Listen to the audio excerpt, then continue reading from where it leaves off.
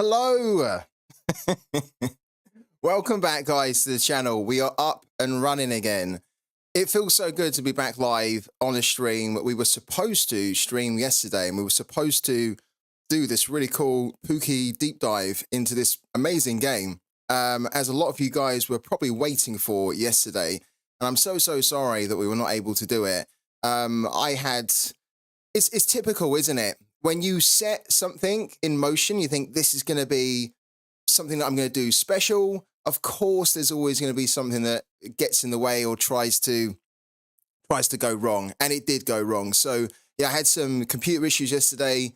The blessing in disguise is that it actually gave me an opportunity to completely reset my PC and refresh it and clean it up and make it quicker. And I was also able to get a backup one as well. So if that ever happens again, I can just seamlessly switch in the new one. So big apologies to everybody yesterday who were waiting for the stream on POOKY and were, gearing up for it. And maybe you sort of move things around so that you could be free for yesterday. I'm so sorry we didn't do it, but we are doing it today.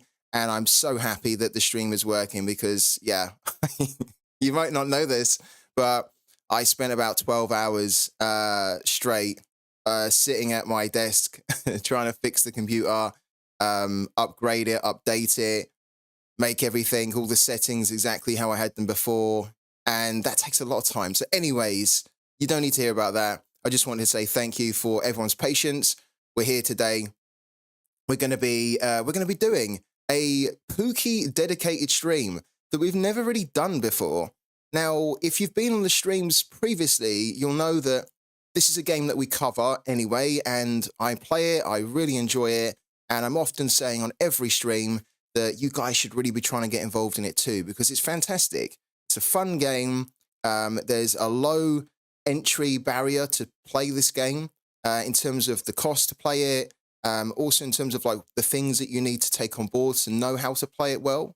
It's quite a game that you can pick up and play quite easily. But there's also a lot of strategy and layers to it that make it much more in-depth than what it appears to be on the surface. So what we're going to be doing today, this is almost like going to be a bit of a explainer type tutorial around POOKY, where we will talk about what the game is, we will talk about how you can play it, the things that you need to go through in order to understand the concepts of the game. And then, of course, what we'll do is we'll talk a little bit more about some of the advanced strategies in the game, the advanced concepts in the game as well, so that even if you're an advanced player on POOKY, even if you've been playing it for months now, you should still be able to get something out of this. If you're completely new to the game, then this is going to be fantastic for you because we're going to cover the game from top to bottom. We're not going to leave any stone unturned. You will be able to get all the answers to the questions that you might have about POOKY on today's stream. And then what I'll also aim to do, I might not be able to do it today, but I will aim to almost cut this stream down and make like a highlighted version that then is very digestible for beginners or any managers, any guys that are looking to play this that maybe haven't been on the whole stream, but then just want to get the general gist about how to play the game. And what I'll do with those highlights is, of course, I'll upload them onto my Twitch channel, and you'll also be able to find them on YouTube. I'll most likely only get a chance to do that on the weekend, so you might just have to bear with me a little bit, but I reckon that I could put that video up by Saturday, Sunday. So yeah, we're going to be doing POOKY today. Before we dive into it and I talk about and explain how amazing this game is and why I'm so excited about the future of POOKY this year, and also why I'm really enjoying still playing it, before we get into all of that, I want to say a couple of things. First of all, I do want to say hello to everyone, so I will do that in 1 second. But I also want to let everyone know that we might actually be getting POOKY. In fact, I'm pretty sure that POOKY will be jumping into the stream at some point, okay? So not only will we be covering POOKY, I'll be talking about it non-stop throughout the stream, and of course we'll be talking about it together. So I want you guys to also get involved as much as you can in the chat, If you've got ideas or tactics or strategies that have been working for you, then do share them in the chat, because I'm sure others in the chat will be able to benefit from them. Noisy Steve, thank you so much for the 3 months of support, man. I massively appreciate it. Good to see you back in here, Noisy Steve. So thank you so much, man.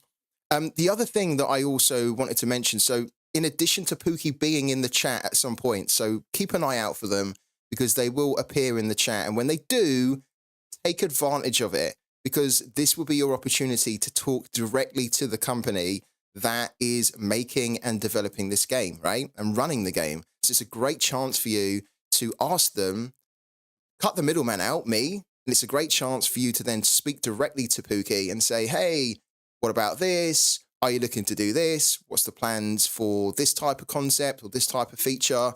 How long is it going to be until we get the marketplace in the game, for example? You might have questions that you've been dying to ask Pookie, but you've just not had the opportunity to get them in front of you. And you will have that here today. So keep an eye out for them. They will be jumping in. I don't know when, but they will be jumping in. So yeah, just look out for Pookie in the chat.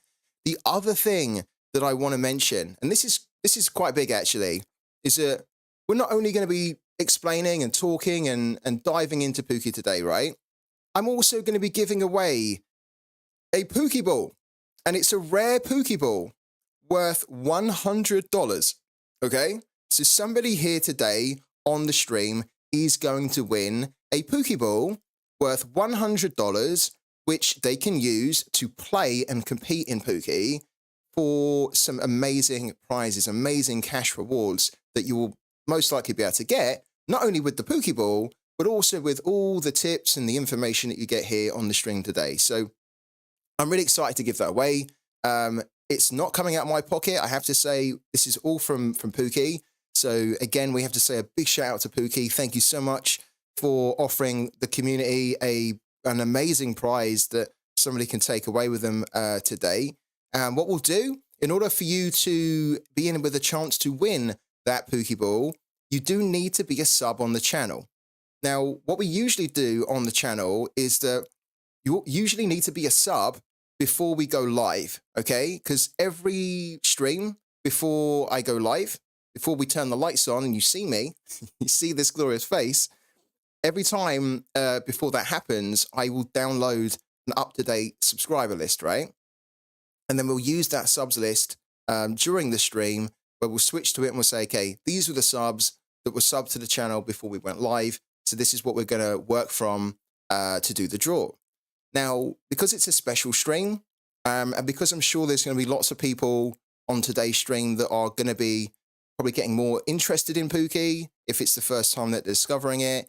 And they might think, oh, you know what? Like, I really want to get involved in this game, but I wasn't a sub before the stream went live. Don't worry. This is going to be a different thing we're going to do today, where in about 2 hours time, so I'm thinking that we probably do the giveaway at like 2:30 or 3. Let's see how we get on, like covering the game first. But I'm reckoning, and I'm thinking about 2:30 to 3 p.m. UK time. So in about two and a half hours time or so, we're going to do the giveaway, okay? And what I'm going to do before we actually do the giveaway is I am going to download a brand new updated subscriber list, okay? So I'll take a little bit of a break. We'll go on a pause for like 5 minutes. In that time, I'll then go back on my Twitch. I'll download the new up-to-date subs list, which then means that if you have subbed since we've gone live, then you will be able to take part in this giveaway and have a chance of winning that $100 Pookie ball. And the great thing is that you can subscribe for free. So if you are an Amazon Prime member, or even if you're not, you can become an Amazon Prime member, and that will allow you to get a free Prime sub, which you can then use on the channel, and that will give you entry onto the giveaway, not just today, but also you'll be able to take part in giveaways that I do every day when we go live. Plus, there's also loads of other benefits as well. I'm going to leave the link in the chat. So there's a link there. You can subscribe at that page. Make sure that you connect your Twitch account with Amazon Prime. You can also sign up to Amazon Prime as a trial, and that will also unlock the Twitch Prime sub for you. So even with the trial, you were able to get that, and then you can take part in the giveaways. I think we had a question as well in the chat earlier. I did see it when I was just talking there, and I haven't had a chance to answer it, but I'm going to answer it now. Yeah, it was from Arno Auk, or Arnauk. He says, YouTube, it's okay for Win the Pookie Ball. Unfortunately not. So we are streaming to Twitch and to YouTube at the moment, right, simultaneously, which means that you can tune in on YouTube and you can catch all the things we talk about here today about Pookie, but you will need to be a sub on my Twitch channel, not on YouTube, but on my Twitch channel, you'll need to be a subscriber on Twitch in order to take part in the giveaway. So yeah, sorry about that, YouTube guys, but Twitch is the main channel, and then YouTube is kind of like just another avenue for us to broadcast to. But we run all our giveaways over here on Twitch. Let me say hello to everyone, and then we will actually start talking about the game that you can see in front of us here, which is, of course, the one and only Pookie, and I can't wait to dive into it. Who we got here today? So, Twitch Gaming, hello to you, man. Hopefully, I can use my Prime resub until then, because it appears it has a cooldown after it ran out today. If not, I'm pissed because they already took my badge. You love that badge, don't you? When that Prime sub badge isn't there, Twitch Gaming is ready to go on a rampage when he doesn't have his Prime Gaming, his Prime Gaming badge. I don't know. It must be the cooldown, as you say. But I didn't realize they had a cooldown on there, to be honest with you. I thought as soon as your Prime ends and then you just reactivate it, you just get the Prime badge again, right? I wasn't aware of any cooldown whatsoever. But he does love his badge. If you don't know as well, if you're new in the channel, then Twitch Gaming is one of the mods on the channel. So yeah, if you don't want to be kicked, then make sure that you're on his good side. But the good thing is we don't really kick people here on the channel, because we have a good bunch of people that always jump on. So, who else we got here? Twisted Fortune. Pookie is amazing, also for the way they support their content creators. I could not agree more. Absolutely amazing company to work with, and they really do support content creators, not just in the prizes that they can offer to content creators, which is amazing, and they've always supported me whenever I've had kind of like an initiative, or I've ever wanted to do something for the community, like in terms of giveaways. They've never turned around and said, no, we're not going to do it. The response has always been, sure, let's see what we can do for you. And it's just amazing to work with a company that does that. But the other thing as well is that they're just always there for support. So they're very active in the Discord, and they're very active on their socials, all socials, including Twitter. And they're very, very good at communicating and talking and sharing things with the content creators as well. I've had a couple of calls with Pookie so far, and I'm going to have another one, I think, soon. And they're just always open. They're just always free and willing and wanting to spend time so that they can share things about the game, so that they can get ideas, not only from me, of course, right? But I almost represent a lot of your views as well, because we have such a big community here. So when I speak to Pookie, I can kind of say to them, look, these are some of the things which are coming up in the community, good and bad. And then it's also stuff that they can use that they can then discuss internally, and they can think, okay, is this something that we need to spend more time on? Should we actually look at that because we didn't think about that? So amazing, absolutely amazing company to work for. I've really enjoyed it so far, and I just love the way that they're really very passionate about developing a game that can grow and become the leader in its area. But also they're very passionate about making sure that the users that play this game are really looked after, and that the content creators that they work with are also looked after, so that then it's just a nice positivity kind of loop going on. So really cool, and I'm glad you guys see that too. I also want to say hello to Twisted Fortune. Hey FT, are they here? Can you repeat the last thing? I don't think they're here right now, unless they're lurking, but they will be here if they're not already. Titero17 says, beautiful game. But the fact that with the common ball, you compete against legendary players is not the best. Don't worry about that. That's a good point.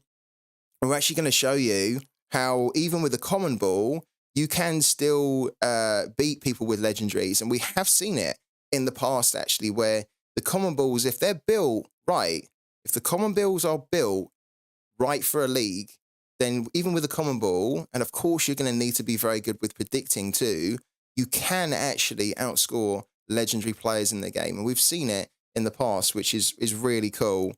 Hello also to Arnok, of course. Hello to Arthur. Hello to J-Boy Gaming. Hello also to Anathabam. He says, hey, FTS. This is from J-Boy Gaming. Hey, FTS. Hope you're well. Did you have a good day yesterday apart from your computer? I'd like to say that I had a good day yesterday. I'm not bad technically. So, you know, like if there's ever a problem with my computer or if there's ever a problem with some kind of technology, I'm good enough, I'm knowledgeable enough that I can usually work stuff out. I'm pretty savvy like that. But when you have a problem with your computer and you then realize that the only way to kind of really fix it is to do a bit of a soft reset, the resets take time, right? The resets take a lot of time. You have to almost reset everything back to a basic, almost factory-like setting. And then once you've done that, you then have to re-download a lot of things. You have to reconfigure them. And so it was the sort of thing where I would have, this is almost where I need like tech support, you know? And when you're streaming on your own, of course you do everything on your own. So there's no kind of IT or tech support, right? I can't call up some IT guy and say, my computer's like broke. Can you fix it for me, please? I've got to do it.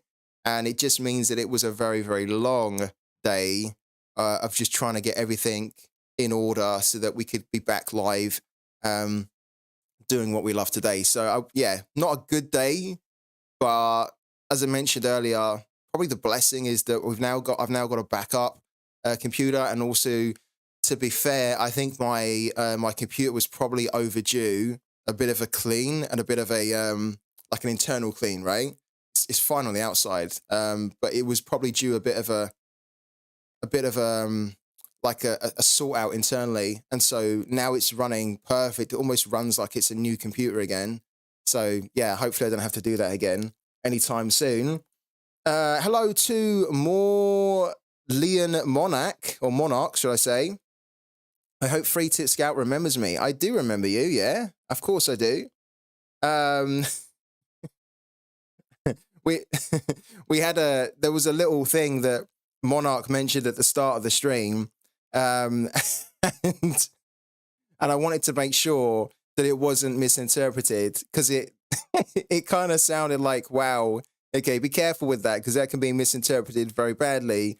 But he says that he's been shooting, taking photos rather than actually shooting a school, thankfully. Good to hear. Hello also to GG_SBU. So you're giving away a free Pokeball. How can I get it? Yeah, you need to be a sub on the channel. And then we've also got in here Hardy Street. Oh, wow. I feel like we've not seen Hardy Street in a while. So hello to Hardy Street too. Great to see you. And Sheriff's in here as well. So Sheriff Murgoose is in here with the salute. Hello to you, man. So cool to see so many of you guys jumping in. We might squeeze some sorare in at the end, but this is largely going to be a POOKY stream, right? Because we need to spend the time now to go back onto this game and almost cover it from fresh. So let's start, right? Okay. So if you're completely new to this game and you have no idea what this game is, then let me start off from the basics and let me tell you what this game is all about and how to get started in the game, okay? So let's dive to the chat. Let's dive to the screen here. You can find this game by using the link in the chat. So let me put the link in there, okay? Really important. Yeah, Twitch Gaming's already there. He's already read my mind, Twitch Gaming. So if you want to get started in this game today, the best way to get started in this game is to use that link in the chat. That is the very first thing that everybody should be aware of, okay?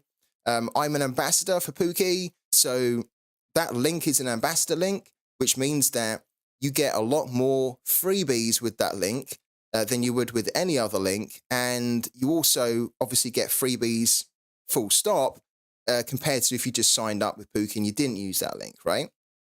Now, using that link will give you a free rookie Pokeball. So don't worry, I'm going to explain the difference between the Pokeballs in a minute. But that you get a free rookie Pokeball to start playing the free-to-play league, right? So you get one already, but then with that link, you get an additional one, and that will allow you to start getting a feel for the game, okay? You also get a 5% discount off your first purchase in the game, okay? 5% discount. And you can use that on any Pokeball. There are 4 types, and again, I'm going to explain what those 4 types are very, very soon. But you get 5% discount off your first purchase in the game. So if you want to save money, which I think everyone pretty much wants to save money, right? Then you want to be using that link if you want to check this game out. Because then if you are in the position where you think, okay, I want to buy a Pokeball, you then know you're going to get a discount because you used the link to sign up. The third thing that you get from that link is you also get in-game currency called POC tokens or POC, okay? And if you're playing Sorare, it's kind of a little bit similar to the Sorare coins, but its use is So coins doesn't really have much value at the moment, whereas the POC tokens in POOKY are very valuable in the game. You really do want to earn as much as you can of them because they will actually help you to progress in the game quicker, and they help you to keep your Pokeballs at good strength levels, which again, don't worry if this doesn't mean anything to you at the moment. I'm going to be taking you through and showing you live on the stream how the POC tokens work, how you can use them, okay? But you get a load of POC tokens when you use that link, okay? So you not only get POC tokens, which you can use and you're going to need to play this game successfully, you get a discount, 5% discount, which obviously is going to help you save money while still getting a Pokeball that you can use to play the game. And you also get a free rookie Pokeball so that you can check out and start to get going by playing the free-to-play, okay? A big thank you to everybody that uses the link because it does help to support me. It helps to support the running of the channel, and it allows me to fund giveaways that we can do both for Sorare and also for POOKY as well. And if you don't know, I run a POOKY series, which I'll talk about a little bit later, that is a weekly POOKY series that everyone and anyone can take part in. And I give away POOKY stickers, which again, going to be coming to, don't worry. But this is a cool thing as part of the game where you can win these from me and they have real world value. And again, when you guys use the link, it allows me to obviously keep running that competition using any of the credit that I get from those signups to put towards back into the game, back out to the community, so we can keep things nice and fun and fresh for you guys, okay? Right, let's cover the first thing, okay, about this game. What is POOKY? What is this game all about, okay? In order for you to understand what this game is about, it's probably quite useful for you to understand how traditional betting works, okay? Now, the one thing I want to say before we talk about traditional betting is that POOKY is not a betting game, okay? It's not a betting game, but it has aspects of traditional betting that it has then tried to innovate into a gamified system. It then means that you can win without losing, okay? Really cool. But it's not a betting game, okay? It's really not a betting game, so let's make that absolutely clear. If you wanted to make a prediction, if you wanted to have a bet on a football game, right? And let's bring up William Hill here, just so that we can paint the example a little bit more, okay? I'm going to type in William Hill, which is a very big bookmaker in the UK. And they have lots of different things you can do on here. There's like gaming, casino, there's bingo, there's poker, and of course there's betting, right?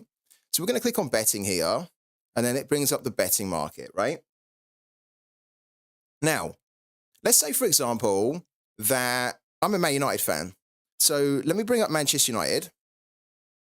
Okay, if I can find them. Where are they? Football. Manchester, and then where are they? Okay, that might not work. Let's bring up the Premier League. Well, actually, let's look at a game. Let's look at a game that's happening today. Okay, perfect, right? So Feyenoord versus Roma. Let's bring that game up. That might be a little bit easier. Okay, so let's say that I want to have a bet. I want to do a prediction for this type of game, right? Feyenoord versus Roma. And I want to bet that Feyenoord are going to beat Roma, okay? Feyenoord are playing at home, and I just fancy Feyenoord to beat Roma, okay? Then what I would do is I would select this market here, which is to say that Feyenoord would win, and the odds for this one are 11/10. It's fractional odds, don't worry about that. In decimal, that would be 2.1. And what I'll do actually, guys, just to make it a little bit easier for everyone, is I will switch the odds format, just because I know that we have a lot of guys here from Europe, and fractional odds are a little bit confusing to, well, they're kind of confusing to people in England as well, but they're certainly confusing to Europeans, right? So there you go. We've switched it now, so it's a little bit easier to understand. But it's 2.1, okay? 2.1, which means that if I put £1 on Feyenoord to win, right, I'm going to be able to get back £2.1, so £2 and 10p basically. So I get like my stake back of £1, but then I actually win in profit £1 and 10p, right? Hopefully this isn't too confusing, okay? But essentially, if I want to predict on this game, the way for me to do it at the moment is to go to a bookmaker and to say, you know what, I think that Feyenoord are going to win. So I'm going to put £1 on, and then if it wins, if they do win, I'm going to get some money back. I'm going to win some money, right?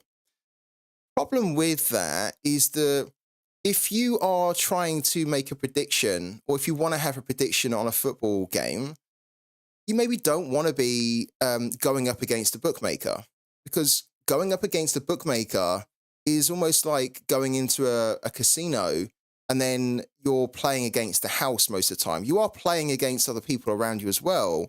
They're playing the game too, but the house usually wins, right? When you're playing in a casino. And so you know that the odds are probably going to be a little bit stacked against you.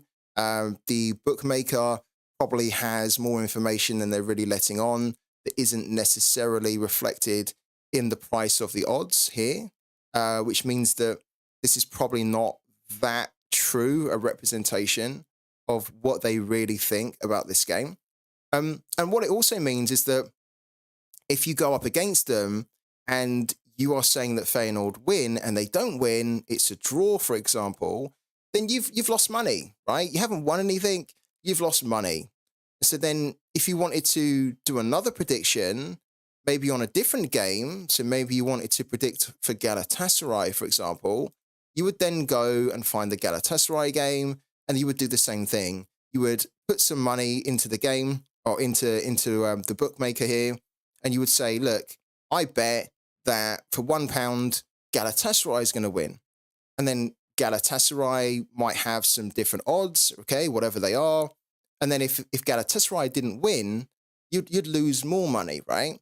So that's kind of traditional betting today, where if you want to predict and win money by your predictions in the traditional sense, you have to find a bookmaker, and then you basically you wager money and you say, I think that you're wrong. I think that I'm going to be right. If you're right, yeah, you win money for sure. But if you are wrong, then you lose money. And that's a bit of a slippery slope. And that's that can be not a great feeling to lose money. And obviously, you need to get it exactly right too. So that also doesn't help. So, how does Pookie come into that? And how does Pookie kind of maybe solve that in a Web3 solution? Well, Pookie is a sports prediction game. Okay. And Pookie's in here. There we go. I can just see that they're in here right now. So Pookie's in the chat. So do say a big hello to them.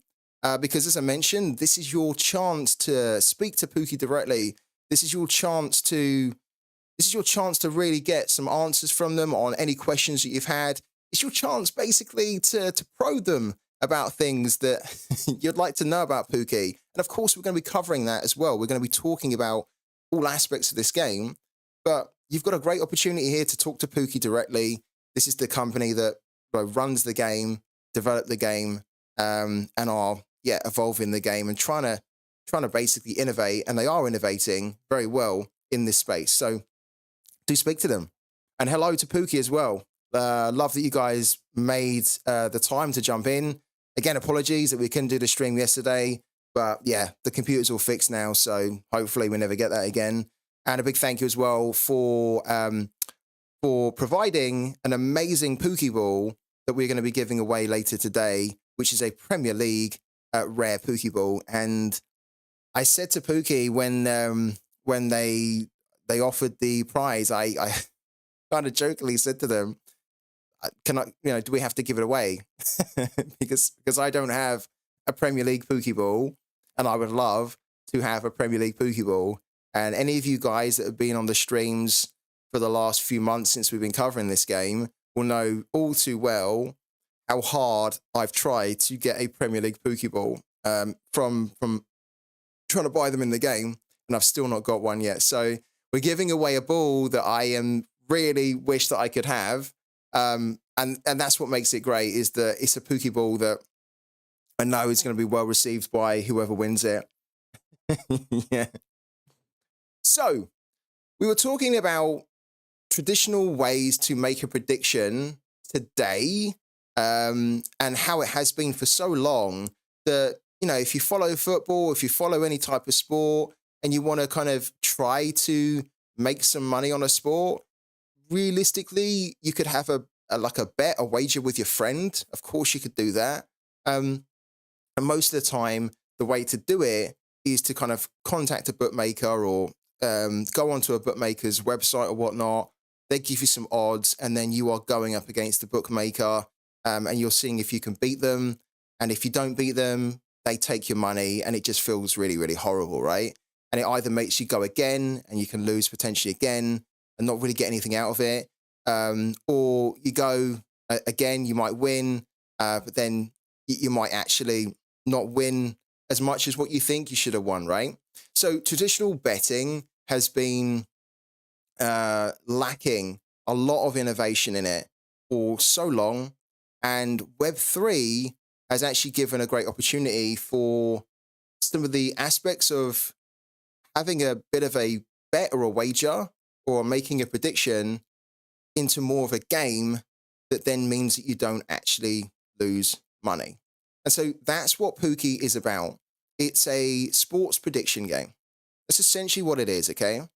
So right now in Pookie, there is one sport, and that's football, okay? But in the future, there are plans to bring in loads more sports into the game.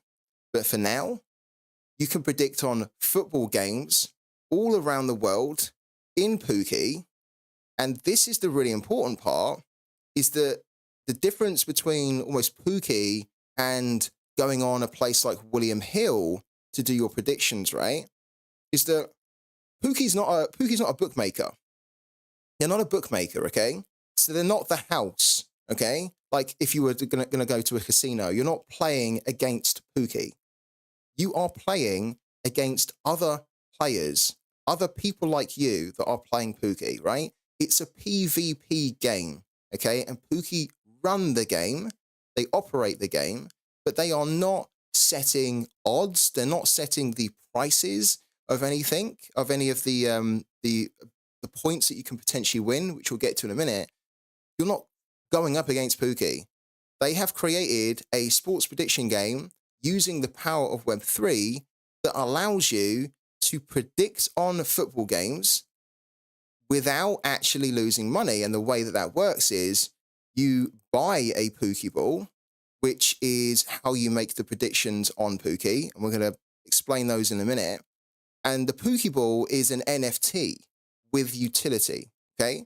So it's a digital asset that exists on the blockchain. Okay. And once you own it, once you have one, you own it forever.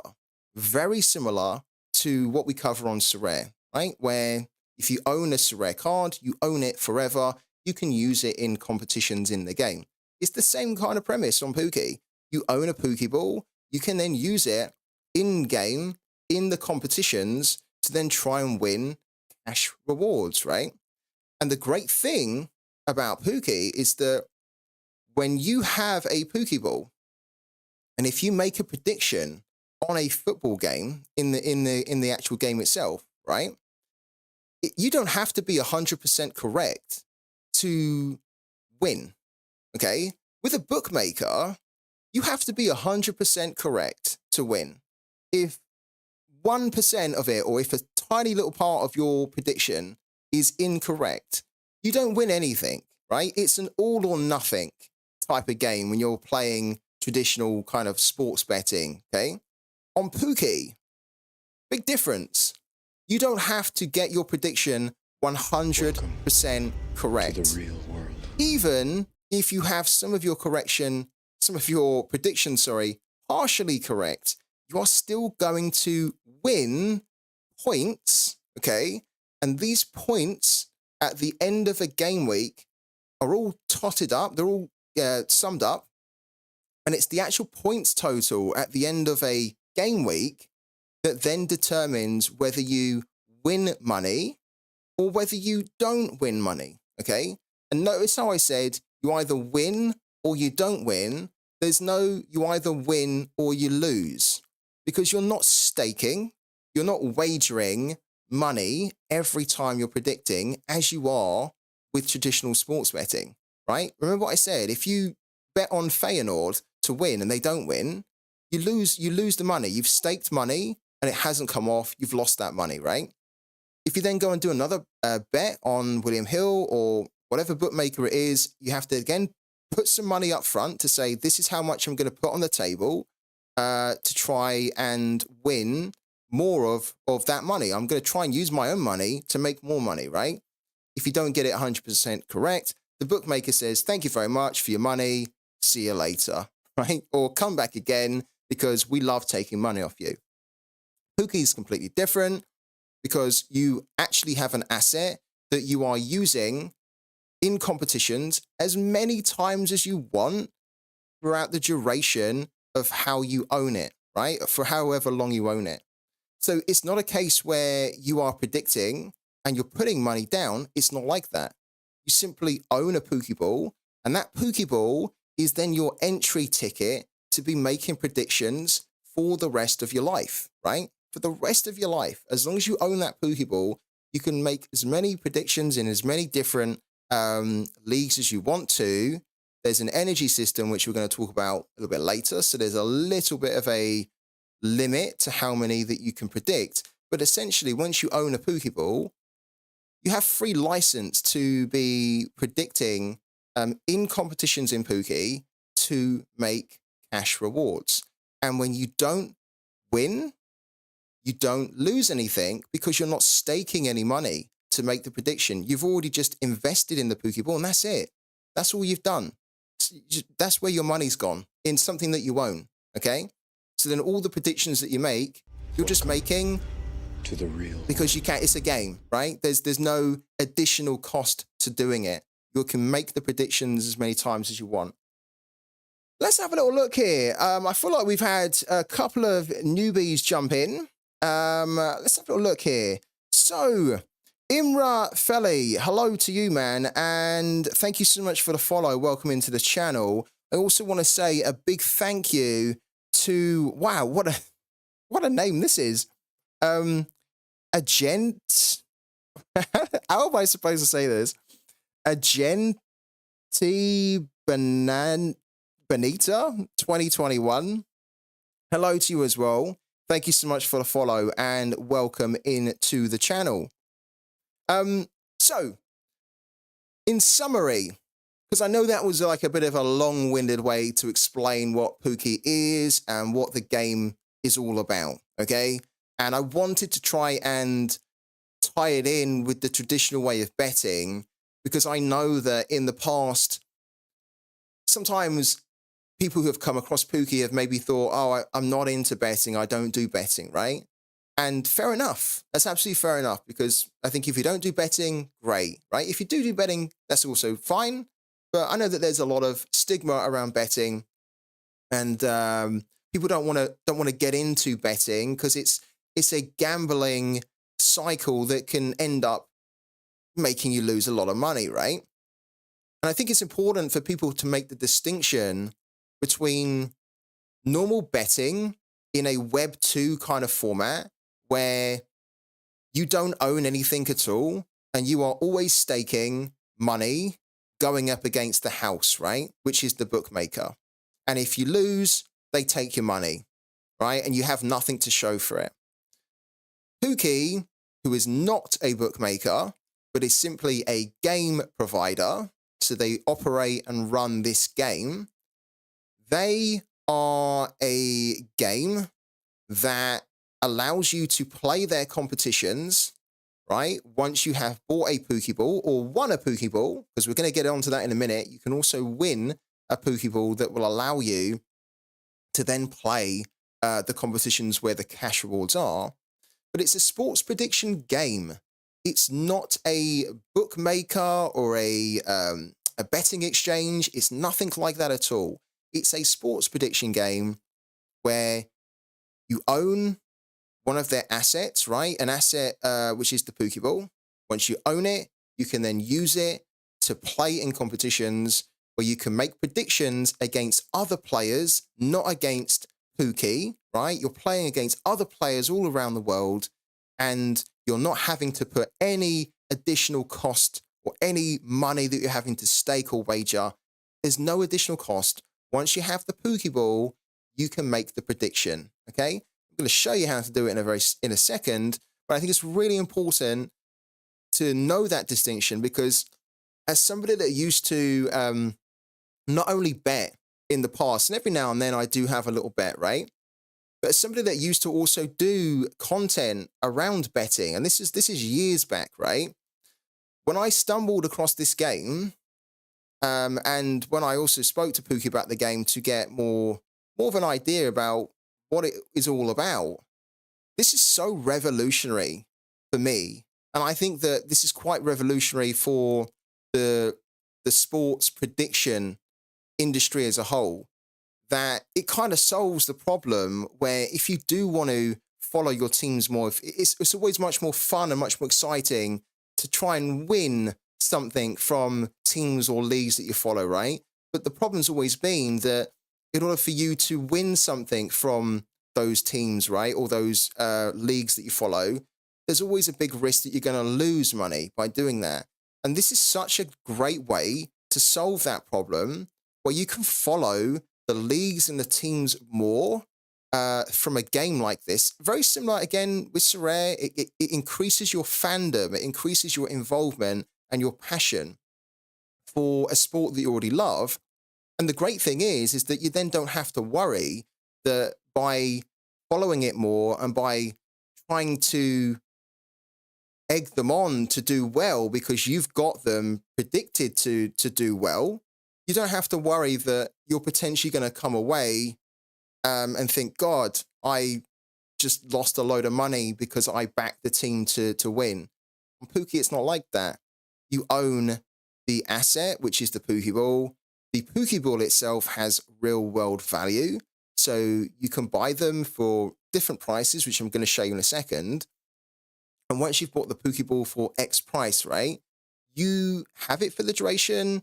It has the real world value for the duration, and you can even sell it for money in the future. You can even trade it if you wanted to. So it's something that you own. It's something that remains with you, and it allows you to play a game without losing money.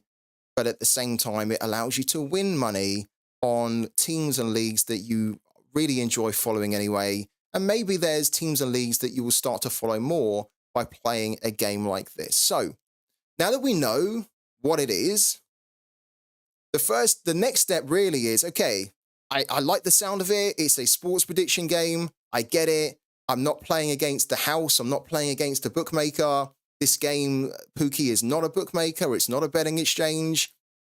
It's simply a place where I can play and predict in a game form. How do I get started? How do I actually, start making my predictions, right? And this is the next step. So again, we talked about how you're going to want to use my link to sign up to POOKY. And the link again is in the chat. So there's the link there.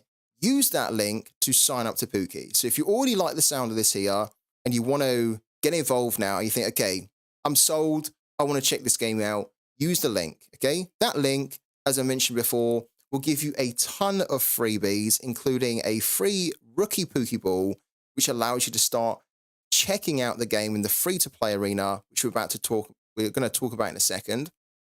You also get in-game currency, which we're going to talk about soon, which is called POOK, and you also get a 5% discount off your first purchase in the game. You've heard enough, I think, about what this game's about. We haven't really talked about the POOKY balls, which are, of course, the main things in the game. These POOKY balls, which I'm going to bring up now, as you can see them here, these are the POOKY balls, which are the in-game digital assets which you're going to own, which you are then going to be able to use to play the game, to put your predictions down, and to hopefully win some great rewards from them, okay? There are 4, although there's technically 5, but there are 4 POOKY balls right now that you can buy directly from POOKY that cover every type of player, every type of budget, okay? There's technically a 5th POOKY ball, which you can't buy, but you can create, okay? And that's a higher scarcity POOKY ball than the legendary one. We're going to come to that later. That's a little bit more of an advanced topic. It's not something that you really need to know about right now. So let's keep it nice and simple. That for now, there are 4 POOKY balls that are available to get involved in to start playing the game. And you can see them on the screen here. We've got the entry-level POOKY ball, okay? So if you're just looking to get involved in the game with the lowest level of financial commitment, maybe you're a budget type of player, maybe you just simply don't have, more money to spend, or maybe you just think, okay, I want to check it out, but I don't necessarily want to go too hard to start with.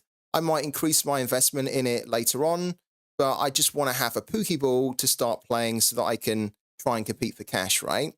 Any one of these POOKY balls can play for cash, okay? So you don't need to have a legendary one.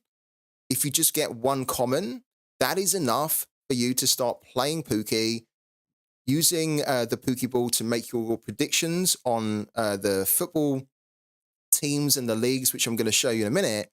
And that will allow you to start winning cash rewards, right? So the common POOKY ball is the entry-level ball into the game. It is 30 Matic. Now, we haven't talked about that at the moment because this is another currency that's very, very important to talk about because it ties in with how the game is built and where it runs, okay? So we talked about this game being a Web3 game. And a Web3 game is a game, if you don't know, it's a game that basically runs on a blockchain, okay? It's a game that runs on a blockchain, and it's a game that allows its users to often own assets in that game. If you think about traditional Web2 games like FIFA, for example, FIFA's a game where you don't own anything, okay? And every year there's a new FIFA that comes out, and every year you buy stuff in the game. Like you might buy more cards, you might buy packs and whatnot.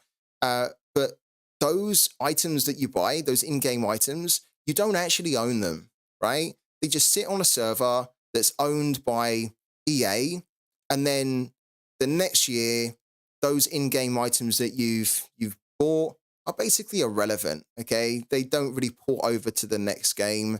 You can't take them out of the game. You've just spent money on something that you don't own, which is fine. People want to do that, right? But a Web3 game is a game that runs on a blockchain, and it's a game that can use the technology of a blockchain to create some really cool, innovative mechanics and features that allow it to offer its users the ability to earn rewards from it and also own the assets that will allow them to win those rewards. Now, the Matic is important because this game runs on a Polygon blockchain, okay? So there's a couple of different networks, a couple of different blockchain networks out there. If you've been playing Sorare, then you'll know that Sorare runs on the Ethereum blockchain. This one does not run on Ethereum, but it runs on what's called the Polygon network. And it's a very, very good network. It's a very cool blockchain. And each blockchain will have like its own kind of cryptocurrency that is native to it, right? So its own currency that is specific really to that blockchain. And a Matic is the cryptocurrency, which is the native currency of Polygon, okay? So very similar as ETH is the native currency on the Ethereum blockchain, on POOKY, this is a game that is built and run on the Polygon blockchain, and the cryptocurrency which it uses is the one that is native on the blockchain, which is Matic, right? Now, you can see the fiat value. So 30 Matic at the moment is roughly about $26.76, something like that. And I'm pretty sure I read this recently, but because Pooky's in the chat, maybe they can also confirm it. Essentially, I think that the pricing of the Pokeballs is, of course, determined by changes in Matic, but I think that the common, they want the common to be largely fixed around the $25 mark. So the Matic amount might go up, but the fiat value will largely try to be around the $25 mark or so. And maybe Pooky can confirm that. But it's quite a nice entry point because it's not really a huge amount. And it's a great way to get started in the game if you are trying to do it on a budget, or you just simply don't have a lot of money at the moment. This is a really good way to start playing the game with a common, because it allows you to play all of the leagues with no restriction. So you can play exactly the same leagues as a legendary. Yeah, so, and Pooky just confirmed it. So yeah, the common is linked to roughly $25 where possible each week. Yeah. So they try and keep the price quite consistent. The Matic cost might change and might vary from time to time, as the fiat value might vary too, because you can see it's not actually 25, but it's as close as it can be. And the Matic is there too. Yeah, it fluctuates a little bit. Yeah, so they aim to sync if it changes a lot. Yeah. It's quite cool that we've got Pooky in here. I love it, because I can already see that there's loads of questions that the guys are getting. So you're keeping them active and busy in the chat. Love it. FBL Thinker's in here as well, and FBL Thinker's asked a question. I actually want to go back and see it myself. Hello also to Fabio Lon TV. So the question that FBL Thinker asked was, my question, let's say I have X energy based on my prestige. Now I have, say, one rare ball, one common. Obviously, I would predict with rare ball most of the time, but my common ball lying there doesn't get PXP, which he is correct, right? We've kind of showed that on the streams before. And again, if you're completely new to the game, then don't be put off by us talking about things that we haven't covered yet, because we are going to get to them, and then it will all make sense to you. But this is a question at the moment from FBL Thinker. And he says, so can something be done so that the unusual or the unused ball also accumulates passive XP? So that's kind of a good question. And Pookie have said they love this question. In truth, it's something we see and want to improve, which is why we teased in our recent announcement that we're developing a fair system to bridge the gap between predicting one league and two, addressing challenges with a mobile app, ensuring accessibility for all levels of players without disrupting the game balance. Really cool. Good question as well. And again, guys, don't be shy. This is your chance to get those types of questions or thoughts that you've had about the game. This is your chance to kind of get them answered directly from the horse's mouth, so to speak. So I know I often kind of field a lot of questions, and I think you guys get the answers largely from me. But you've got a rare opportunity here where you can ask Pookie directly because they're in the chat. You can ask them if you've got any questions which you've been thinking about or coming up with about the game, and make sure you try and use the opportunity. So, Common is the entry level into the game, but it allows you to play in all the competitions in the game as well as the legendary. Okay, rare is the next step up, epic is the next step up from rare, and then legendary is the most expensive Pokeball to buy in the game. It's 1,920 Mantage, which is $1,700. So this is a Pokeball which is not going to apply and not going to be relevant for most people, right? But if you are one of those individuals out there that has the pockets for this type of ball, and that you like to spend a lot in games, then this will probably be the type of ball that will be very appealing to you, because this is a ball that will also allow you to play all the same leagues as the other ones, but the level of boost that you get from the legendary on the points that you can earn is massive. And that's something that we need to talk about now, because you probably think to yourself, well, what's the benefit of getting a rare over a common? Or what's the benefit of getting an epic, so paying more for an epic over a rare, right? There's a couple of different benefits to getting the bigger or the more expensive Pokeballs, right? And one of the things that I really like about Pookie, especially on the website, is that there's this little tooltip here, right? And this little tooltip is very, very useful. When you click on it, it brings up this really cool pop-up box, okay? And it then starts to explain in almost like a table, which I think is really cool. It starts to explain the differences between the different scarcities of the Pokeballs. They're referred to as rarities, which I actually prefer that terminology. So the different rarities, right, of Pokeballs in the game. So what you can see if we just run through it is that the commons, which are the entry level point in the game, these are of course going to be the most common in the game, right? Hence the name common.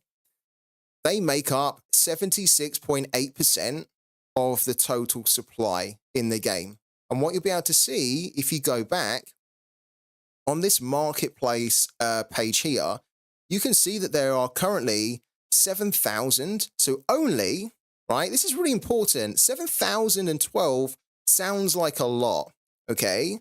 But 7,012 is actually not that big. That's still a relatively small supply in a global game, right?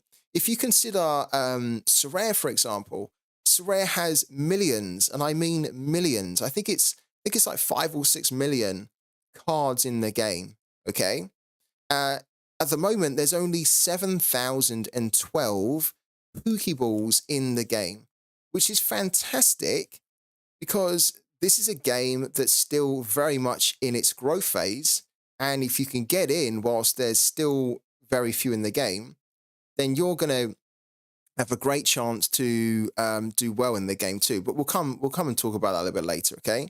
So at the moment, there's 7,012 in the game total, and 76.8% of that total is made up of common Pokeballs, right?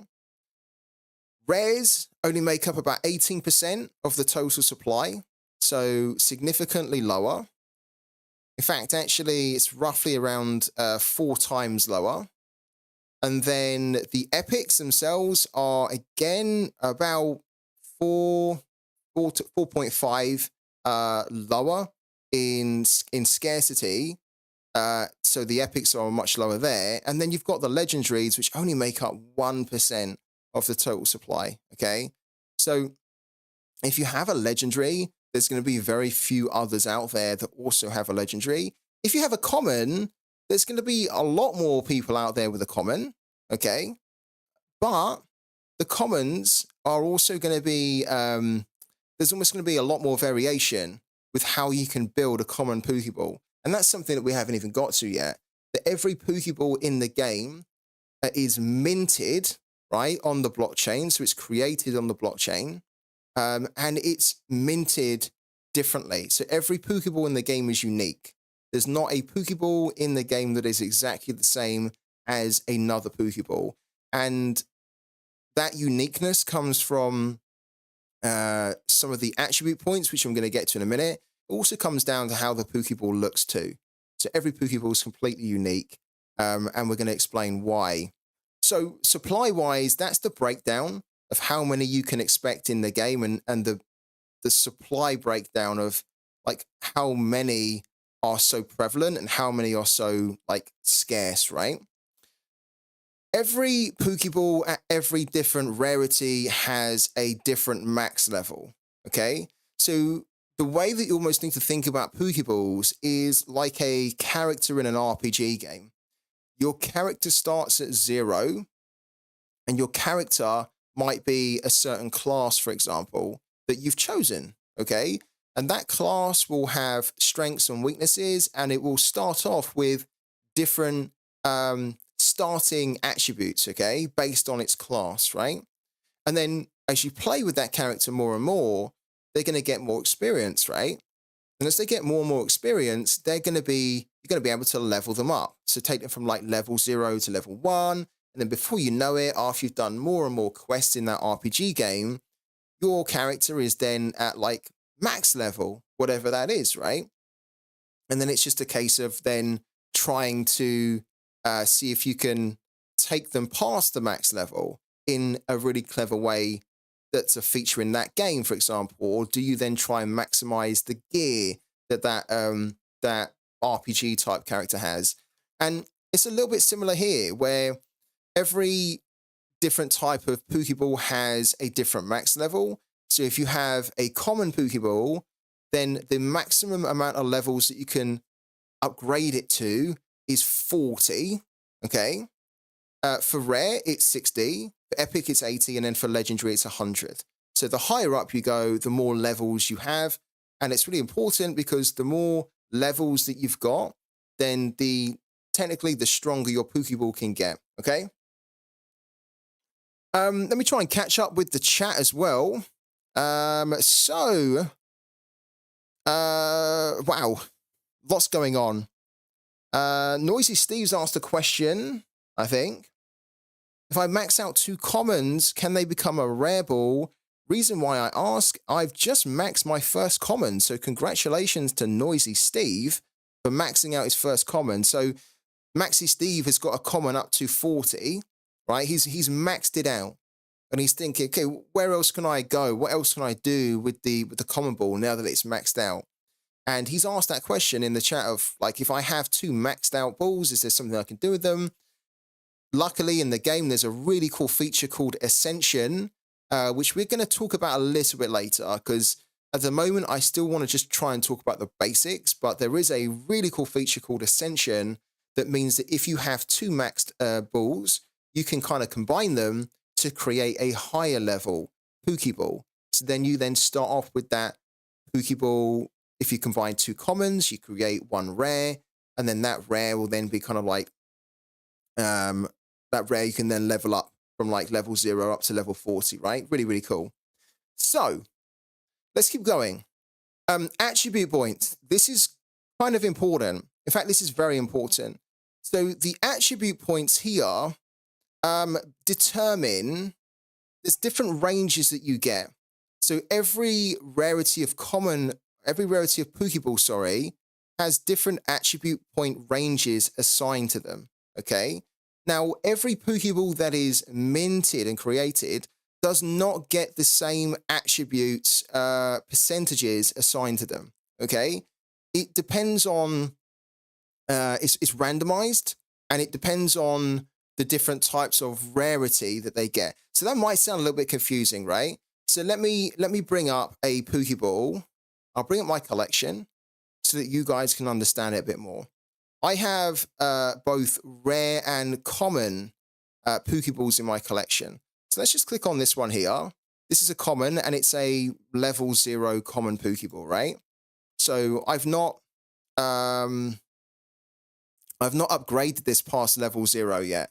Okay, you can see that I've used it a little bit, but it hasn't gone, I haven't had enough XP yet to level it up past the basic level that I got it at, okay? And when I got this Pokeball, the attributes here are assigned randomly based on the attribute points. Let's just go back here. Based on the attribute points that Pokeball would have got. So for the common, you've got attribute points of, say, 50 to 90. So depending on what the Pokeball was actually minted with on the attributes will then determine the types of bonus that I get here, the boost that I get. And this is kind of quite important, actually, this variable attributes, because when you use your Pokeballs to make predictions in the game, you are predicting on you're actually predicting on three main outcomes, right? You're predicting on whether it's going to be a win, draw, or a loss, okay? You're also predicting on whether it's going to be over a certain amount of goals or under a certain amount of goals. And then you're also predicting on the exact score. So there's almost three core components to how you predict in POOKY. And the kind of the key is that you try to level up the attributes here. So this, you can see home, draw, away. You can see we've got over 2.5 goals, which is 3 or more total goals scored, and under 2.5, which is under 3 goals. And then the score is the exact score, okay? So this is almost like 1, home, draw, away. The over and under is almost the second part, and then the exact score is almost the third part. But there are 6 attributes in total that you can focus on to build up. And the great thing about POOKY is that even though they're randomized at the start, so I've got a Pokeball here that just happens to have a plus 9% additional boost to any scores that I get where the home team has won. The great thing is that I might not want this to be super high. I might want the draw to be the highest, okay? And so as I level up this Pokeball, every time I level it up and I get to the next level, it's going to unlock what's called booster points, right? Which I can spend to increase my attributes in any way that I see fit. So I can spend the attribute, the booster points on home, on draw, on away, on over 2.5, under 2.5, or score, right? So if I really want to boost one particular area, I can do it. Or if I want to boost a couple of different areas, I can do it too, right? The flexibility is yours to customize the Pokeball how you want to, okay? Which is, I think, amazing. I think it's really cool. There's also a mechanic now in the game. Let me show you.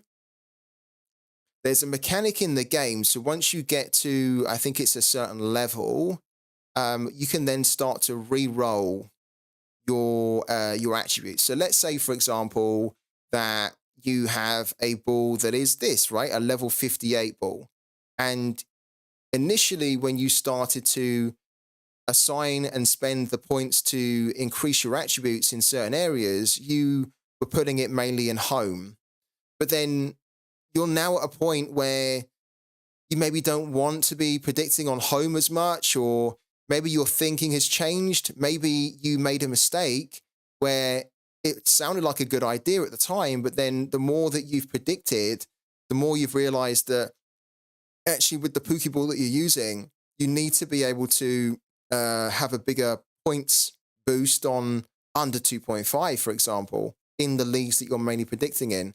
but this is the only Pokeball you've got, and you're under 2.5 is really, really low for the boost, right? Well, in that case, there's a really cool feature which allows you to re-roll. So this is also a game mechanic and a feature that's in loads of RPG games where you get to kind of the high levels, and then you can think, okay, this was a good build when I first started out playing the game, but as I played the game more and more, my thinking's changed. The way I play the game is different now, and so my Pokeball just doesn't really work as well as what I want it to, and I need to be able to reassign the points that I've already spent and just like reallocate them in a completely new way. And the game now allows you to do that.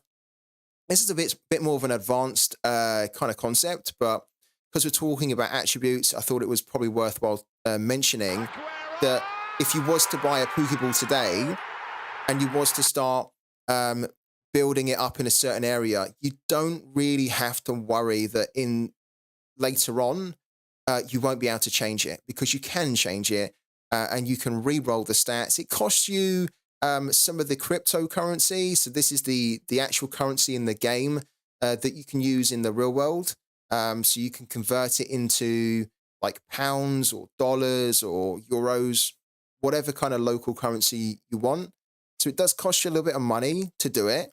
But it's the sort of thing that it's an option for you to do if you really feel you can do it and you have the balance to be able to do it. I also want to say, a big thank you to Twitch Gaming, not only for the Prime, so he finally gets his Prime. Whether he gets his badge or not, we'll have to wait and see, because he hates it when he doesn't get a badge. But thank you so much for the 11 months of support, man, and for all your efforts on the streams to moderate it too, Twitch Gaming. It's huge for me, man. So thank you so much, buddy. Okay. FTS should give away less stickers and use them more. I know.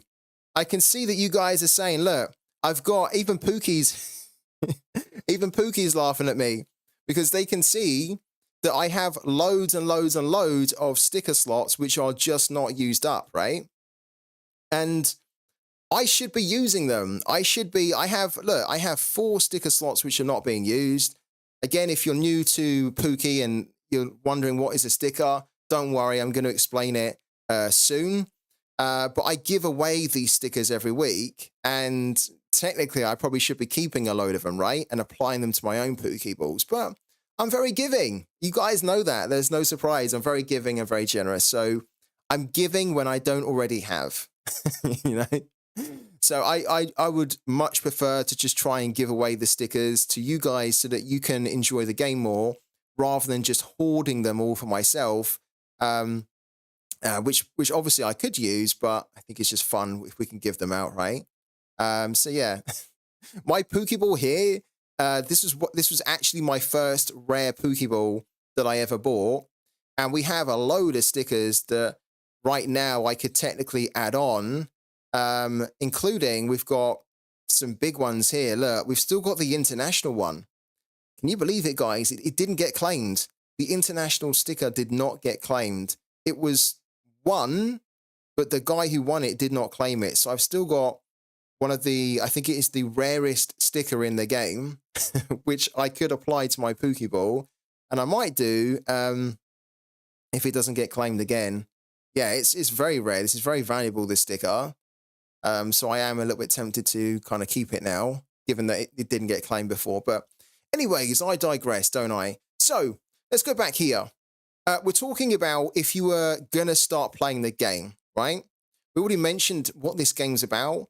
We're talking about if you were about to start playing the game, this is almost the next step where you need to try and get a Pokeball. Now, you can go and buy one on the marketplace, and we're talking about the differences actually between the Pokeballs. And we're largely using this at the moment just so you can see that essentially the higher up you go in the rarity, the bigger the bonuses you get. So PXP is the name they're using for XP. So it's Pooky XP, right? So again, if you are leveling up, you're going to be getting XP that will allow you to level up every time you use your Pokeball. If you have a higher level Pokeball, you simply earn more experience points quicker. Okay, so it allows you to earn quicker, to earn more XP at a quicker rate, which allows you to progress quicker and level up your balls to the higher levels a lot quicker too. Same here. There's a rarity bonus that you get. So if you have a common, you are not going to get any additional bonus to the points that you get from your predictions. If you have a rare, you're going to get plus 10%. If you jump up to the epic, your epic is going to give you an additional 21% boost to your scoring. And the legendary has a plus 33.1%. So the more expensive the Pokeball, the bigger the benefits you get from them. And it's also the same here for a concept called prestige, which I think is really important for us to talk about, and I am going to mention it now. So, what you can see here, and this is actually quite a good description, you might be thinking to yourself, if you are new to POOKY, why does prestige matter? And what is prestige, right? Prestige, and it's been summed up so well in this little description, prestige represents the overall quality of your Pokeball, right? So your Pokeballs, they will have a prestige value assigned to them based on the rarity of the Pokeball and how high a level that Pokeball is as well, okay? Now, prestige is kind of important in the game because when you have a higher prestige value for your Pokeballs, it collectively gives you almost like a collection score. You know, like on Sorare, where you get a collection score for like how many points collectively your collection has amassed, right? It's almost like that. It's almost the equivalent of a collection score, where when you look at your Pokeballs here, so if you end up having more than one, you will have this kind of prestige score in the top right, okay? And it's almost like the higher the prestige score you've got, then the higher quality your collection is. But it's not just a prestige value for bragging. So it's not like you say, oh, my prestige is like 100. So I've got like an amazing set of collection balls, or my balls are amazing. It's not like that. There's a part of it that is that, but the most important thing is that when you have higher prestige to your Pokeballs, it will give you extra energy. Now, we haven't talked about energy yet, but we are going to talk about energy in a minute because the energy is also described here.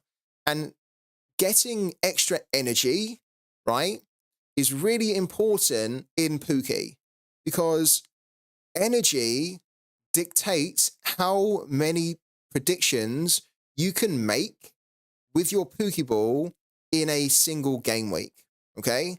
So the higher the prestige value you have on a Pokeball, the bigger the multiplier you get from that Pokeball, and that in turn allows you to earn even more and more energy. So if you have a legendary Pokeball, it's going to give you ×8 prestige multiplier, which is going to allow you to get extra energy, a lot more extra energy, a lot quicker.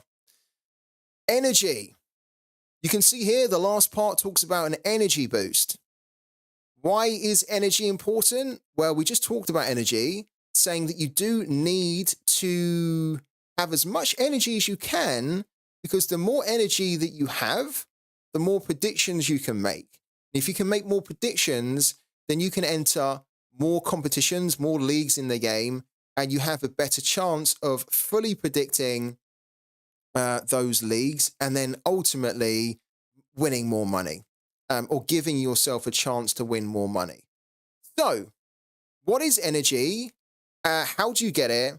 And how does it work? Well, when you start the game today, right, and you have no Pokeballs whatsoever, apart from the rookie Pokeball, which we are going to get to, so don't worry. But if you were to start the game today, everybody who starts the game starts off with 100 energy. And you can see how much energy you have. It is this lightning. It's this like lightning symbol here, right? This is your energy. You can click on it if you want to, and it will show you your total energy, okay?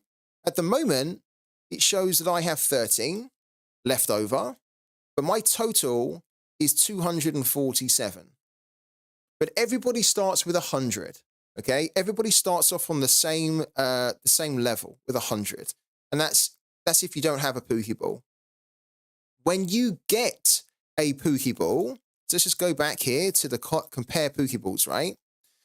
When you buy or when you have and own a common Pokeball, the common Pokeball will give you an additional 6.8 energy, okay? 6.8 energy.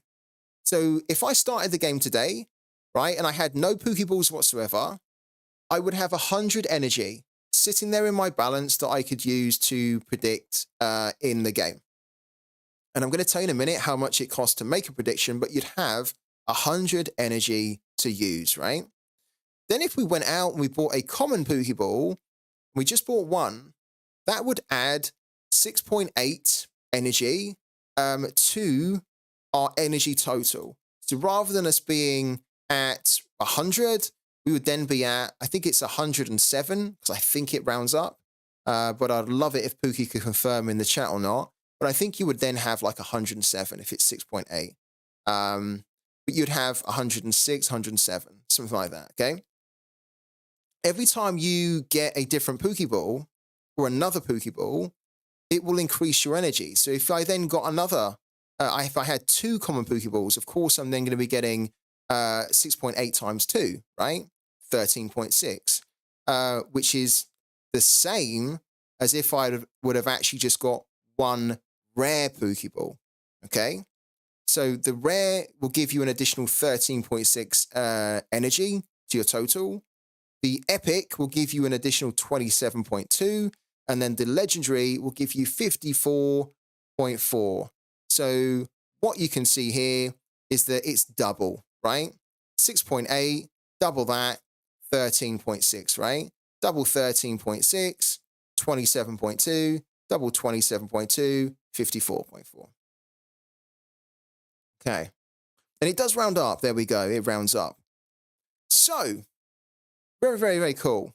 The other thing that you need to keep in mind is that the prestige itself and the energy, just click on this here. What you can see is that the energy that you have, and I don't want to get too complicated on it because, of course, we're just trying to bring the basics to you, right?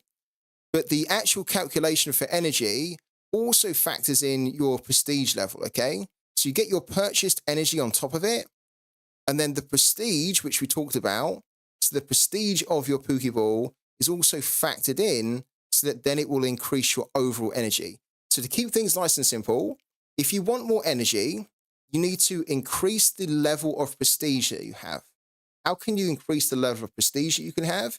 You either buy more Pokeballs or you increase the level of the Pokeballs that you already have, okay?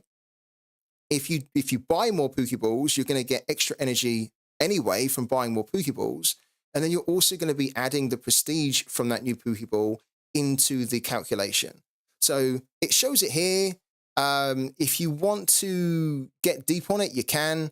But that's essentially how the energy works, is that your max energy is calculated based on your base energy, the prestige that you have, so your collection value prestige, and then any energy that you get from purchased, it says purchased energy from basically the purchased balls as well, okay?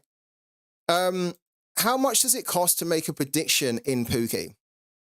And probably you're thinking to yourself, where can I make the predictions, right? Let's go into play, okay?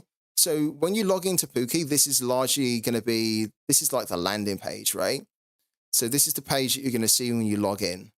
And you will see the different leagues here that you can compete in. And they'll vary from game week to game week. So this is the game week lobby. And at the game week lobby, you can see a whole different um, range of information that's very useful to get used to when you are playing the game. At the moment, you can see that we're in a live game week, which is game week 65. The next one, of course, is game week 66, right? Now, with the game week, sometimes what you'll find is that some leagues or some matches will be live in game week 65 and game week 66, right?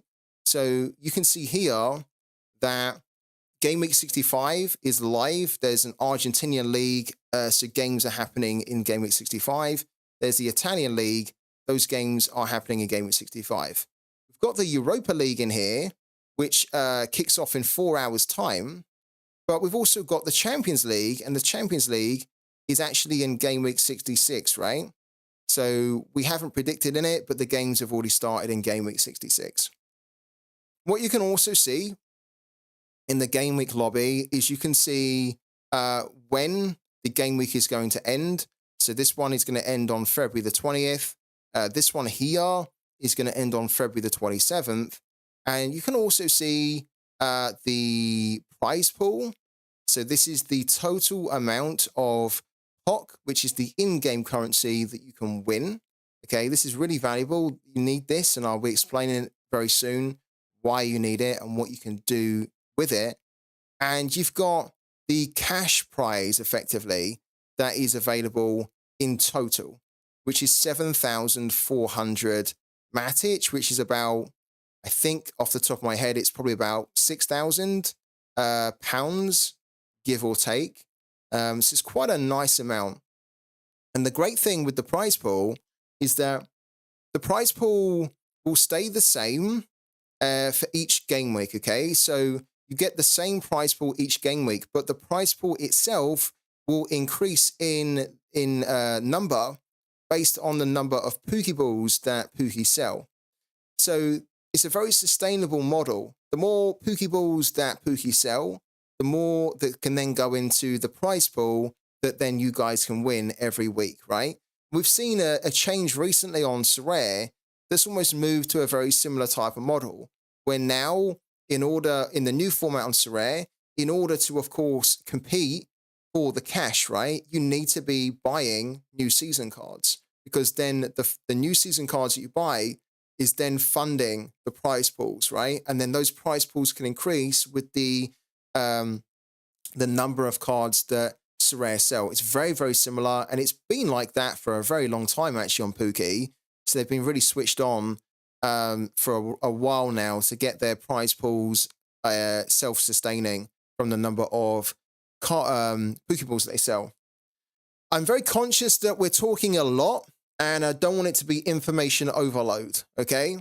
We still have loads of things to talk about, and of course, we need to talk about how to play POOKY, the strategies to play POOKY, some of the clever tactics to try and use on POOKY to win, because I don't want to overload everybody, because it's just, I don't want it just be like me just like going on, right? We're going to take a quick breather. So we're going to take like a quick 2-minute break.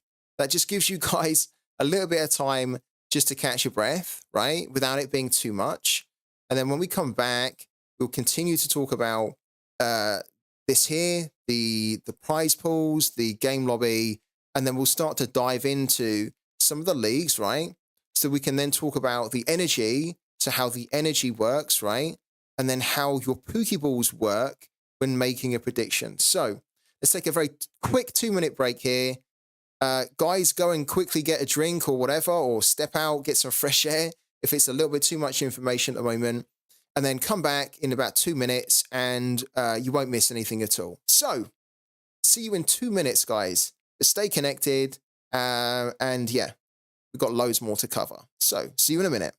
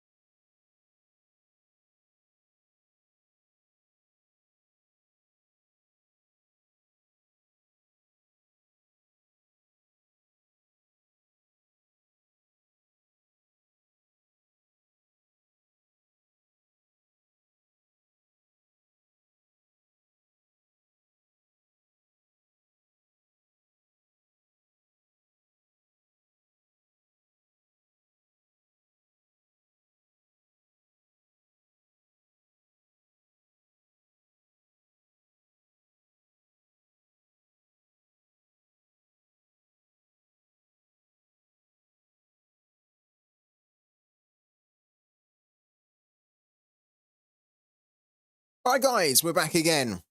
We are back. Who is still with us and who's still alive? I know what it's like sometimes, Ray. I know what it's like, especially when we're covering something in so much depth and detail. And sometimes it can be really, it can be information overload. Sometimes it can feel like you can start to zone out a little bit. So, yeah. Hopefully you guys are still awake. The aim is not to send you to sleep with this. The aim is to try and help you guys that have been asking questions about POOKY, have been taking more of an interest in POOKY, but maybe just still aren't completely aware about what the whole game entails and like what it's all about, how you can play it. And of course, also for you guys as well. Oh, excuse me, for you guys as well, that already play it, is to really To the real world. try and share good ideas and good tactics and good strategies. And just also with POOKY in the chat, we've got a good opportunity to probe them and ask them some really cool questions. So hopefully you guys are still with me. Thank you also to Mixilins. I think that's your name, isn't it? Mixilins. Thank you for the follow. Welcome into the channel. So, if you have just been tuning in, if you've just tuned in now and you're wondering what we're doing today, we are spending most of the afternoon talking about this wonderful game called POOKY. If you don't know what POOKY is, it is a sports prediction game. And it's the #1 sports prediction game, actually. It's a Web3 game. It's a fantastic platform where you can make predictions on, like, score predictions on football games that happen around the world. Welcome and you can do so to the real without world. the worry of having to lose money, and without the worry that you're going to be screwed over by the house or a bookmaker, okay? There's none of that in this game at all. You are playing against other players around the world, and you are using an asset, a POOKY ball that you own, right? It's a digital asset that exists and resides on the blockchain. You're using that to give yourselves cash rewards, hopefully, every week, and you own that forever. So really, really cool. We also want to say a big thank you to Iknaub as well. Thanks for the follow, man. Welcome into the channel.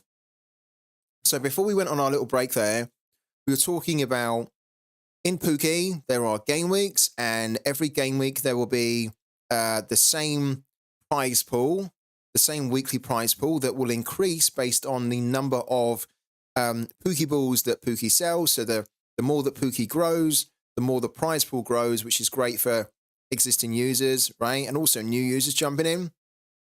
You can see that there talks about match days as well.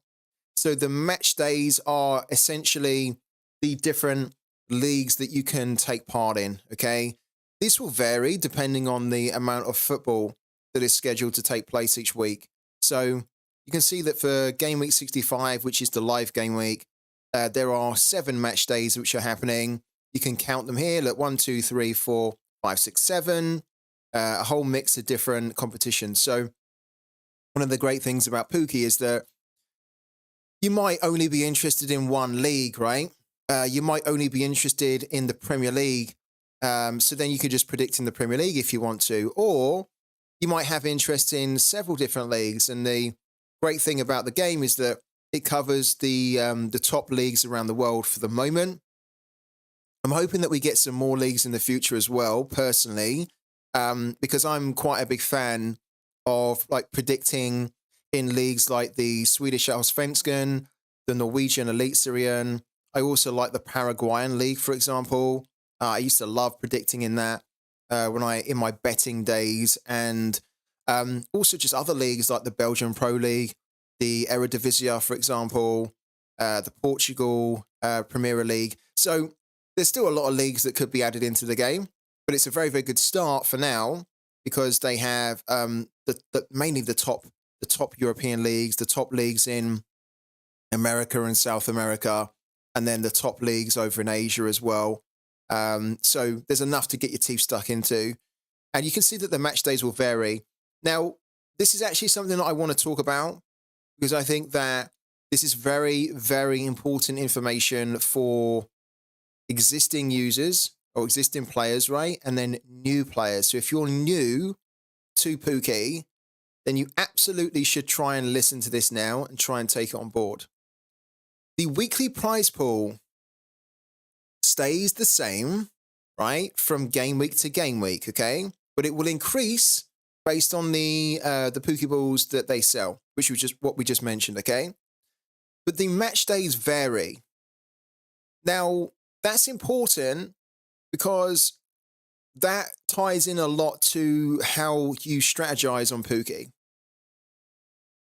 The match days, the number of match days, when that is higher, that means that the weekly prize pool has to be shared across more leagues, more match days, okay? So if it's shared across more match days, then it's divvied up more, okay?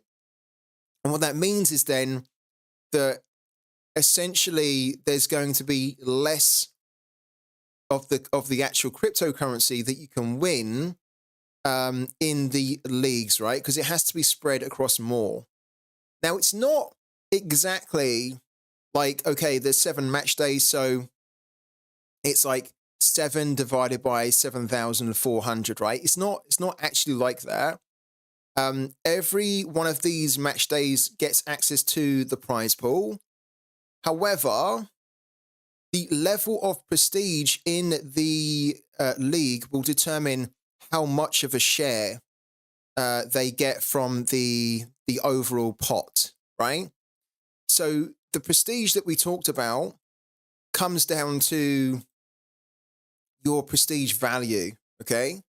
So if I have this Pokeball here, this Pokeball has a prestige value of 6.9, okay? So if I use this Pokeball to predict in the Argentinian League, then the 6.9 is contributing towards the overall prestige value in the Argentinian League.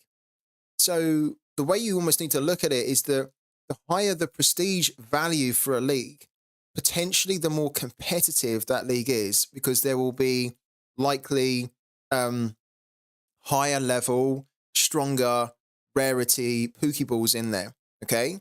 But because it's then more competitive, because there might be effectively whales swimming in there, there could be some managers or players that have really high scarcity or high rarity Pokeballs in there, and maybe you're just going in with the common, then you want there to be a bigger chance for you to win big, right? So higher prestige of a league will dictate a bigger share of the overall prize pool, okay? So this one here, the Spanish League, actually the Argentinian League, 12,800 prestige, okay? At the moment, that is the lowest prestige, right? It's the lowest prestige of all of the match days here. So it's going to receive a lower share of the overall weekly prize pool. And then this one here, the Italian League at the moment has the highest prestige. So this is going to get a bigger share of the overall prize pool. But the prize pool itself needs to be shared across all of the match days here.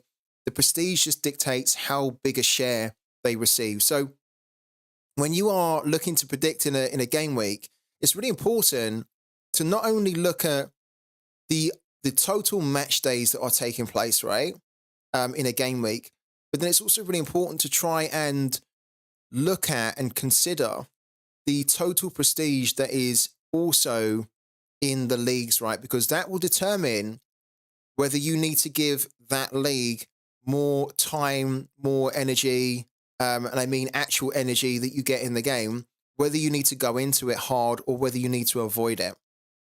Because often what you'll find is that if you go into a league that has a higher prestige, then the prize pool and the potential cash rewards you can win are so good, and you might actually find that it's a league that you're quite well suited to because you have good knowledge in it, or maybe your Pokeball has been really customized quite well to work better in that type of league. So always keep that in mind.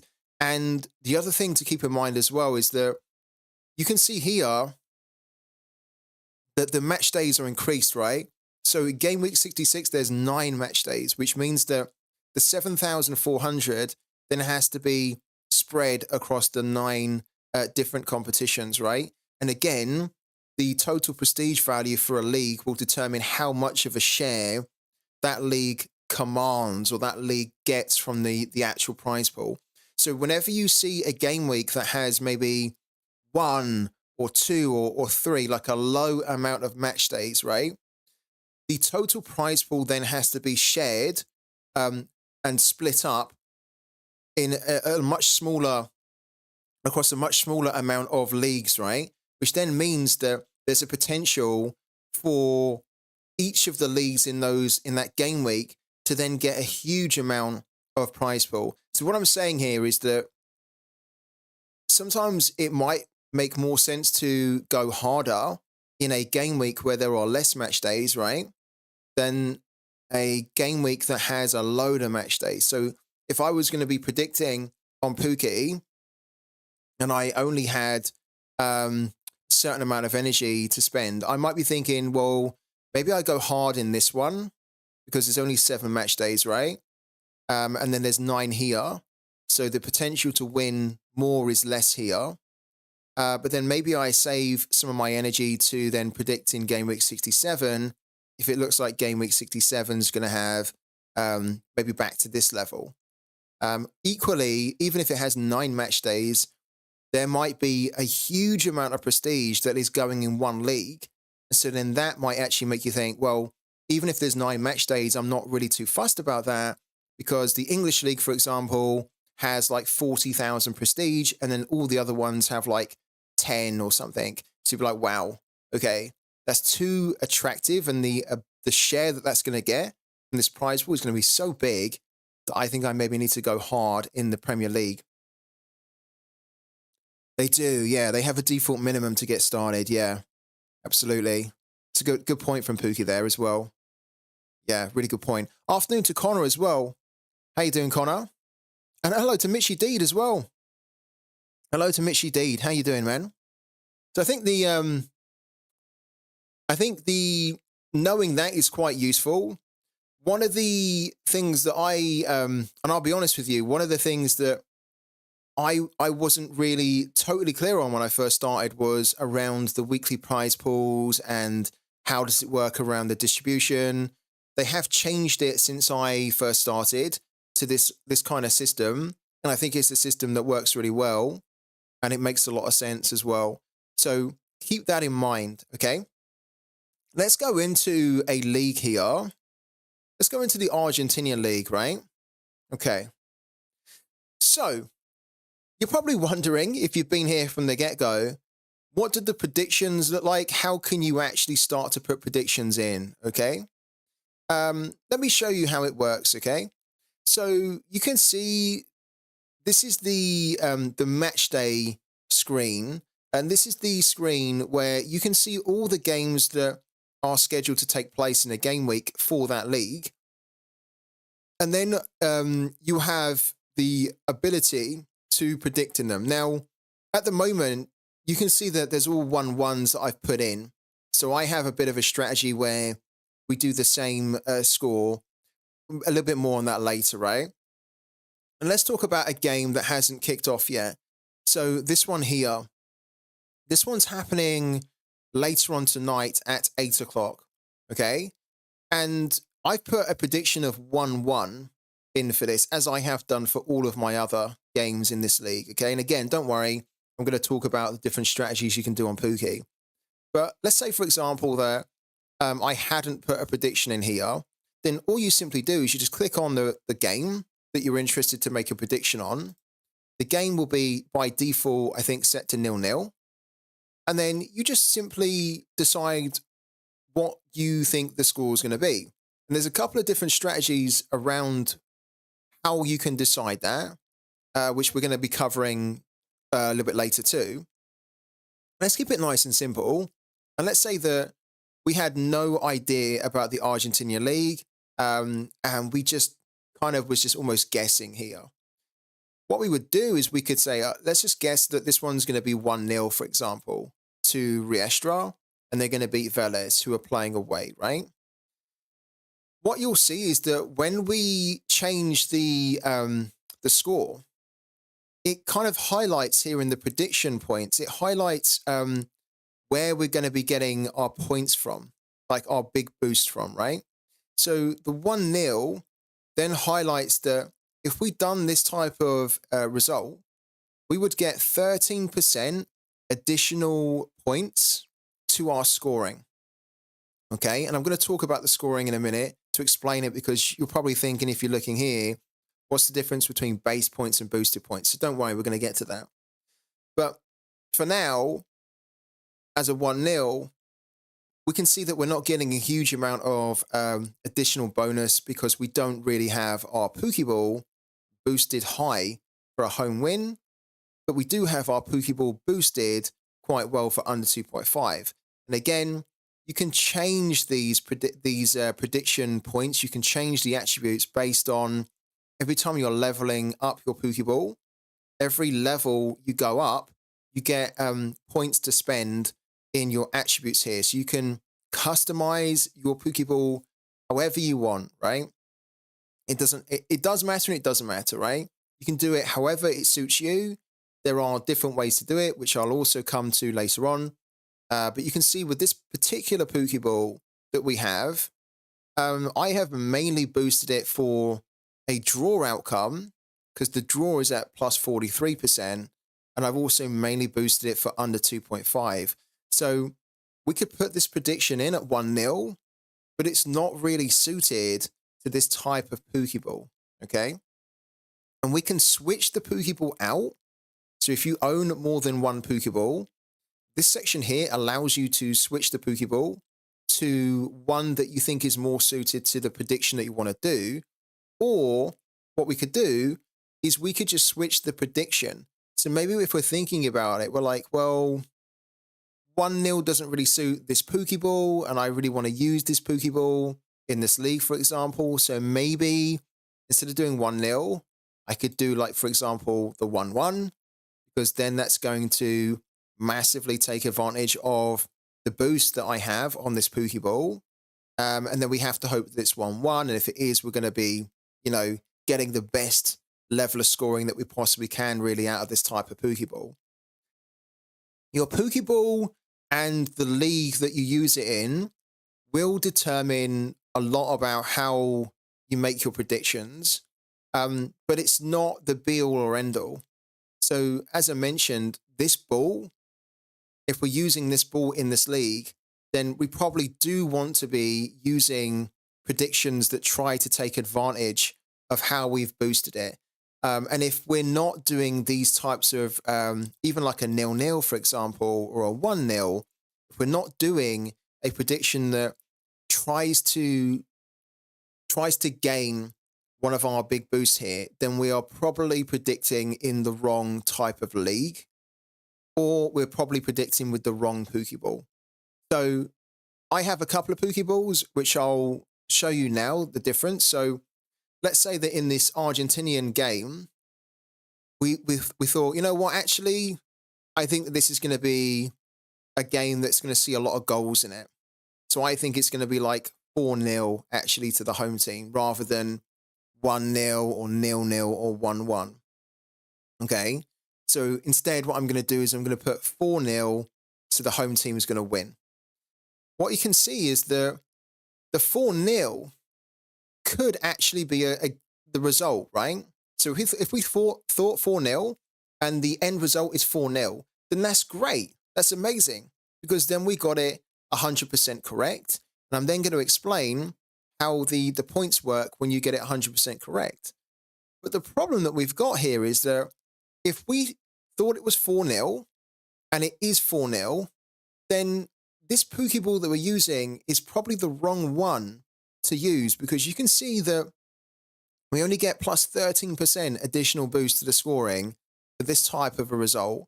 We only get 18% additional because we are saying that it's going to be over 2.5 goals. So basically 3 goals or more.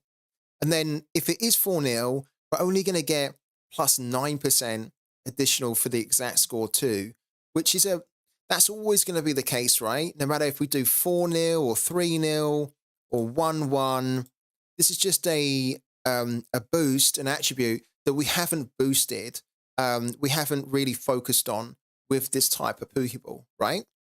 So I'm thinking now that this could be 4-0.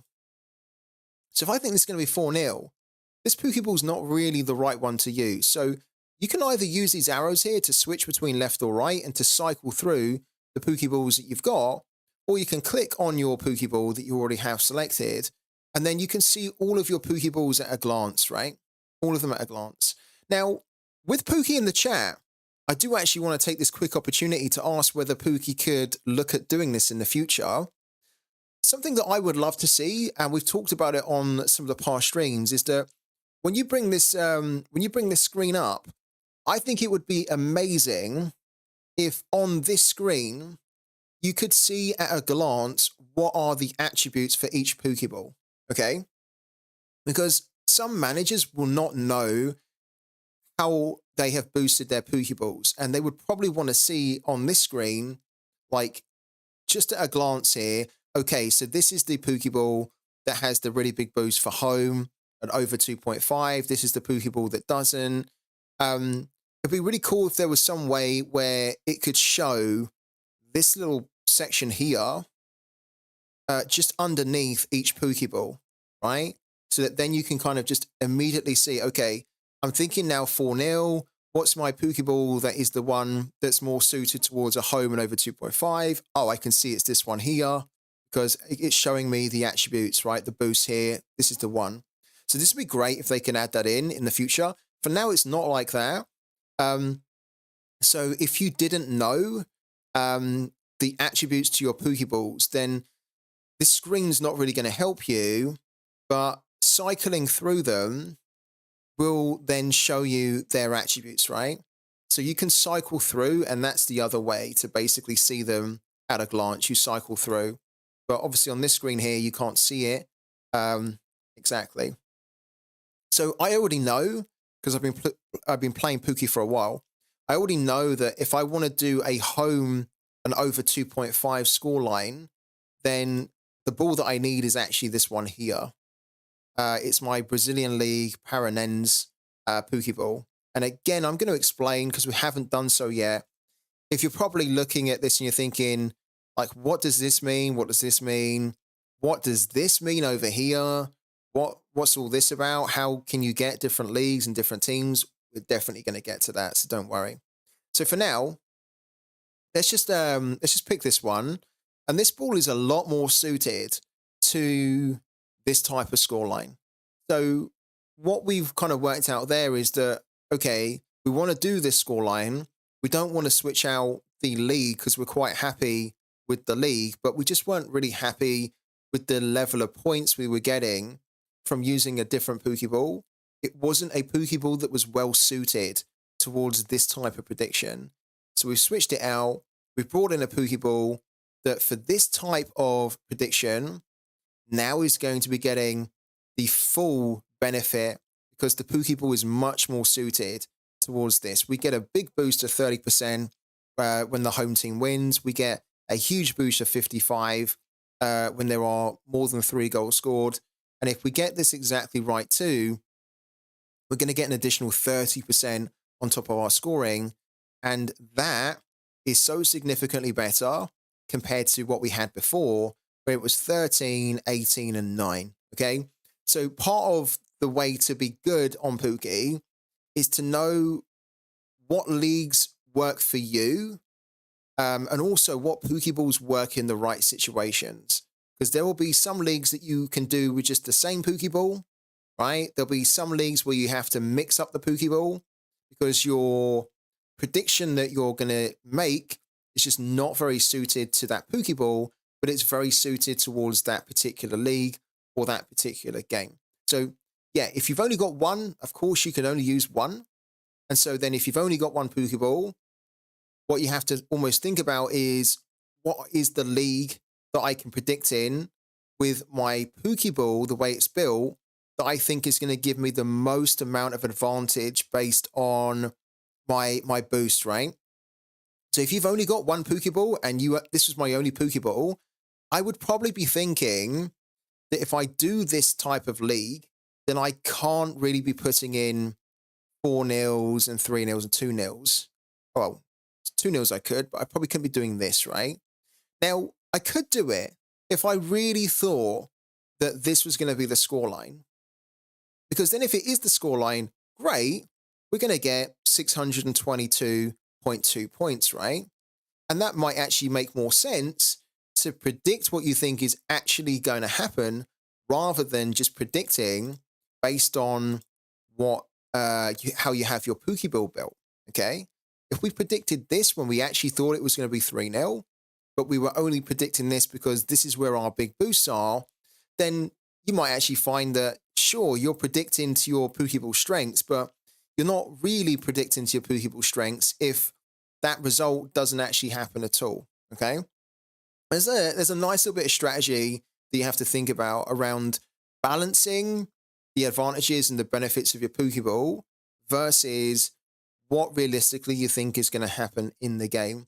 And we're going to get a little bit more into strategy later on because there's also, it gets deeper.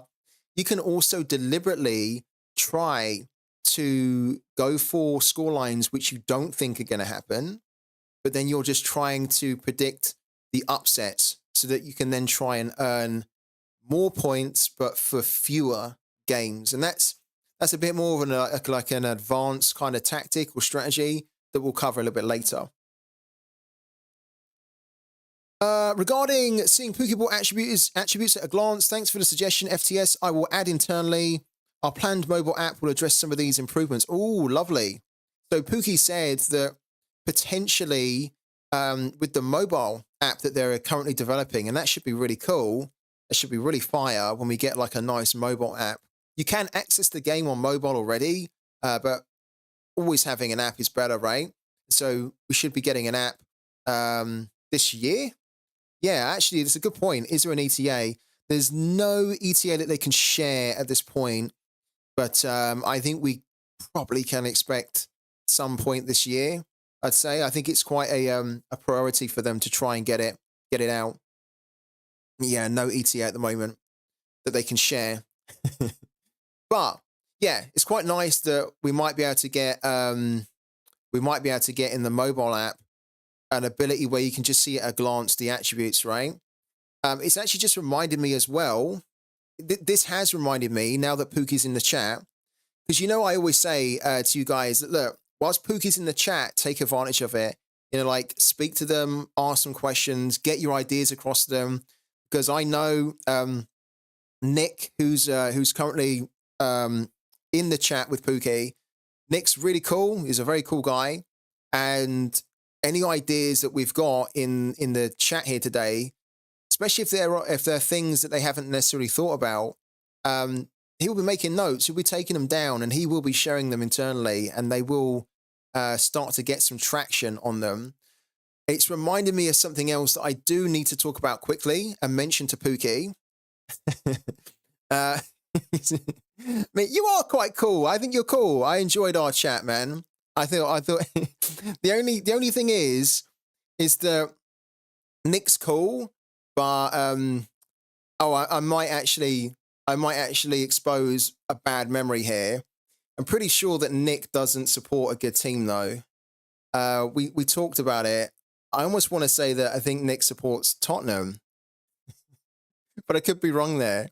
We talked about it. I told him who I supported. Or was it Arsenal? Who do you support, Nick? Who do you support? I thought it was Tottenham. Was it Tottenham? Was I right there? Don't be shy. Don't be shamed. If it's Tottenham, you need to come out and say it now. But I told him I support Man United, as you guys know. Oh, they are 6th in League One. Oh, okay. Yeah. Okay. Oxford United. See, I was miles off. Why did I get Tottenham in my head? Why did I get Tottenham? We know you support Spurs, Twitch Gaming, but I don't know why you support Spurs. to date, you've never given us a proper answer as to why you support them. You support Dortmund, really, but yeah, Oxford United was the one. Okay, I like Oxford. I like them.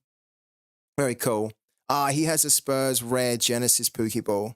Maybe that's why I had Spurs in my head. Yeah, fair enough. So anyways, guys, one thing that I wanted to mention to Pookie that I have been saying on the streams, haven't I? And I would love it. I'm just going to take the opportunity to mention it. Is another thing that I think would be really great to have now and would be really great to have in the mobile app is that, and Nick, this is like a suggestion as well that maybe you could get across the team, is that I think it would be really, really useful and really helpful if when you're on this page here, you know, you've got these two arrows where you can cycle through your Pokeballs, right? And we have some kind of arrows here, a left and right, so we can cycle through all of our predictions, all of the games that happen in a match day, rather than having to back out and then kind of like go into the next one. It's not even letting me go into this one here. Let's just refresh the page here. Yeah. Why can't I click in it now? What's happened to my computer? Here we go. Oh, it's because they've ended. Yeah. So, like, if I'm in this one, I might want to look in this one, maybe update the prediction, but then I would like to easily be able to just kind of cycle through to the next one. So I almost just need to have a little arrow here to sort of cycle through, show me the very next one that's happening after this, right? But kind of, we almost have to back out of it. Then it kind of loads, then we've got to cycle back down, then go into it here. All right. And the reason I asked for that is because with the game now allowing you to update the predictions, right? And you could always update them, but now because it costs a bit of energy to do, there's actually a little bit of a strategy to be trying to get your predictions in early, but then trying to spot where the odds are going up, and you can get more points out of them. What I'll often do, and you guys who have been on the streams for a while would have seen it too, is that what we'll often do is that every day we will kind of like dive back in the league that we predicted in, and we will cycle through. So let's do it for the German league, for example. Yeah, so for the German league here, what we'll do every day is we'll cycle through all of the games here to see where the odds have changed, and then we'll try to update our predictions with the excess energy that we have left over. And it just means that having to go in, then kind of like cycle out, then go in, then kind of cycle out. It's just a little bit clunky, right? So if there was ever, if you could do that as well, that would be incredible. But we just have an ability just to kind of like press the arrows here or cycle through, go to the next prediction, just make things a little bit easier. Yeah, the dice prediction. Yeah.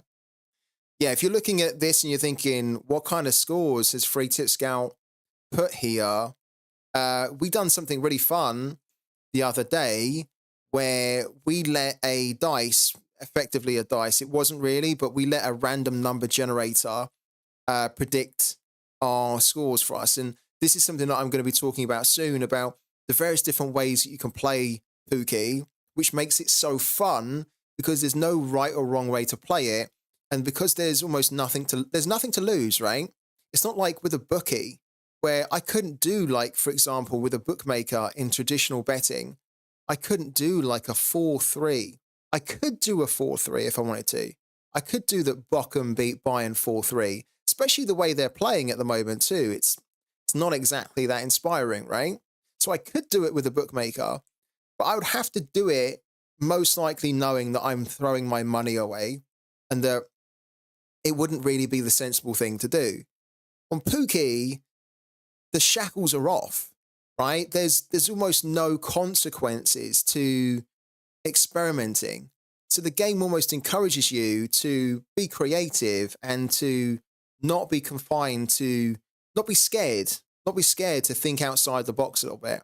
And this is what I love about this game, is that you can do some wacky predictions knowing that if it comes off for you, you're going to win massive and you're going to look like a mastermind. Like people are going to be like, you're a genius because how did you guess that Bochum are going to beat Bayern 4-3? And then we'll obviously say, well, when you know, you know. But then actually, we'll know that because the game is so cool like that, that there's no, you don't have to have any fear about losing anything because there's nothing to lose, that we actually have the freedom to go through a random number generator and get a random number generator to make our prediction for us. And then it's really fun to see if that comes off or not. So, yeah. But we're going to come back to that later. Let's quickly go back to Argentina, right? Because there's still loads that we need to talk about here. And there's things that we haven't covered that we definitely need to talk about. So, at the moment, we've talked about how you can make a prediction. You've got the attributes here, which are getting pulled in from your Pokeball, and it shows you the different boosts that you get from your different Pokeballs, right? Amazing. Great. You can cycle through different Pokeballs that you've got. This here isn't too relevant, to be honest with you, but it just shows you that this is the unique identifying number for your Pokeball. So every Pokeball that you own has this number, which you can then identify them on the blockchain. So this one is 5319, this one is 3348, and it just shows you the number here, but you don't need to pay too much attention to it here. These two sections here do deserve a little bit of a mention, because if you are new to POOKY, and you start looking at the screen, you might be thinking to yourself, well, what on earth does this mean? This over here simply means, so this number means the level of your Pokeball, and then this is the experience progress bar. So it shows you how far you are to progressing to the next level. So this is a level 50 ball, and it's 32% on its way to level 51, okay? This one is a level 58 ball that is 30% on its way to level 59, etc., right? This here is very important to talk about, and we will talk about it now. This is a mechanic in the game that every POOKY predictor needs to know, and you need to be able to manage it properly, okay? So half of the game on POOKY, in many ways, is about managing your resources efficiently, okay? We talked a little bit about energy beforehand. We're going to come back and talk about energy soon, because there's different ways to manage your energy, and that's a resource in itself. We've also talked about the POC tokens, which is the in-game currency that you use to level up your Pokeballs, and you also use to refill the pressure, because this here is pressure. This green bar that says 88% on it and has a little pump here, this is pressure. And pressure is a very cool but very important mechanic and feature in the game that will determine how many points you can win in a game week. Now, you can understand pressure in the same way as you can understand like a real football, okay? So if you go out in the park and you take a football out with you, you start kicking about with it and playing around with it, over time, that pumped up football, the more you kick it, the more you play with it, over time, it's going to lose pressure, right? It's going to start to get more deflated until eventually, if you don't pump it up, eventually it's going to become this like flat ball that doesn't even look like a ball. It's like a heap, basically. And you're kicking around a half pumped up ball. We've all done it. I've done it loads of times, especially when I was a kid. You just kick around what you can, don't you, as a kid, and you just have fun with it. But when you have a fully pumped up ball is more effective to kick, right? You can then, get the better purchase on it, as in like when you kick it, you can get the better curve on it. It goes where you want it to, you get more power behind it. It's a more effective ball when it's a fully pumped up ball, right? And it has enough pressure in it, as opposed to trying to kick a football around that is has had most of the air kicked out of it. It's very flat. You can hardly kick it off the ground. And when you do, you can't get much power behind it. You can't really get it to where you want to go. It's just not very effective anymore, right? And it's the same kind of concept on POOKY with that whole pressure and effectiveness of your ball. So you want to be able to make sure that your POOKY balls are most of the time, if not all the time, in the green, okay? And your POOKY balls start with a pressure of 100%, and they go down by 1% every time you use the POOKY ball to make a prediction, okay? So if we were to make a prediction with a POOKY ball from scratch, right? As in we've never made a prediction before. We've just bought our POOKY ball today. Our POOKY ball is level 0. It's got 100% pressure. If we were to make our first prediction with that POOKY ball, it will go from 100% pressure down to 99%. Okay, it goes down 1% every time you make a prediction. It doesn't change when you update a prediction. Okay, so updating predictions will not take a point of pressure off you, but making a prediction from scratch, as in like making the prediction to begin with and spending the energy, which we're going to get to soon, that will take the percent off the pressure. Okay. Now, why is this important? Why are we talking so much about pressure? It's important because there are certain thresholds and limits on the pressure that you don't really want to exceed. The reason you don't want to exceed them is because when your pressure of the ball gets low past that point, you will then start to receive minus percent deductions on the total amount of points that you can win. Okay. So it's almost like a penalty. It's a penalty because you don't have a fully, or you don't have a pressurized ball. Okay. So you want to make sure that your ball is pressurized. Now, your ball will get down to the first kind of threshold. I think it's like 75%. So when your ball gets to 75%, it then goes orange on the pressure. And at that point, I think you're then getting minus 10% as a deduction to your scoring. And you really don't want to have that, right? So you need to keep your balls nice and pressurized. And that's what that means there. So it's a nice indicator to show you that, okay, this is in the green. I don't have to worry about it.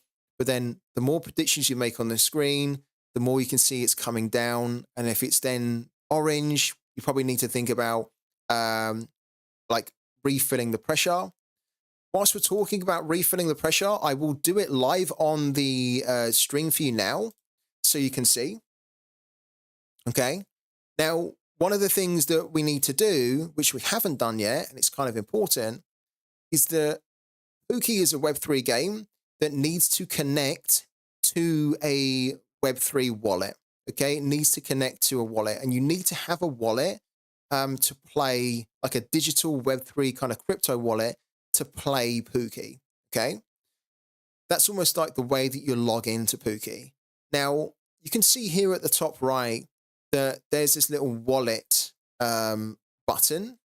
When I click on the button, it brings up this box here to say connect your wallet. And you can see it says connecting your wallet is like logging into Web3. Okay. Now, if you don't have a wallet, then don't worry, because the game will help you to create one. And it gives you the option here where it says create a wallet. Okay. Hopefully you guys can see this here. I don't know if you can see the pop-up. Yeah, you can, can't you? Cool. Some pop-ups don't come up on the stream.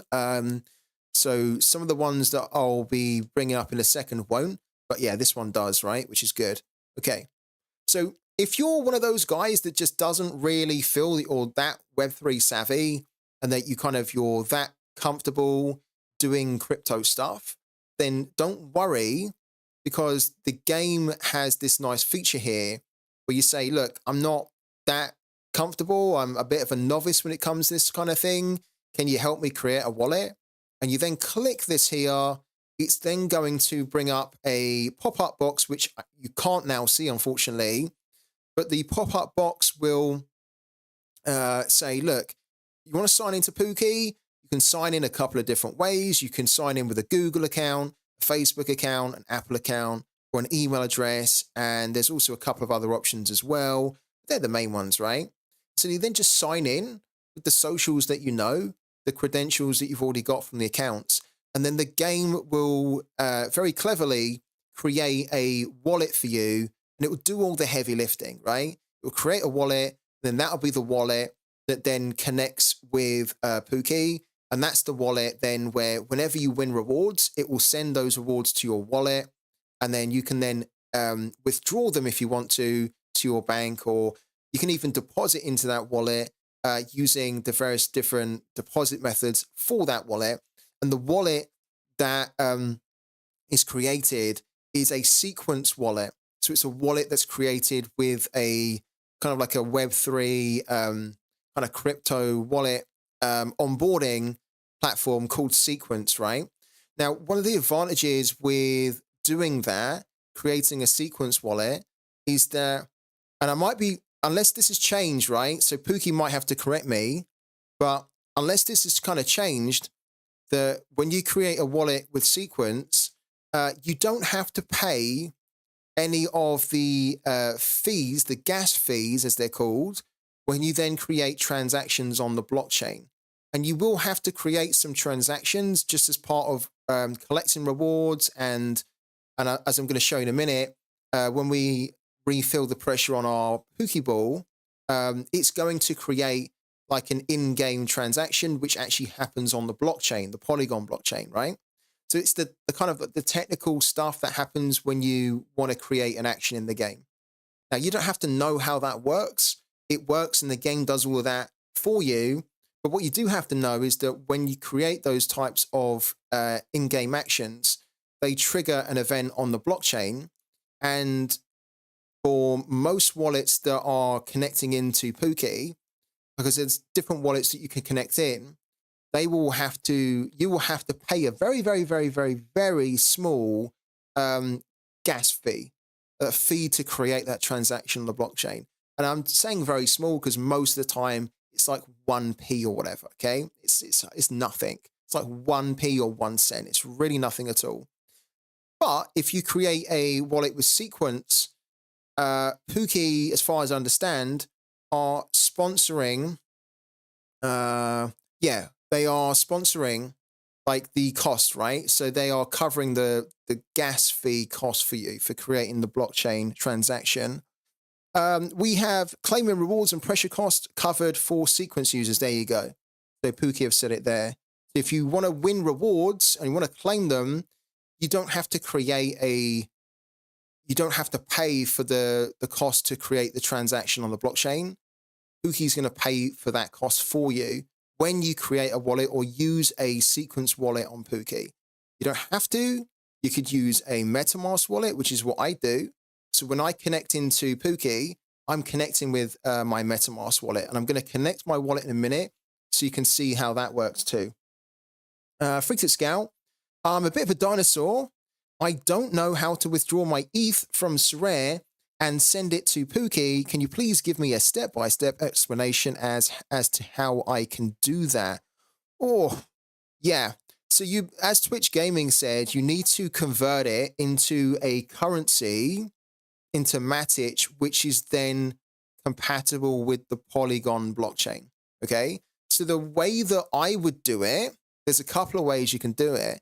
But if you're holding an ETH balance in Sorare, and it's a good question, by the way, if you're holding an ETH balance in Sorare, you can withdraw the Ether balance to an exchange like Coinbase, right? Which is a crypto exchange, I'm sure you know. So if you have a Coinbase account, you can send the Ether to your Coinbase account.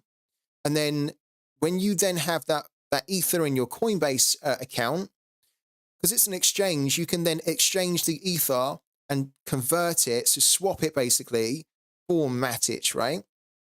So Coinbase will buy the Ether off you, and in exchange, they'll give you the Matic, right? Then when you have the Matic in your Coinbase account, then all you need to do is then get the Polygon address that you have from your Polygon wallet. So if you have a MetaMask wallet or if you have a Sequence wallet, you then need to get the address, which I'll show you in a minute. And then what you do is you then say on Coinbase, send that Matic to that address, right? Because Matic is the cryptocurrency which is native to the Polygon blockchain and it's compatible with the Polygon blockchain. So then when you send that Matic then to your Polygon address, your Polygon wallet address, it's going to be compatible. It's going to be able to go there, right?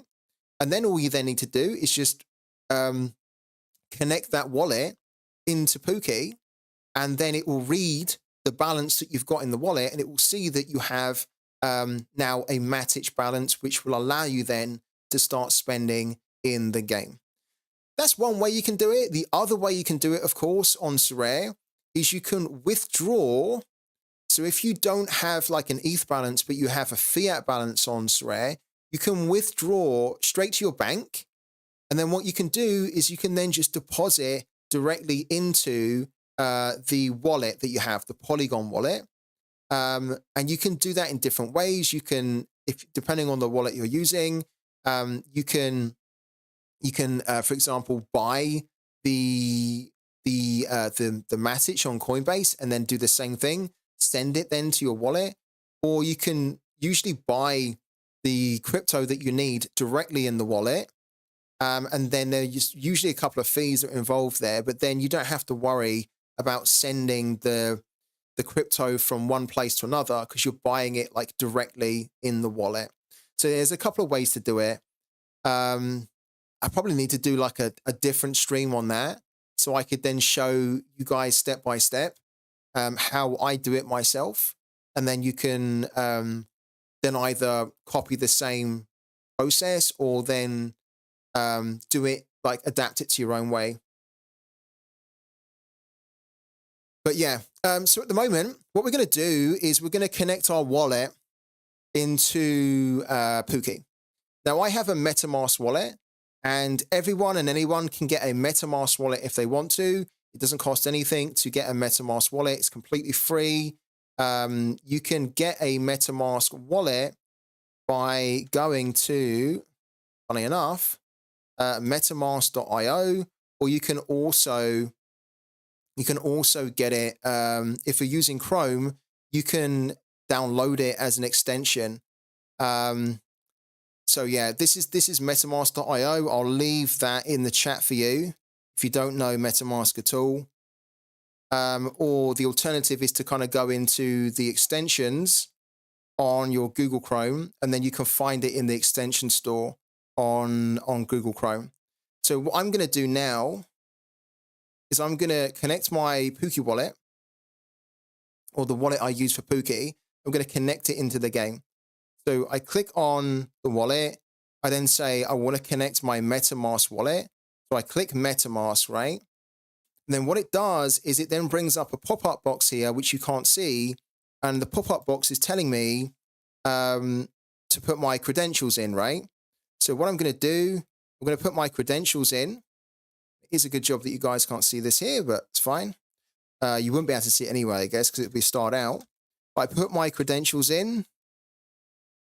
Okay, my password, and then I log in to MetaMask, right? And then what you can see is that once I've done that, you can now see that the game is reading my balance that I have in my MetaMask wallet for the Matic, which again is the cryptocurrency native on the Polygon blockchain, right? And also it's reading the POC tokens, which I have as well, okay?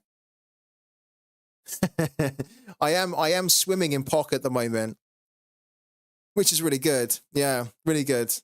You guys know that we had a little bit of a struggle for a while where we weren't able to win a lot of POC, and it wasn't that long ago where I had I didn't even have one POC. I'm not even kidding you guys. I had 0.01 or 0.09 or something. We didn't even have one POC token, which is this this balance over here, right? This is this POC token, which is the in-game currency. I'm going to show you how you use it for things such as leveling up your Pokeball and for refilling the pressure on your Pokeballs, right? But yeah, we had some really big wins recently over the last few months. So we've been able to win a lot more than what we actually needed to use. And so we now have this nice stockpile. Yeah, I feel good that we have a lot. So anyways, let me show you. Let's go back here. We were talking about the pressure, and we were talking about, well, how can you prevent this from going into the orange, and like how can you keep on top of it? How do you increase the pressure of your Pokeball, right? So what we're going to do, I'm going to show you this really quickly, is the way you do it is you go into your collection, make sure that you've connected your wallet first, right? So connect your wallet into the game so that you can then see that you have a Matic balance, and then you've also got hopefully a POC balance as well, but not all of you will have a POC balance, and not all of you will have a Matic balance, but you need to be able to see some kind of a balance here to show that your wallet is connected, right? If you ever want to know what your wallet address is as well, then quite simply just click on the balance here. It's then going to bring up this kind of pop-up on the right-hand side, and then you just simply need to like copy. So you just click on here. You click on this weird kind of jumble of letters and numbers, and it's going to copy your wallet address. So if you ever need to know, where do I need to send my the Matic or the crypto, right? The Matic is the really key one here. Where do I need to send the Matic? This is the address that you send it to, right? So it's nice and easy for you to copy, and then you know exactly where it needs to be sent. Let me show you how we're going to refill the pressure. We go into the collection after we have connected in our wallet. Let's refill a ball that probably is the lowest, like this one here. So this one at the moment does not need refilling. It's already in the green. The green's fine, but we know that we probably have another 10 predictions to do, and then it's going to get into 75%. And when it gets down to 75%, it's going to be in the orange. And if it's in the orange, we're going to be getting minus deductions on the points that we can earn in a game week. So we're going to click on the ball. Okay. It brings us to the Pokeball screen here, where we can see all the details about our unique Pokeball. And then it shows us our level. Okay, so it shows us how far off we are from being able to level it, take it up another level. And of course, we've got this pressure section here. What we do is we click on the pressure, okay, and it brings up this little pop-up here saying refill the pressure. And we don't have to do it, but I'm going to show you guys how to do it in case you're new to POOKY, and this is a new concept for you, right? You can refill the pressure individually by 1 unit, so 1 point of pressure, or you can just refill it entirely back up to 100. It's completely up to you, and a lot of that will come down to how much POC you have, so whether you can afford to do the whole thing, which would cost us 10 POC to do, to refill it from 86 to 100. But if we didn't have, say, all of this POC, if we only had, for example, 2 POC, then we could maybe just do it to like 87. We might be able to do it to 88, right? So we might be able to take it up by 2 extra points. But I'd say as a general rule of thumb, whenever you're going to refill the pressure, just try and do it all in one go. So if you've got the POC, try and get it all the way back up to 100. I never really tend to refill my pressure until I need to, okay? So it's another big concept about playing POOKY, is that it's about trying to manage the resources you've got.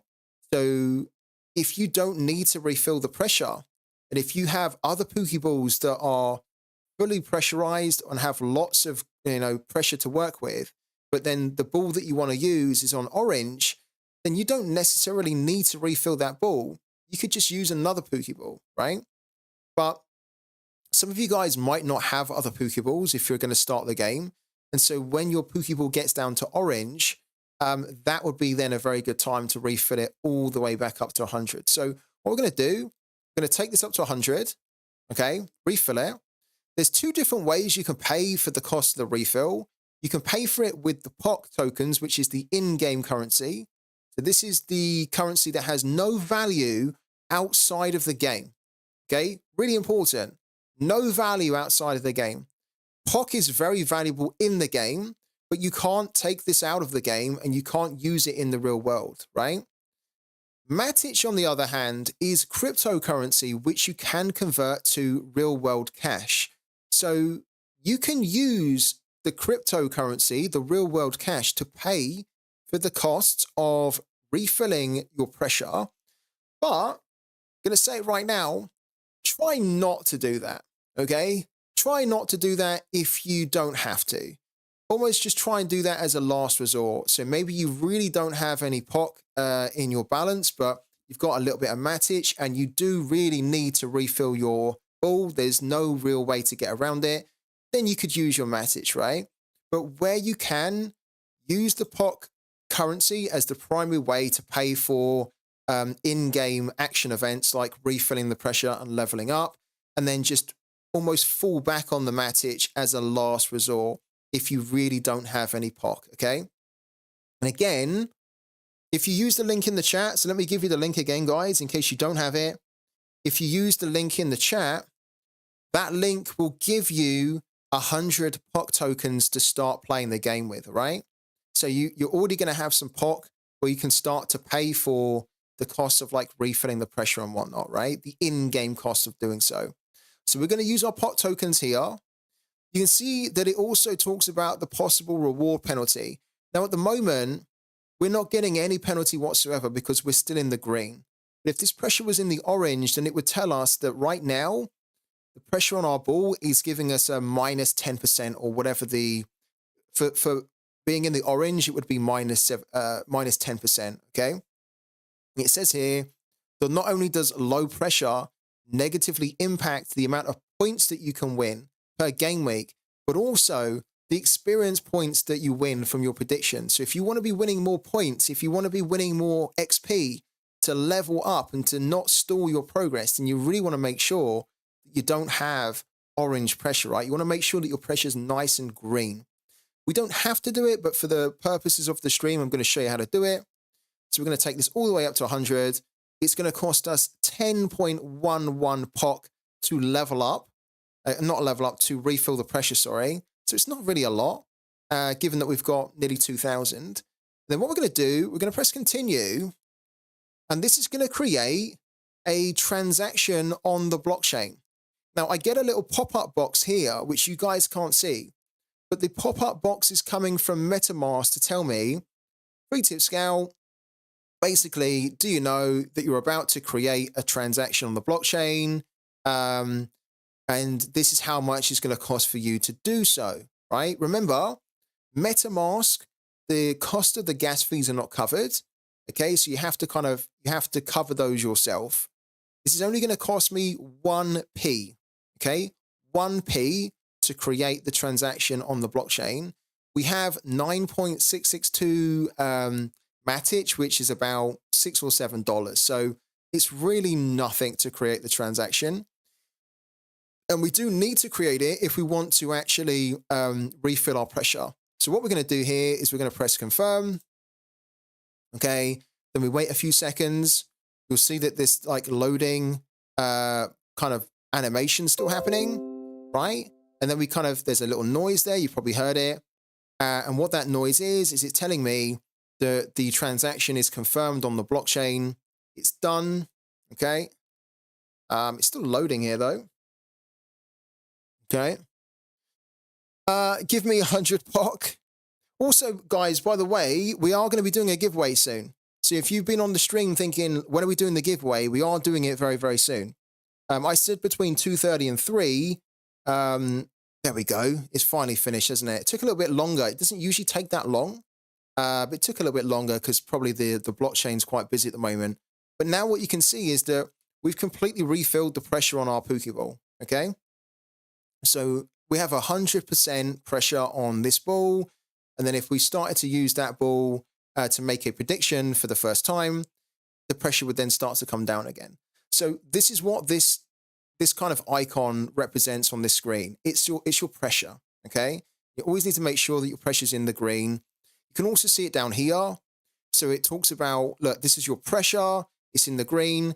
Because it's in the green, we're not going to be receiving any deductions, any, points, penalties whatsoever.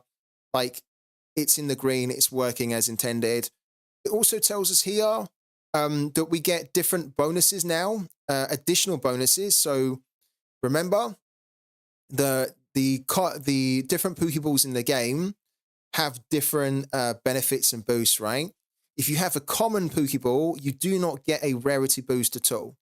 If you have a rare Pokeball and above, you will get some kind of a rarity bonus. So the rare ones get an additional 10% to the total score that we could get from the game week, right? In this actual game, which is really nice, right? Also, there are seasonal bonuses too. So this is a current season Pokeball. We get an additional 10% because it's a current season Pokeball.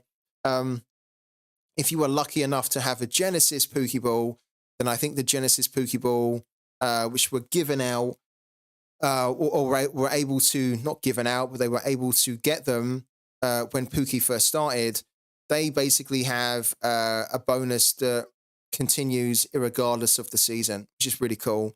But yeah, because this is not one, we have a 10% bonus for the 2023.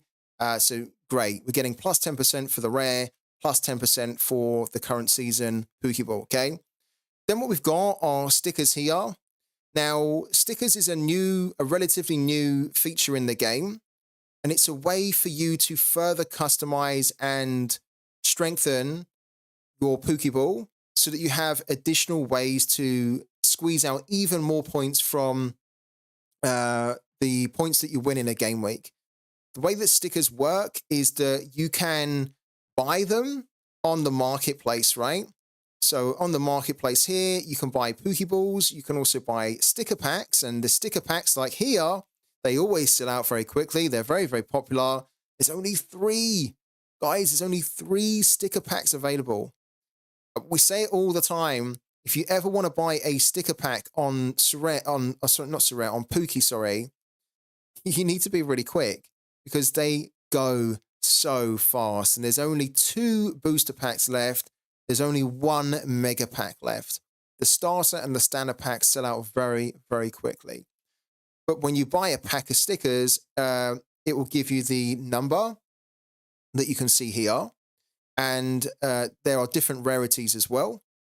So very much the same as what you are with Pokeballs. You have like the commons, you've got a rare, you've got an epic, and then you have like the legendaries. It's the same kind of premise here. You get 2 commons in here. You get 3 commons in the standard pack, 1 rare in the standard pack too. And in the booster, you get 8 commons, 1 rare, 1 epic. And then in the mega, you get 15 commons, 3 rares, 1 epic, and then 1 legendary. Okay. And the way that the stickers work is that you can apply the stickers, to whatever Pokeball you want to, as long as you have enough slots to put the sticker down. We'll talk about stickers a little bit later. You can see that this is a Pokeball that has 3 stickers on it. I have a couple of stickers on here that work really well with this type of league. So, for example, this sticker here is Lanús, which is an Argentinian club, and we are predicting in Argentina. So when we predict on Lanús, we are going to be getting an additional 31.62% bonus to our score for that particular prediction, right? Same here. If we put 1-1 in, not only are we going to be getting a nice boost here, because we've already boosted our Pokeball for a draw on under 2.5, but if it ends up being exactly 1-1, we're going to get an additional 6.5% boost to our scoring. So you know how our exact score is kind of quite bad because we have an exact score of 9%. Well, if this is 1-1, right, and we're getting 9% here, we can boost it even more. We can actually boost it to 15.5% because this is going to be tacked on top of that, right? So in actual fact, this is a lot better than 9% when it's 1-1 because of the fact we have the 1-1 sticker on here that's really serving our 1-1 predictions. This is wasted, of course, this Wales one. So we don't get anything here. We'd only get a prediction boost on this one if we predicted on Wales playing. So some stickers are not really going to be relevant, or you're not going to be able to get a bonus from them in like every game, but some you will, okay? Let's go down to here now. This is kind of quite an important part. let's talk about this here. Because if I think even if you're experienced, right, there can be some confusion sometimes about the difference between base and boosted, and what does that mean, and why does that matter in the game. If you're new, you won't really know at all the difference here, and you won't really understand what this all means. So this is an important part, because obviously we want to try and get as many base and boosted points as we can. Why and what are they? So let's break it down really simply.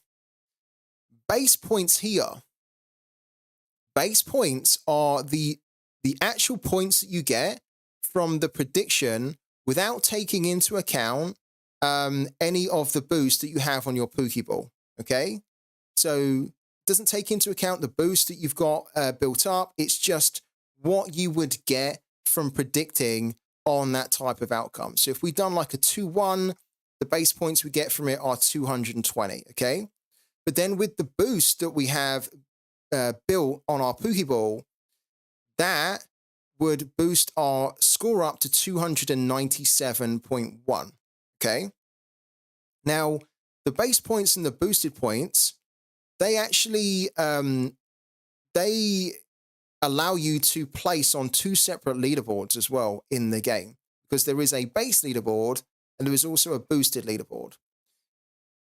When you're playing Pooky, it's really important, if you can, to try and place high up in the base leaderboard as well as the boosted leaderboard. If you can do that, then you'll be able to win even more than just placing high in, say, the base leaderboard and then just maybe not doing so good in the boosted, and vice versa, right? Try to place as high as you can in both of them. If you can do that, you'll be able to win even more money. Most people who play Pooky will probably focus a lot on the boosted leaderboard, though, as in trying to get the most amount of boosted points here. And one of the reasons why that's kind of important and why the focus is very much on boosted is that if we go into a leaderboard here, okay, so this is the leaderboard. You can see that there is a boosted pro and a base pro. Okay, so when you are playing pro on Pooky, that's when you actually own at least a common Pokeball, right? You either bought one or you've either won one. And then that allows you to play the competitions where there are cash rewards in them, okay? So just almost ignore the pro for now, because we're going to assume that everyone's going to be playing with some kind of a common or some kind of a Pokeball. If you see boosted and base, but you don't see pro, then you are still playing Pooky, but you're playing the free-to-play kind of league, right? You're playing the free-to-play side of the game. So you will not be winning cash rewards in there. You'll just be winning the potential to win a Pokeball. And I'm hoping Pookie's still in here, because to win a Pokeball in the free-to-play, I believe you need to finish top. I think they used to have it where it was the top 5, but I think it's now just the top, right? Yeah, you have to finish top. So it's really difficult to do, okay? And one of the things that I always say to guys that are looking to play Pooky is that you should almost treat the free-to-play as a nice way for you to check out the game and understand some of the concepts of the game, and to see whether it's for you. And if it is for you, to kind of see how you're doing in it, right? It's probably not the type of game mode where you should be grinding to win anything in it, right? Like long term. Like maybe give it a go for as much as you can until you think, you know what, like I'm past this now. I feel like, I'm ready to take the step up. And you'll know when you're ready to take the step up if you are playing the free-to-play league and you are constantly finishing the top 50% of a leaderboard. Because this is the really important thing. If you're constantly finishing in the top 50% of the free-to-play league, then you're more than ready to be playing the pro. The reason being is that in pro, you have to finish in the top 50% to win money, which is incredibly generous. Incredibly generous. I think this is one of the big selling points about Pooky, You don't have to finish in the top 100 or the top 50 or the top 5%. Nothing like that. You have to finish in the top 50%. Very, very generous amount of places that are being paid out. Okay. So if you're playing free to play and you are just not getting that first place, because there are quite literally thousands of people that play free to play every week. So the odds of you winning that first place are always quite low. But don't get disheartened. Look at it as a way to think, okay, I've checked it out. I understand a bit more about how this works. You can refine your strategy in the free to play so you can find out what's working, what's not. And then when you're ready to start winning cash rewards, right? Then you can think, okay, I'm ready to take the step up. I'm ready to go into pro. I'm now going to go over to the marketplace here.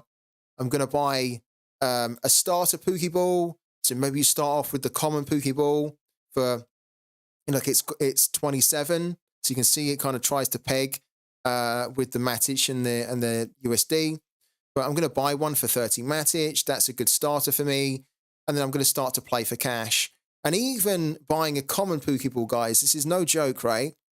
Even buying a common Pokeball can give you an amazing return on your investment in that Pokeball. Now, this is no joke. We had, I don't know if he's here actually. We have a guy who's usually in our streams, a guy called Michael. And last week, Michael, he was in our stream, I think it was a few days ago, and he only has a common Pokeball. He has a common, common Premier League Pokeball. And he played in the Premier League competition, the Premier League League, the Premier League competition. He finished, I think it was 34th or something like that, with a common Pokeball. He ended up winning because he also got a good position on the base leaderboard, which I'm going to show you in a minute. He ended up winning about 10, no, what was it? Like, it was like 11 or 12. I think it was 12 Matic he said he won. Now, that was from one game week with a common Pokeball. He spent 30 Matic on his common Pokeball. He won 12 Matic back in one game week with a common Pokeball, okay? And I know that one of the questions that a lot of people have about POOKY is that if I have a common and I'm playing in these leagues amongst the rares and the epics and the legendaries, right? Can I really win enough? Can I do well? And you can. You really can. It depends a lot on how you are able to predict accurately. And it also depends on your Pokeball too. But in this instance here, Michael had a common Premier League one. He went into the Premier League one, which is very competitive. You get a lot of guys that go in there with some heavy hitting Pokeballs.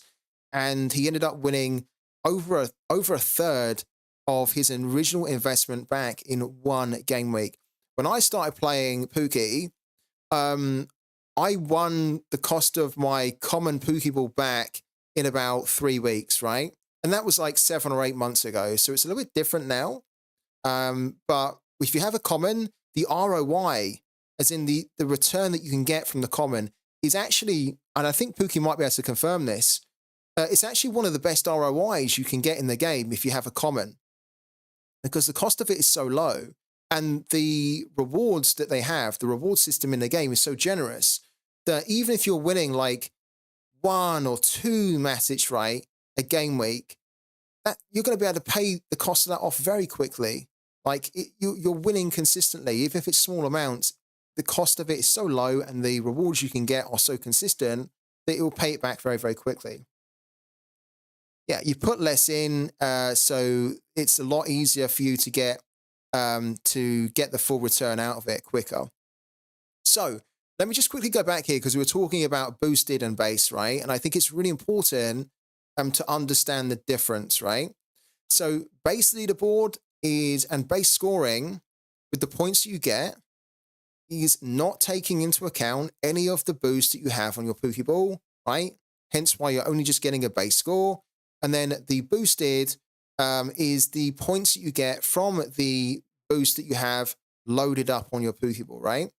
And the reason that's kind of important is that when you go into, let's take, for example, the Italian League, okay? We go into the Italian League, which has 19,500 prestige. We go into it, right? Go into the rewards here. And what you'll see is that it shows you the rewards for placing high or placing in the various different positions on the boosted leaderboard, as well as the rewards you can get on the base leaderboard, okay? Now, here's the thing. Here's the thing. The base leaderboard only gets about 10% of the prize pool from a match day, okay? 90% of it is going to the boosted, okay? So it's very heavily weighted towards the boosted, which is why it's almost incentivizing getting some of the best Pokeballs you can, leveling them up, getting them to be as strong as they can, because then you can actually get the most amount of money on the boosted leaderboard. So there's an incentive for you to be going out, buying the Pokeballs, collecting as many as you can, and just getting them to really high levels, right? Because then it will pay off for you on the boosted leaderboard. On the base leaderboard, this is a leaderboard that in many ways rewards the most accurate predictors rather than the players that maybe haven't done as great, but just have bigger boosts on their Pokeball. So this is almost like a purist leaderboard. You could have, for example, a common Pokeball, right? And on the boosted leaderboard, you might not win, right? Because you might actually get, say, 7 or 8 of your predictions out of the 10. You might get them 100% correct, okay? Which would be insane. That in itself would be an amazing accomplishment. And you probably would end up winning if you've done that, right? But what you have to keep in mind is that if you are very, very accurate with your predictions, you can still be outscored by people who are maybe not as accurate as you on the boosted leaderboard because they have just bigger boosts. They're getting bigger benefits from higher rarity Pokeballs and whatnot, right? You can still outscore them even if you have a lower rarity ball. So you can, and we have seen it in the past, we've seen where commons have won the leaderboard, right? They've won the boosted leaderboard. But you've then got to be very, very accurate with your predictions. You need a little bit of luck. And you also need to be smart with how you build your Pokeball or the Pokeball that you then use in that actual competition. So as an example, let's just say that in the Premier League, in one game week, there are, let's say like out of the 10 fixtures, let's say that 7 of those fixtures see the home team win and over 2.5 goals, right? If you had a common Premier League Pokeball, right? You went into the Premier League and you predicted in that game week with your common Premier League Pokeball that the home team was going to win in every single one of your predictions that you made, and there was going to be over 2.5 goals scored. You not only predicted that, but you then also was able to get, let's say, 4 or 5 exact scores where you get everything exactly right. In addition, you've also got on that Premier League Pokeball, you've got some stickers added on that then give you bigger boosts to when the home team win and bigger boosts when there's over 2.5 goals, right? Or maybe a bigger boost when you get the exact score. So you can already start to see that in that kind of scenario, even with a common, if you're very, very accurate, and you've also then got a Pokeball that's very cleverly built to then take advantage of those predictions that you have predicted, and it then comes off, you're then going to get some amazing boosts, which will help you to place really high up in the boosted. In the base leaderboard, you can win the base leaderboard no matter if you have a common, an epic, a rare, a legendary. It doesn't matter, right? The boosts aren't really coming into this here. So this is the type of leaderboard where if you're just very good at accurately predicting like exact scores and what the scores are going to be 100%, then you will be able to do very well in the base leaderboard. But keep in mind that the level of reward you can get in the base leaderboard does not compare as well to the boosted, right? The base leaderboard has a total prize pool in the Italian league for the current game week of 126, right? 126 Matic, which is then divided up in this kind of tier system. So if you ended up winning, you would get 14, which is very good, right? Nice little bit of money there. But compare what you can win in the base here, where if you come first, you get 14. Compare that to if you came first in the boosted, you would win 126. So it's nearly 10 times more what you could win in the boosted. So boosted is really the place to focus on. But you also get a little bit of reward if you are just very, very accurate, and maybe you just find that you haven't really been able to compete as much on the boosted. Then just focus on trying to be as accurate as you can, because then you'll at least be able to win a healthy amount from your accurate predictions on the base leaderboard. Exactly, yeah. Base is the level. Base is almost like the level playing field. So you don't have to worry that this guy has like a legendary, so you're not going to be able to win it, right? If a guy has a legendary, it doesn't come into it on the base leaderboard. Like, it's just about who is the most accurate predictor, who is the people out there that are able to win the most amount of points based on how accurate they've been with their predictions. And if you are that type of person, you are going to love claiming rewards on the base leaderboard, and you'll probably be able to claim them and win them quite consistently.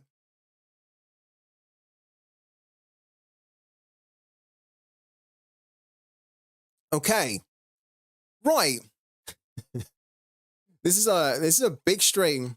This is going to be a tough one for me to try and break down into something nice and short and concise, but that's a problem for me, right? So you now know how to predict, how to make a prediction. The one thing that we haven't really talked about, which we definitely should talk about, is around how much it costs to make a prediction in the game and why that matters. And then some of the strategies around how you need to spend your energy and what happens to your energy when it is completely empty. Okay.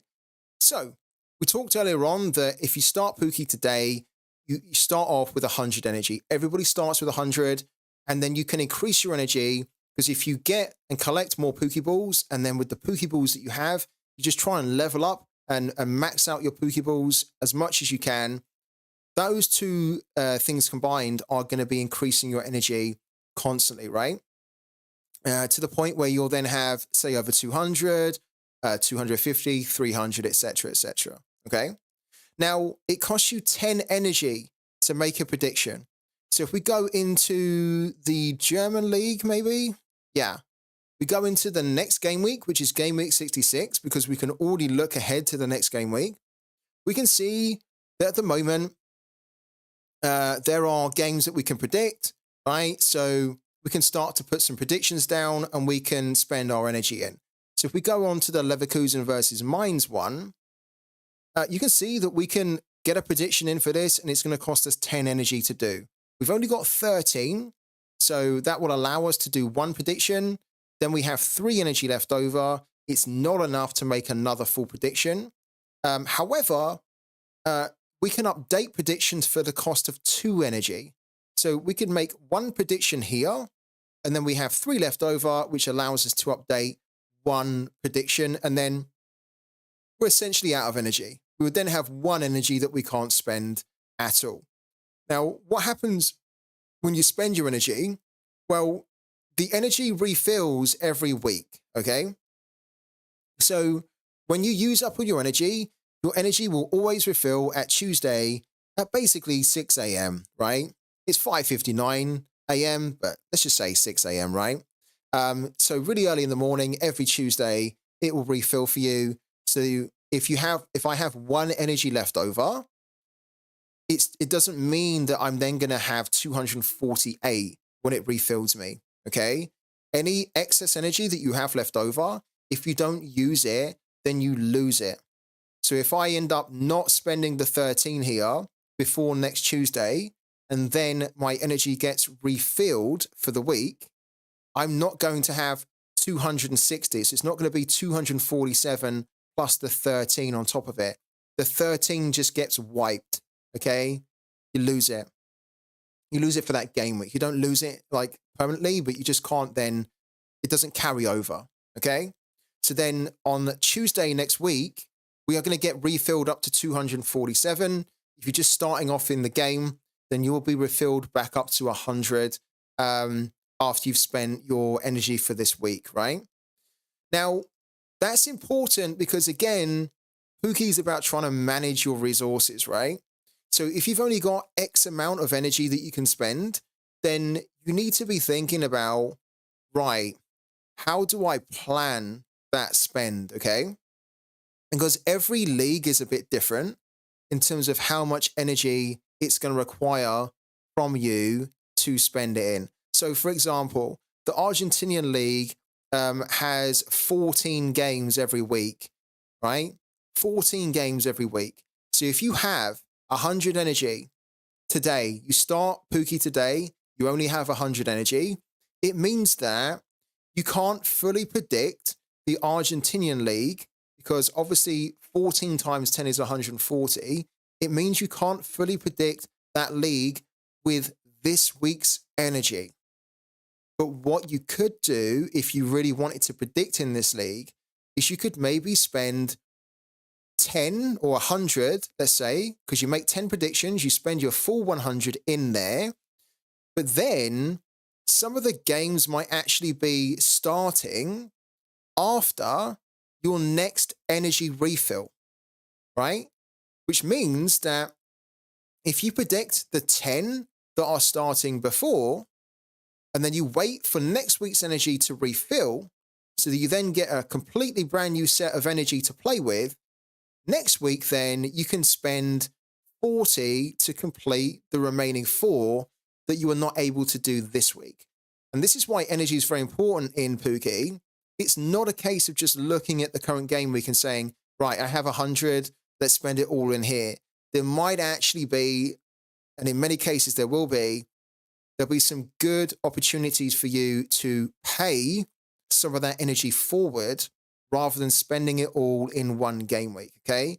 And there's actually no restrictions at all as to how you can spend the energy, which is really cool.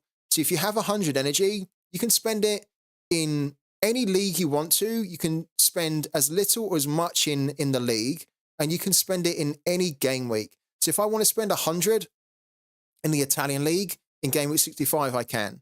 If I want to spend 10 in the Italian league, if I want to spend 20 in the French league, if I want to spend 70 in game week 66 in the Argentinian league, I can do that, but it's probably not the best thing to do. The reason that wouldn't be the best thing to do is that you don't really want to be partially predicting leagues that you then will not be able to fully complete, okay? So kind of what I mean by that is that if I go into the French league and I spend 10 of my energy to predict this game here, then I'm going to need to realistically spend another 80 because there's 9 games to predict in here. This would cost me 10. I'm going to need to then ideally spend the remaining 80 to fully predict it, right? If you just spend 10, that's not going to be enough, right? Just predicting one game here is not going to be enough to get you placed in the top 50% to then win money. So you need to make sure that you're not wasting your energy unnecessarily, but you also need to make sure that you're trying to fully predict the leagues that you're going into. But you can also find those little gaps where you can spend some of this week's energy like now, and you're actually able to put some of it forward. I wonder if we can have a little look. Let's have a little gander here. Anyone that joins today, there is the Europa League starting in a few hours. A good place to start if you want to try it out. Absolutely, yeah. Good reminder that from POOKY. So this league here starts in 2 hours and 26 minutes. And I want to remind everybody, because I think a few have forgotten, this is significant for a few reasons, because we actually have, so you can not only just start playing this today, right, and start, predicting in here and trying to win some money.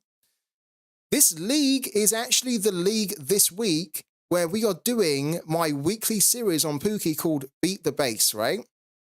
And what that means is that if you predict in the Europa League, if you predict in this league this week, you're not only going to be winning and hopefully winning some rewards, or at least you're going to be playing for rewards here, but you're also going to be playing for a sticker that I will then be giving away to whoever wins the base leaderboard. Whoever gets the highest base score will essentially win a POOKY sticker. So if you're not playing POOKY and you want to get involved, this is actually a fantastic moment to do so, because this game, all these games kind of kick off in a few hours' time. And then also you have a chance to not only win the rewards from the game, but also rewards from me as well that I'll be giving out. So yeah, that was quite, just reminding me. Oh, have they really? MLS and J1 have been added today too. If we go into, yeah, look at that. There you go. So we were looking, weren't we, at game week 66 about an hour ago, and we said that there's 7 match days in game week 65, and there's 9 match days in game week 66. But now they've added the Japanese League and also the USA League, because those ones kick off in about a week's time. So amazing. Yeah. Something else that I do want to talk about very quickly that probably is not very obvious and we've maybe glossed over it is if we go back into, it doesn't really matter, let's go into the English League here. Right. If we look at Brentford versus Liverpool, we could look at any game, right?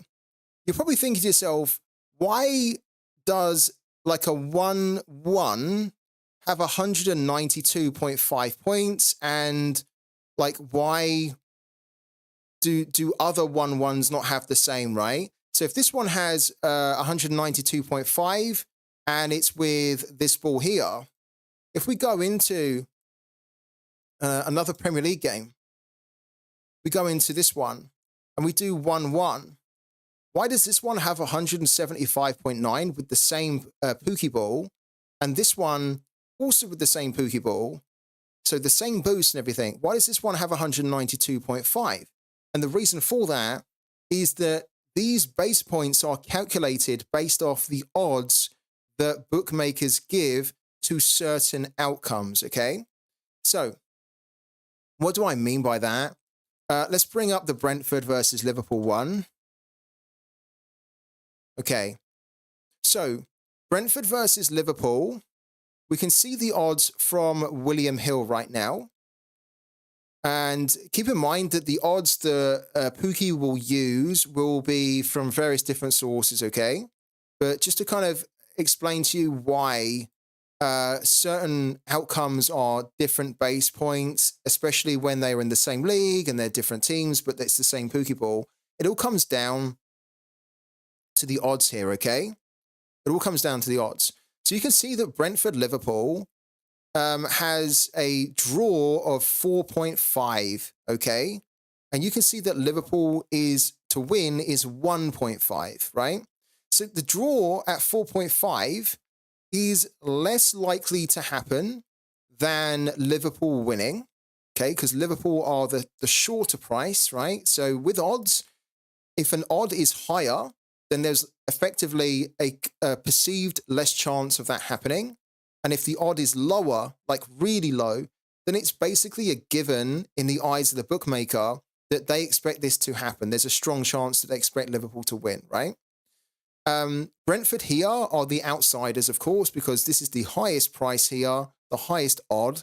And so these pricings for how they mark up and they value the different outcomes here, and also for things like over 2.5 and under 2.5, these pricings will determine the base points that are also available for the game. So if we were going to do Liverpool to win instead of the draw, then what we will see is that, oh, actually, look at that. Liverpool to win 1-0 is 220, okay? Now, you're probably thinking to yourself, well, why is that higher? Why is Liverpool to win at 220 when the draw, the 1-1, is 192.5? One of the things that you have to keep in mind is that this is the correct score odds, okay? Rather than these odds right here, okay? So this is the layer of depth that goes into it. So these odds here for Liverpool to win, right? Sure, Liverpool to win should technically be the right out, as in like the right price from the bookie, because you'd say that Liverpool are the favourites to win this one, right? But if we actually want to understand why a 1-0 is 220, we shouldn't really be looking at this here. This is just a good indicator to let you know what is the mismatch potential, right? So if this is really low, then there's a very, very big chance that Liverpool are going to win here. So that should be influencing you thinking, well, maybe I need to be backing Liverpool to win here, right? Especially if you agree with it, okay? If Liverpool were a lot higher, so let's say, for example, Liverpool were not 1.5, but if Liverpool were 2.5 here, then that would still be lower than the draw outcome. And then that would be very favorable, because then in theory, you would be getting better value for an outcome that's still very, very strongly likely going to happen. If we go into the Brentford versus Liverpool here, okay, and then what you want to do, and you can do this yourself, right, is you can go into any bookmaker, any respectable bookmaker, let's make that clear, and most respectable bookmakers will have, if there is such a thing, respectable, but most big bookmakers, let's say that, right? Most big bookmakers will have loads of different markets that you can bet on. Now, the market that applies most relevantly to POOKY, because we're talking about a score prediction here, the most relevant prediction or relevant odds is when you go into the goal scorer market, okay? Not goal scorer, forget that. What am I saying? Where's the correct score market? This one here, correct score. Okay, it might be worded a little bit differently on some other bookmaker sites, but correct score, this correct score price here for the outcomes is largely dictating the starting base points that you can get from that type of outcome. So even though Liverpool are heavy favourites to win the game because they were 1.5, what you would expect is that if they are that low, if they are considered that strong a favourite to win, then Liverpool probably won't win by 1 goal, because it's Liverpool. They often score lots of goals, right? They're a very, very strong team. They have lots of big attackers, and Brentford don't really tend to keep a lot of clean sheets. They do actually tend to concede a lot of goals too. I know that just from following football. But even if you didn't know that, if you had a very basic knowledge about football, you'd be looking at this here and you'd be thinking, yeah, Liverpool should probably win this one because it's Liverpool. And then you'd be thinking, well, Liverpool is so strong that surely they're going to score more than 1 goal, right? Because it's Liverpool. The shock would be if Liverpool only won by 1 goal, because people are kind of expecting Liverpool to go to Brentford and score a couple past them, right? Rather than just sneak a 1-0 win. So the 1-0 being 220 points is based off the fact, let's go back here. It's based off the fact that 1-0 for Liverpool to win has a price of 10 on it. Now, if you look at the 2-0 and the 2-1, those are lower priced odds, right? So in the eyes of the bookie, this is unlikely to happen. This is more likely to happen. And this is kind of very likely to happen based on the pricing of all the other outcomes around it. Because this is the shortest priced odd here. It's at 8. When you compare it to the other ones, right? So if we put 2-1 in here, then I would almost expect the 2-1 to be giving even less. And it does, look. So Liverpool to win 2-1 is probably sounds a bit more like it makes sense, right? Because Liverpool should score 2 minimum. And then maybe Brentford with the likes of Ivan Toney could probably score 1 as well, right? So you'd expect this game to probably go over 2.5. They've both got the potential for goals in them. And the reason why you get less points here is because this, in the eyes of the bookies, is considered to be a much more realistic chance of happening than Liverpool just going and failing to score more than 1. So when you're doing your predictions and you're looking at the base points, when you are going and doing your predictions, the base points here will be telling you the chances in the eyes of the bookie of that happening. Equally, if we put 9-0 in or 7-0, right? If we put 7-0 in, you can see that the base points we then get is 386.7. So compare the 7-0 with a 1-0. Of course, you expect to get more points in the base, right, for a 7-0, because the odds for that will then be a lot higher. Like, Liverpool could win 7-0, but it's very unlikely Liverpool are going to win 7-0. It's a very unusual, very rare scoreline. So trying to predict scorelines that are unlikely to happen or have a less chance of happening means that you're taking a bigger risk, right? Because you're saying they're going to win big. And if they're going to win big, which is not likely to happen, then it should be reflected, that risk that I'm taking should be reflected in a higher price that you're willing to give me, okay? Because there's less chance of it happening. So if it does happen, I want to win big. And then what you can see is the boosted points then are then tacked on top of it based on your points you have on your Pookie ball. I think what we're going to do, we have still so much to go through. And I want to start talking about different strategies as well that you can do on Pookie, which we've not got round to yet. But I think before we do that, I think it's probably worth us taking another very quick break. Then what we can do when we come back is we can give away the Pookie ball. Because I know a lot of you guys are thinking, but when can we do the giveaway, right? How can we get involved in it? So if I take this little break right now, what I can do is I can re-download a brand new subscriber list, okay? Which will then be up to date with all the subs that have subscribed to the channel before we went live and also since we've gone live. And then when we come back from the break, we can then use that subs list there, the nice new up-to-date one, to then draw a winner. So how does it sound, guys? Are you guys ready to win a Pookie ball? And it's not just any old Pookie ball, by the way. Let's just make it correct here. It's not any old Pookie ball. This Pookie ball is this one here. So it doesn't only look amazing, because I think it looks very, very cool. It's got some really good attributes as well. It's actually a Premier League Pookie ball. It's a rare Premier League Pookie ball. It's a Burnley one. And so Burnley is not the most sexy of club. That really doesn't matter. Do you know why it doesn't matter? Because the league here of the Premier League is very, very sexy, because that allows you to then get an additional 10% boost to all of your predictions in the Premier League, okay? Super cool. So if you love following the Premier League, or if you love predicting on Premier League games in Pookie right now, and you don't have a Premier League Pookie ball, this is a great opportunity for you to win one. If you don't have a Pookie ball at all, and you really want to get started in the game today, this is an outstanding Pookie ball to win. So good that I actually want to win it myself, although I can't.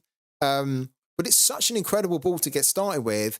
It's not only $100 in value, but it's a very strong Pookie ball to give you a nice little crack at the Premier League for the remaining part of the season. So what we're going to do, we're going to take we're going to take probably like a 5 or so minute break. I need to re-download some stuff, as in the subs list, so that we have that fresh to go. If you have not subbed to the channel, so fair warning here, if you've not subbed to the channel and you want to have a chance of winning this Pookie ball, this is your last chance to get involved in this here. You can subscribe to the channel for free with Amazon Prime. The link to do so is there in the chat. You'll also find the link pinned to the top of the chat as well. So you've got about 5 minutes to make sure you're on that subs list. And then if you are, you'll have a chance to be drawn, because we're going to do the draw live when we come back from the break. We're going to draw the winner, and we're going to see who's actually going to win it. And then whoever does win it, I'll then put you in touch with POOKY, because POOKY are holding the ball at the moment, and they'll be able to send it over to your wallet. And there you go. You'll then be able to get involved in not just the Premier League predictions, but you'll also be able to get involved in predicting in any league. And that's something that we also need to explain and re-emphasize, is that Pokeballs on POOKY, they are not league specific. They just give you bonuses in the leagues if they have that league attached to them. But you can use a Pokeball anywhere. So you can use a Premier League Pokeball in the Argentinian league. You can use it in the MLS, right? But having a league attached to a ball means that you get an additional bonus when you use that ball in that league. So, guys, you've got about 5 minutes. I also want to say thank you so much to Yaship for the sub there, man. Welcome into the channel. And yes, I'll be back in 5 minutes. So we'll be doing a draw then. So see you in 5.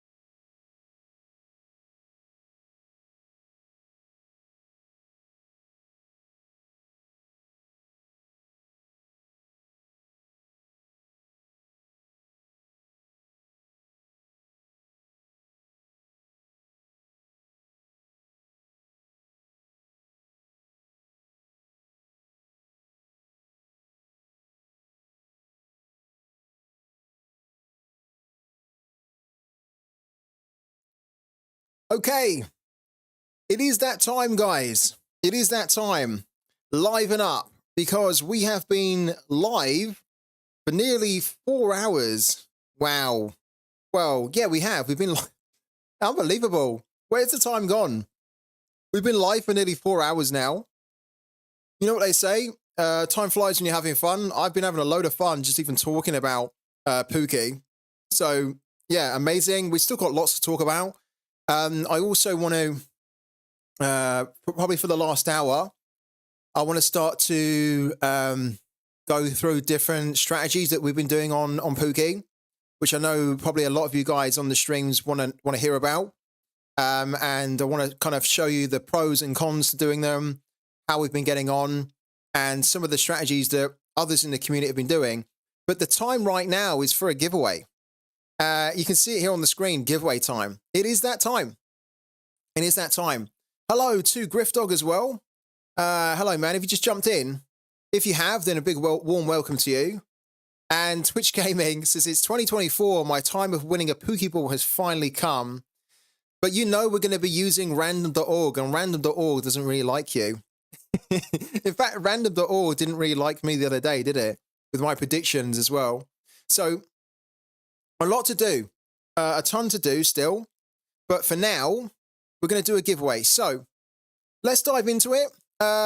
First of all, another big shout out to POOKY, because this would not be possible to give this Pokeball away if it wasn't for POOKY themselves. Incredible support, always helping out, always offering advice, and just being just absolute heroes in this space here. So yeah, really enjoying working with them, and it's amazing that I didn't even ask for this one. I'm not even kidding you. I didn't even say.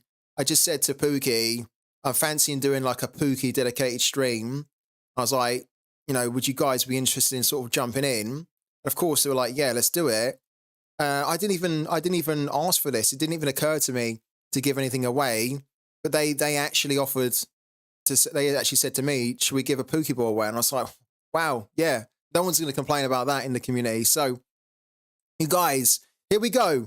The way we're going to do it is we are going to use, which we always use. You guys who've been on the stream regularly will know. We're going to go to our trusted site here, random.org, the very site that picked my German league predictions this week.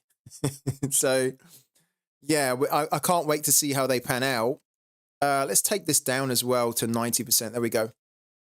Okay, so we're going to use random.org. So it's going to be completely random. Every one of you who's on the subs list is going to have a number. Okay, and I'm going to show you and run through the numbers in a minute. And then essentially what we're going to do is we're just going to randomly draw a number within that range, okay? So if I just dive into the new subs list here, because I did download a new one on the break. Here we go. I did download a new one. What I will do now, and I'm only going to do it now, I'm going to throw Mixlins on this one as well. So Mixlins, you've just jumped on because you just subbed. And I don't think you're a sub already. Just quickly check it. No, we've got @Mix. Perfect. Okay. So there we go. I am just going to make an allowance and throw Mixlins in here. Or Mixy Lins. There we go. Mixy Lins, right? We don't need to put a date in there. We know you've just added on. Okay? So there you go. So at the moment, we have 99 subs on the subs list. So our last sub is at number 99. Our first sub is at number 1. Okay? So what we do, very simply, if you've never seen this before, we go back to random.org. Okay? And because our first sub starts at number 1, then number 1 is in there. And then our last sub is number 99. Okay? So now every sub on the subs list is going to take part in the draw. And I want to say a big, big thank you to all the subs and everyone that has been continually supporting the channel. You guys know that the subs are a big part of keeping the channel going and allowing me to keep doing the content that we do. So the subs are massive. So thank you so much for the support, guys. And if you haven't subbed and if you do enjoy the streams, then Of course, feel free to sub in the future. Subbing to the channel not only means that you get to take part in giveaways that we do, which we pretty much do every stream, actually. You also get a chance to jump in the Discord. You also can earn more Free Tip Scout Fund coupons, which is a little benefit that we do on the channel that allows you to win more coupons. And with those coupons, you can then win cards. You can get things given to you on the channel. Also, as well, you just don't get to see ads either. So being a sub on the channel means that you don't have to put up with the ads and all that sort of stuff. Went through with it and bought a second common Pokeball FTS, says Griff Dog. Love it. Absolutely love it. What did you get? The road to rare ascension starts now. Love it. Griff Dog, what was the league that you got, man? I love that you went through with it as well. Yeah, what did you get, man? I'm so happy. I'm always so excited to hear when you guys are buying more Pokeballs because it shows me that you are getting more and more into the game. And it also shows me that you're winning Pokeballs that I want to win. And so you give me a little bit of FOMO as well when I hear that you've like won a Premier League ball or you got Mets from League One. I'd be happy with that. Yeah, I'd be happy with that. League One. That's actually a league that I don't predict in very often. And one of the reasons I don't predict in it is because I don't have a League One ball. But I actually like that. I think if I had a League One ball, I would probably predict in it more. I was so happy when I got Chelsea, even if they are unpredictable. You're damn right you're happy you got Chelsea. A lot of people would like Chelsea because you got the Premier League ball there. Incredible. So, let's do this here, guys. So we're going to give away a Premier League Burnley ball, okay? It's a rare ball. Where is it gone? This one here. A rare Pokeball. If you don't know, I'll just quickly show you. The current prices of rare Pokeballs on the platform at the moment are $106.95. So we're going to give away a ball worth about $107 here. And it's going to be a Premier League ball, which is huge, absolutely huge. I don't even have one. I did do a stream a few months back where I spent about $300, $400. I'm not kidding. Some guys might remember it in the summer. I was determined to get a Premier League ball. So we spent about $300, $400 or so trying to get one, and we didn't get one. and then the stickers were released afterwards, and I could have probably just tried to get a sticker. But yeah, I really wanted the Premier League ball, and I wanted to buy it on the site as well. So yeah, it didn't work out for us, but now we're giving away a Premier League ball. So whoever gets it, I'm going to be very happy for you. He says through gritted teeth. No, I am going to be happy for you. So let's do this then. Okay, let's go back into the subs list very quickly. Right. What we're going to do, I'm going to just quickly run through the subs list so that everybody knows what their number is and you can look out for it, okay? So, Packers 15, you're number 1. Kimchi, you are number 3. Sunup 68, number 10. Bruzzle 17. Pookie Lang is number 22. Luke B10 is number 26. So you can see where you are here. Scroll it down. All right. Bodgie's number 27. David, who actually, this is the guy I was talking about, who came, I think it was like 34th in the Premier League last week with a common Pokeball, and he ended up winning over a third of his Pokeball back in one game week. So can you imagine if David now wins a rare Premier League ball? Wow, he'd be over the moon. So David's 34. Ro Kit Powers 42. Fraser MC 47. Pirek 49. And hopefully you guys can spot your names there if I didn't already call you out. All right. We've got, I love this one, Horny Bastard, number 51. J-Boy Gaming 52. Arthur 53. At Mix is 62. Twisted Fortune 63. Mitchy Deed 68. Scuds is 72. Jordan is 74. Okay. And then we've got CJ, who's 78. It's Bit Horse is 81. The The White Palais is 86. Ola's 87. Malv, you're number 90. Bouncing Betty's number 94. Twitch Gaming, 97. Yash SP is 98. And then we just added on, in the nick of time, we added on Mixie Lins. Mixie Lins is number 99. So those are all of the guys here today. All of the subs are part of the draw.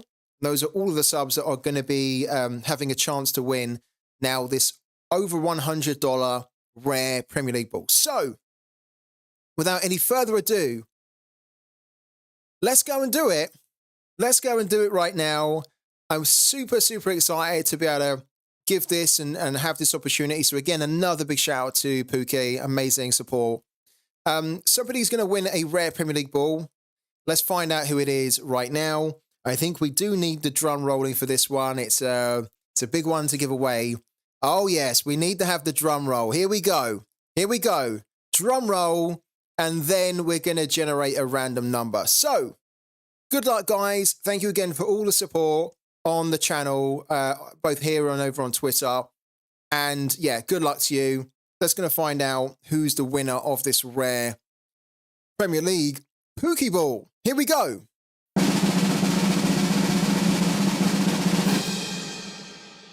Number 23.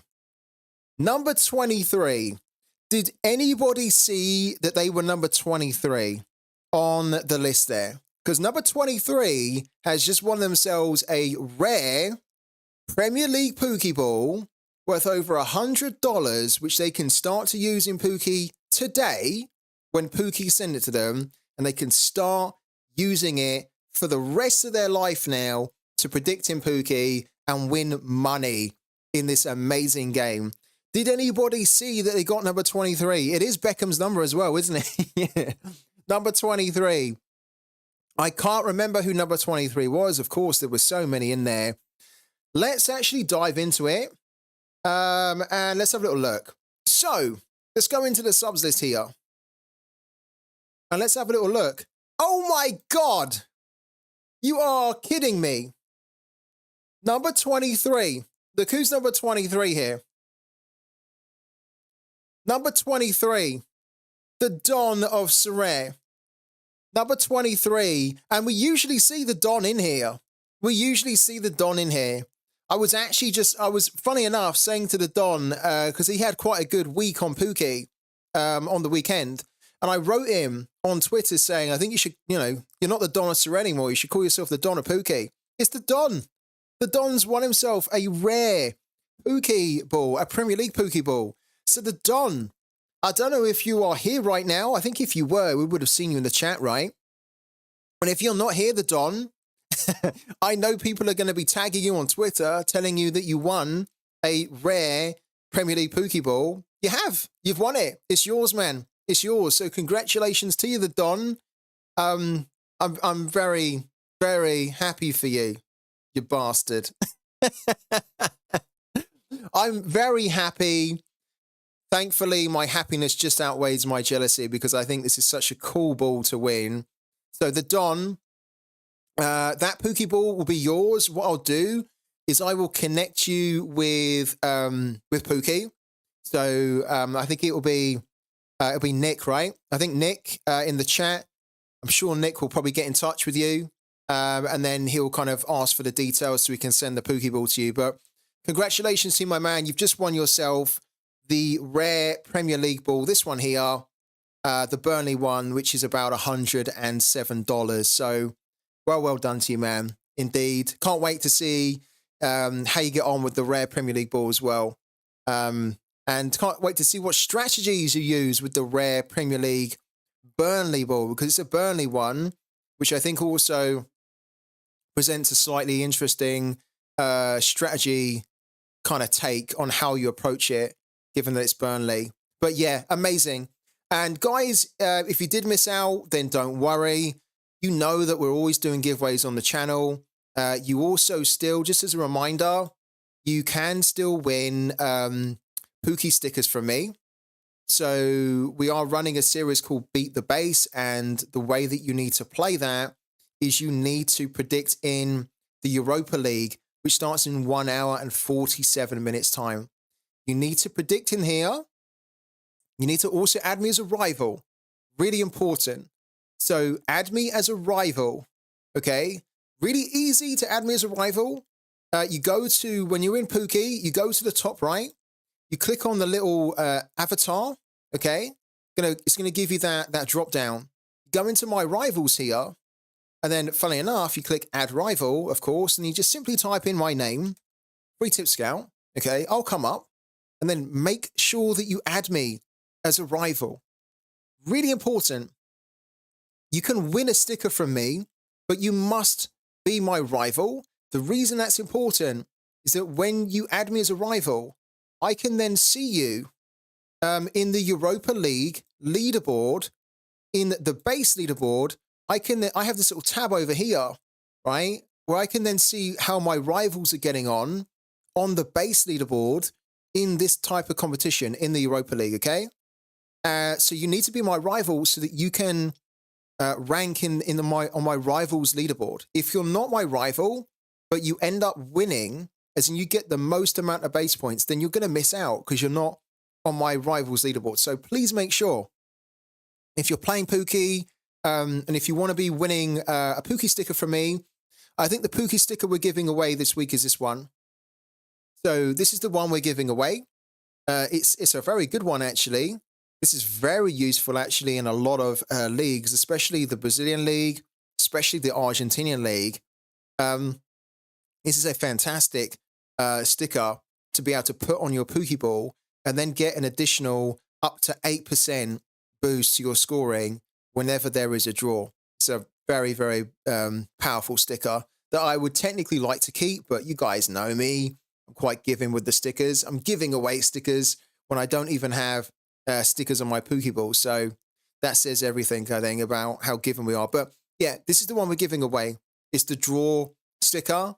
So if you get the highest base score in the Europa League this week, so remember, in case you're completely new to POOKY, you need to try and be as accurate as you can with your predictions. So if you predict this to be 2-1 to Young Boys and it is 2-1, then you're going to get 300 base points here, okay? You need to try and get as many of your predictions 100% correct as you can. If you do that, you'll get the most amount of base points. And then if you can get the most amount of base points and you end up finishing top in my leaderboard on the base leaderboard in the Europa League, in my kind of rivals, which technically the rivals leaderboard is almost like our mini league, right? If you can place the highest there, then you will win that draw POOKY sticker. Yeah. Horny Bastard. Look at Horny Bastard just jumped in here. Love it. We were just mentioning you, Horny Bastard, when we just done a draw and we done a giveaway. And every time I go through the subs list and I always come across your name, it always gives me a bit of a chuckle. So hello to you, Horny Bastard. Thank you so much for jumping in. So guys, don't forget, add me as a rival. Okay. We spent about 4 hours. So if you've been here from the get-go, from the very, very start, then honestly, this is for you because sticking with us for 4 hours is very good going.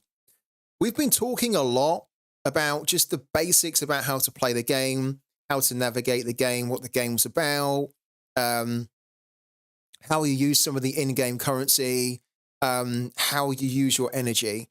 What we're going to try and spend now for the remaining hour is we're going to talk about some strategies about how you can play POOKY to a bit more of an advanced level, okay? And we're going to try and cover as much as we can in the next hour or so.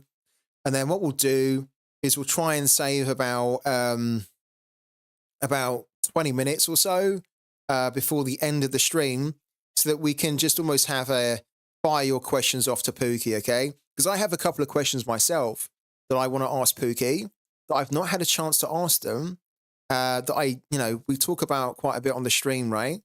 So this is a great opportunity for me as well to, whilst POOKY's here on the channel, we can put these ideas across or we can ask them Are they thinking about that, or is that ever going to come?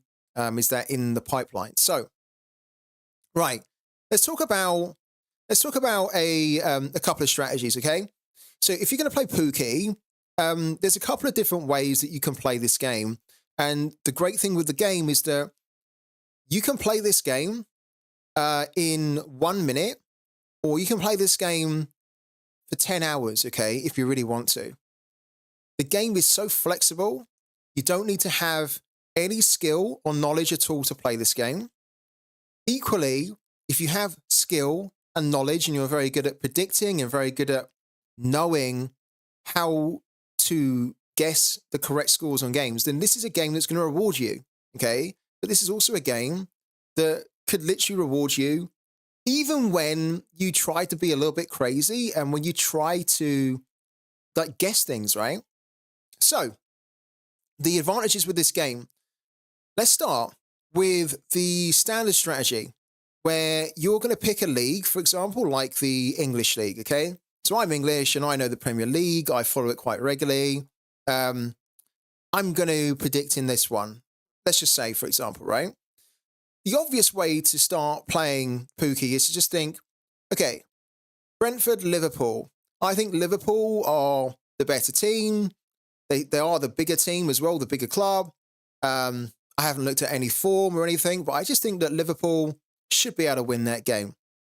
And I think that there should be some goals in that one as well, because like Liverpool, they're very good at going forward. Brentford have Ivan Toney, a few others, but mainly Ivan Toney, which usually means that they should be able to get like kind of a goal. Liverpool aren't that great away from home, generally speaking, but I just think on the face of it, on paper, Liverpool should win that game. There should be over 2.5 goals, right? That's what I'm thinking. That's my gut instinct with this game. So then what I would do is I would just do like, say, 2-1 or 3-1, for example. Done, okay? Put the prediction in. Choose your Pookie ball, first of all, if you have more than one. Once you've done that, put the prediction in. Done, okay? And then see how you get on, right? So that's literally one strategy you can do. It's a very basic one where you are just looking at a game and you are just trying to go off any kind of knowledge that you've got about this league or the teams, right? Without looking into any stats or doing any research or whatnot.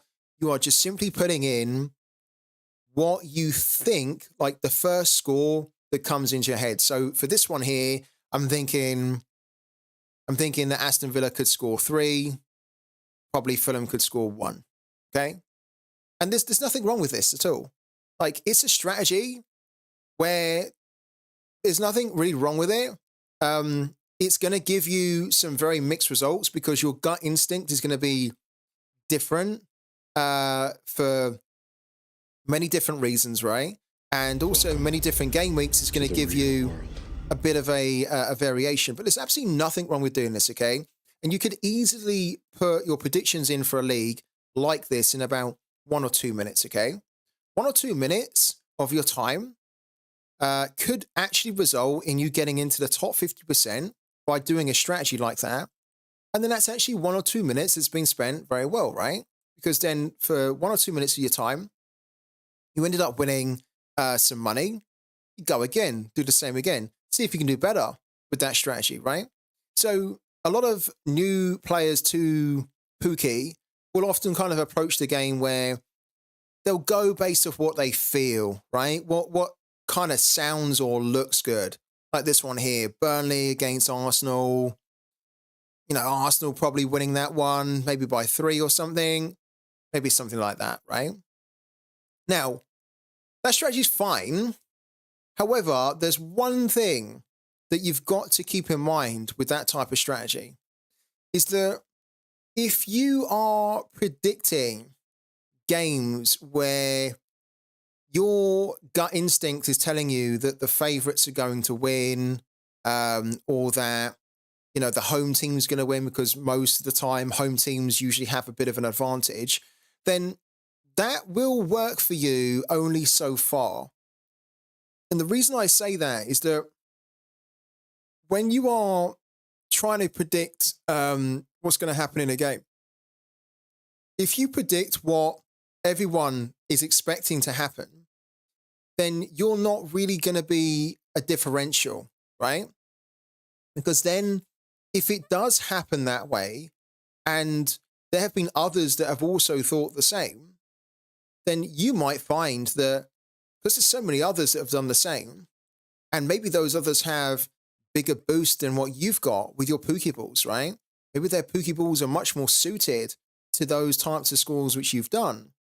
Then you might actually find that you won't win as much money, or you might, in some very few cases, might even struggle to get into the top 50%, okay?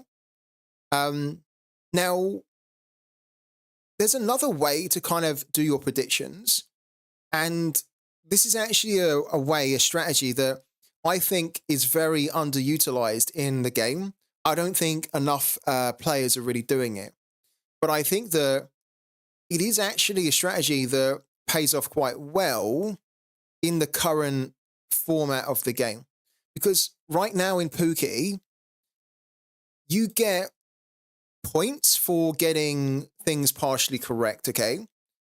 You do get some additional bonuses, right, from getting an exact score. So the ideal is to kind of almost get the trifecta, where you correctly guess whether the home team is going to win, whether it's going to be a draw, or it's going to be away. So you correctly guess the actual match outcome. Then you correctly guess how many goals are going to be scored, whether it's going to be over or under. And hopefully you then guess like the exact number of goals that's going to be scored. If you can do that, amazing, right? The game will then reward you massively and you'll be boosted so far up the leaderboard. The thing is that getting an exact score is quite difficult, okay? If I bring up my profile here, so far, since I've been on Pooky, I have made nearly 800 predictions here, okay? 790 to be exact.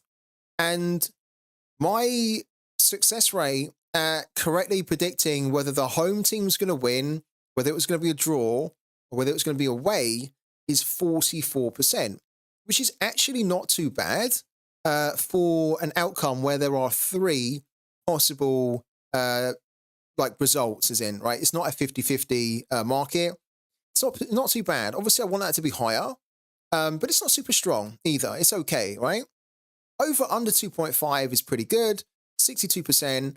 And then the exact score out of all 790 that I have done, I've actually got less than 79 exactly correct, okay? So my percentage to get an exact score, naturally, the way that I predict is so low that for me personally, I don't place a lot of importance on the exact score anymore, okay?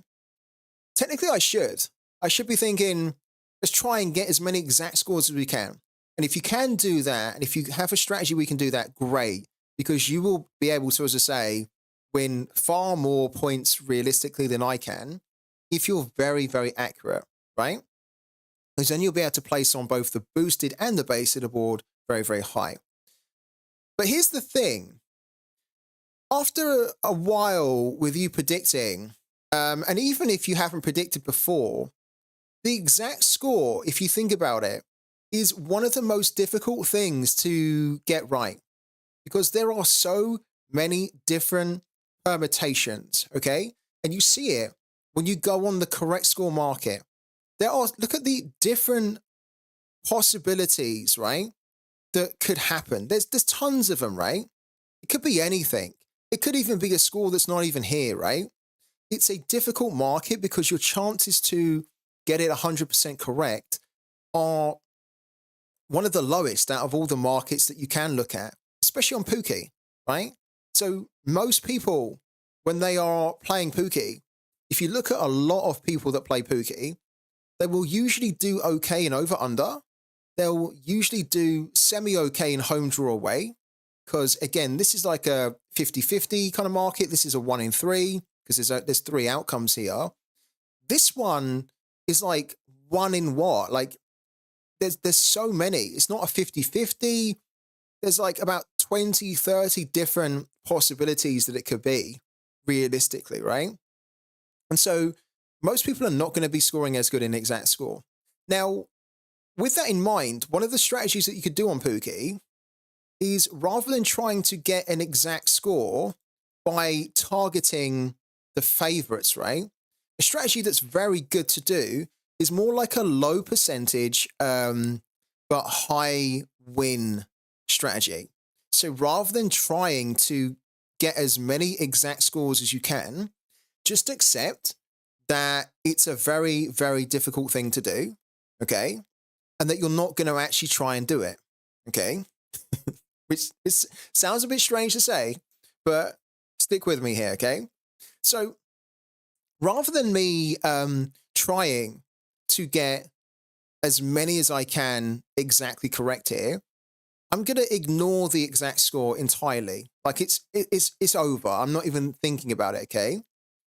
Instead, what I'm thinking about doing is I'd much rather try to see if I can predict an upset, okay?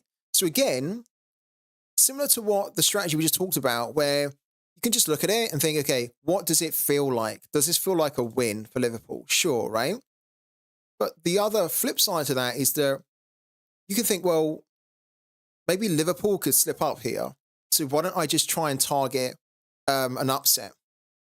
Because then if it is an upset in any way, I'm going to be able to win quite a lot of points here by predicting that Brentford will win, or it could be a draw, because the odds for this outcome for Liverpool to win are so low, as in like the price is so low, that they are expecting this to happen. So why don't we try to predict the thing that is not probably expected to happen? Because then if we do, we have got a lower percentage of exact outcomes, right? But then we have just predicted more of the upset. So it's like the upset strategy. So here, for example, we could do like we could do like a 2-1 or a 2-2, for example. And what you'll see is that the 2-1 gives us 380 base points and then 506.5 boosted points. But if we changed our Pookie ball, the boosted points would be different, right? If we changed it to, for example, this one here, then we get slightly more, because this is a bit more of a ball that can just squeeze out a bit more points for this type of prediction, right? So there's a couple of different angles you can take at it. You can either try to see if you can correctly predict what is expected to happen, and then if you do correctly predict it, then try and then get the exact score, right? Which is difficult to do. If you don't get the exact score, but then you correctly predict that the away team wins and the away team does win, great. Then you almost have to hope that you can then get the amount of goals correct. So what I'm kind of saying here is that if you're new on Pookie, there is like a tendency when you're new on Pookie to try and get everything 100%, okay? Don't focus on the 100%. Don't focus on it initially anyway. What you should be trying to focus on is what are maybe some of the things that I'm just very good at predicting on, or what are the two parts of the three that I want to try and focus on the most. So here, what we're going to be doing is we're going to be trying to target not the exact score. We're going to be trying to target the away team losing or not winning. And then we're going to be trying to target an unusual score. So a really unusual score would be something like that. Like Brentford to win 1-0, okay? And again, if you do this type of strategy, you're not going to be getting loads of points from every single game. You're probably going to have a load of games where you don't get any points at all, okay? It's a strategy where you are just simply trying to get a few correct. And because you are targeting upsets here, you only need to get a few of them correct in order for you to get the amount of points that will massively boost you up the leaderboard. One of the strategies that we do quite often is a strategy where, let's go on to the Italian league. Let's go this one here. Okay. So one of the strategies that we've done in the past, right, is where we have picked a league that is maybe not notorious for a lot of goals. Okay. So it's maybe a league where there aren't loads of goals that are being scored in it. But every now and then there's a game that kind of pops up with like it's a higher scoring game. Okay. And so one of the things we've done in the past is we've like looked at the Italian league and we thought there's not really loads of goals that do get scored by everyone in the Italian league, but every now and then there is like a team that has the potential to make a game go crazy. Like Sassuolo have the potential to make a game go crazy. Someone like Napoli have the potential for the game to go crazy. But then if we looked at, for example, Genoa versus Udinese, then that's not really a game that I would expect to be very high scoring. Okay. So one of the strategies you can also do is you just pick the same type of crazy high score in a league that you're not expecting there to be lots of high scores. But then the one or two teams that you know have the potential to make it a high scoring game, you then just hope that you can get lucky by correctly predicting that they are going to hit the score that you've put. So for example, one of the things you can do, which takes no time to do whatsoever and is a very, very effective use of your time because the ROI can be incredible in the game, is that for Torino Lazio, we could put like, say 3-2 here, okay? 3-2. So we could predict 3-2, and then we could predict 3-2 for the rest of all the other games in the Italian league, right? Now, what that means is that there's going to be a lot of games that are just not going to be 3-2, okay? There will be a couple of games that will be 2-1, 3-0, maybe 4-0, something like that. If we put 3-2 in for every single game, we're not going to get exact scores very many. But if there are a couple of games and quite a few games that get over 2.5, then because we put 3-2 in, we're still going to pick up points for a 3-2, even if it's 2-1. Now, here's the thing. If we put 3-2 in and one of the games does go 3-2, then we're going to get 100% of the points, right? And for a 3-2, for this one here, for example, look at this here, right? 3-2 here is 675.6 points boosted. So if we put 3-2 in here like this and it ends up being 3-2, we're going to win so many points in one go from one game that all we would really need then after that is one other game. One other game to maybe be an exact score, or then probably the majority of the rest of the games to be picking up points elsewhere. Because often to get into the top 50%, you need to be getting kind of around 1,000 points or more. So getting 1,000 points is kind of usually a good benchmark to try and get into the rewards places, okay? If you can get 675.6 points or 700 or 800 points from one game alone, then you don't need a lot of other points from the rest of your games, right? And this type of strategy that we do so often on the streams takes literally 1 minute to do, okay? And you can get some incredible returns from it. Now, at the moment, in the game, there isn't an additional way, aside from being rewarded in the base leaderboard, there isn't actually any additional scoring for getting an X amount of exact scores, right?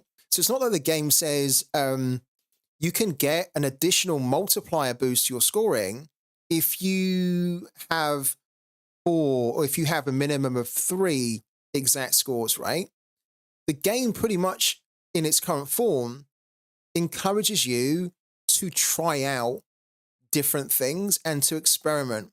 And putting the same score in for every single game might seem like a bit crazy, but if you can do it in a league that has the potential for one of those crazy scores, and you also can do it with a POOKY ball that's maybe tailored towards a crazy score. So again, if we've done the 3-2, right? This 3-2 strategy is a wild one, right? Where we're almost kind of saying goodbye to a lot of exact scores, but we are hoping that we can get maybe one that would be like this, right? You almost don't want to do this strategy with then a Pokeball that's not going to fully take advantage of that scoreline. So this Pokeball here, this is not the right Pokeball to use for this type of strategy, okay? You can see it quite clearly. We don't have enough of a boost for an away win. We don't have enough of a boost for an over 2.5. And the main kind of theme here with this 3-2, because you could do 3-2 away, or you could do 3-2 and then just alternate between home and away. But if your only score that you're putting in is kind of like 3-2, and what you really want to be focusing on is a Pokeball then that gives you the biggest boost on over 2.5, right? The reason you want to do that is because if it ends up being 2-1 to Bologna instead of Verona, you don't want to have picked a Pokeball that was boosting heavy for away, but not as much for over 2.5. Because the over 2.5 is almost the consistent thing that you're predicting for the league. So you want to find a Pokeball that can mainly boost the over 2.5 and then give you a little bit extra for whether it be away or home. You could also alternate between the Pokeballs as well. But in this instance here, if we were going to do this, we would not pick this ball. What we would do is we'd pick either this ball here for over 2.5. Luckily enough, it also has a really big exact score. So again, if we are lucky enough to get this exactly correct, this one score alone is potentially going to be enough to get us into the top 50, right? Which makes this game so rewarding. The fact that the generous amount of places that it pays out is so good for the fact that you can just get one score right and then just like exactly right, and then a couple of others there or thereabouts, and that should be able to get you into top 50% quite easily for the very minimal time and effort you put into making that prediction. Because doing a same score like this takes literally 1 minute to do. You just put 3-2 in, 2-1, or whatever the score is. Just put it on every prediction. It takes 1 minute to do, okay? Another ball that we could use as well could be this type of ball. So again, this is a little bit more of an even spread with the bonus that we're getting. We miss out a little bit on having a big bonus on over 2.5, but then it's kind of catered a little bit more towards the away. So if we really felt that the away team should be able to win it, but maybe it's not going to be 3-2, then at least we could use this ball to try and like squeeze out more points from an away win. But when you're kind of doing a same score strategy, the score itself is the thing that you're focusing on as opposed to the home away. So if you're going to be putting the same score in, you almost need to be focusing on a Pokeball that then maximizes the bonus that you can get from that type of a score line. So here, this would work too because we have over 2.5 boosted by 46%, right? And this is why when we go into the Argentinian League, when we play the Argentinian League and we do the Argentinian League with all of the same score, look, we're currently 24th right now. We're 24th in the world out of 112, okay? It took 1 minute for us to do this here. We put 1-1 in for every single game. But the reason we've done it is because we expect that this type of league is going to have a few outliers where a few of the games are just going to be a little bit crazy, okay? But we actually expect that most of the games will be under 2.5 and most of them will be draws as well, which is why we do a 1-1 so that we can try and target on this Pokeball that we use the extra boost on the 1-1. If it's not 1-1, we're going to be getting a big boost on the draw for a 0-0, for example, if it ends up being 0-0. Also, if it's 1-1 or 0-0, or even if it's 1-0, with this type of Pokeball, we're going to be getting under 2.5 boost. So the fact we do 1-1 doesn't mean that we're not going to be getting a good score from a 1-0 or a 0-0. It means that we can still get a very good score from a 0-0 and a 1-0. But by doing this type of strategy here, we are trying to almost cover as many bases as we can, which is then playing to the strengths of our Pokeball that we've got. Now, again, the flip side is that if you don't have a Pokeball that is geared towards a low scoring league like the Argentinian league, right? Then don't panic, right? Don't panic at all. Then, if anything, your strategy would be to do like a 3-2 or a crazy like 4-0, do like a high scoring prediction, which then means that you're going to be trying to win points in far less games over the game week, but then you're just going to be trying to win big from those games, right? So if you didn't have a Pookie ball that could do under 2.5 and draws and stuff, right, to take advantage of the low scoring nature of the Argentinian league, you could just be different. And what you could do instead is do 2-1, right? You could do 2-1s, or you could do 3-1s, or you could do a mix of them, right? So maybe this one's 2-1, maybe this one's 3-1, maybe this one's 3-0, because then instead of targeting the under 2.5, you're then going to be targeting these few games where they are over 2.5, and then hopefully trying to correctly guess one of them, right? Doesn't have to be all of them, but just correctly guessing in this type of league an over 2.5 score, like a 3-1, is going to give you a huge amount of points, because that is such an unlikely scoreline, a 3-1 and a 4-0. The points here you would have got would have been massive, right? And if you just get one, you're on your way to finishing in the top 50%. So like here, for example, if we did not have a lot of points here, then what we could do is we could just still do 3-1, 2-1, 4-0, whatever, right? Just to try and get the really crazy scoreline that happens. Now, something else that's worth doing, if you can do it, right? That's a strategy that you can do. There's another strategy that you can do as well. It's a strategy that we've done a lot in the past, and it's actually been quite useful to do. It's a lot more time intensive. So maybe you don't want to spend 1 minute or a little time almost guessing what you think the scores are going to be, right? Maybe you want to apply a little bit more know-how and knowledge, and you want to apply a bit more stats to it. Then that's a really good way to do it. And what you should do then in that instance is you should try to combine the odds of what a bookmaker is giving you with a site like Footy Stats, for example. Okay. So this Footy Stats site is free to use, and it's actually very, very useful. Let's say, for example, that if we go into the French league, right? So we want to predict in the French league, but we don't quite know how to go about it.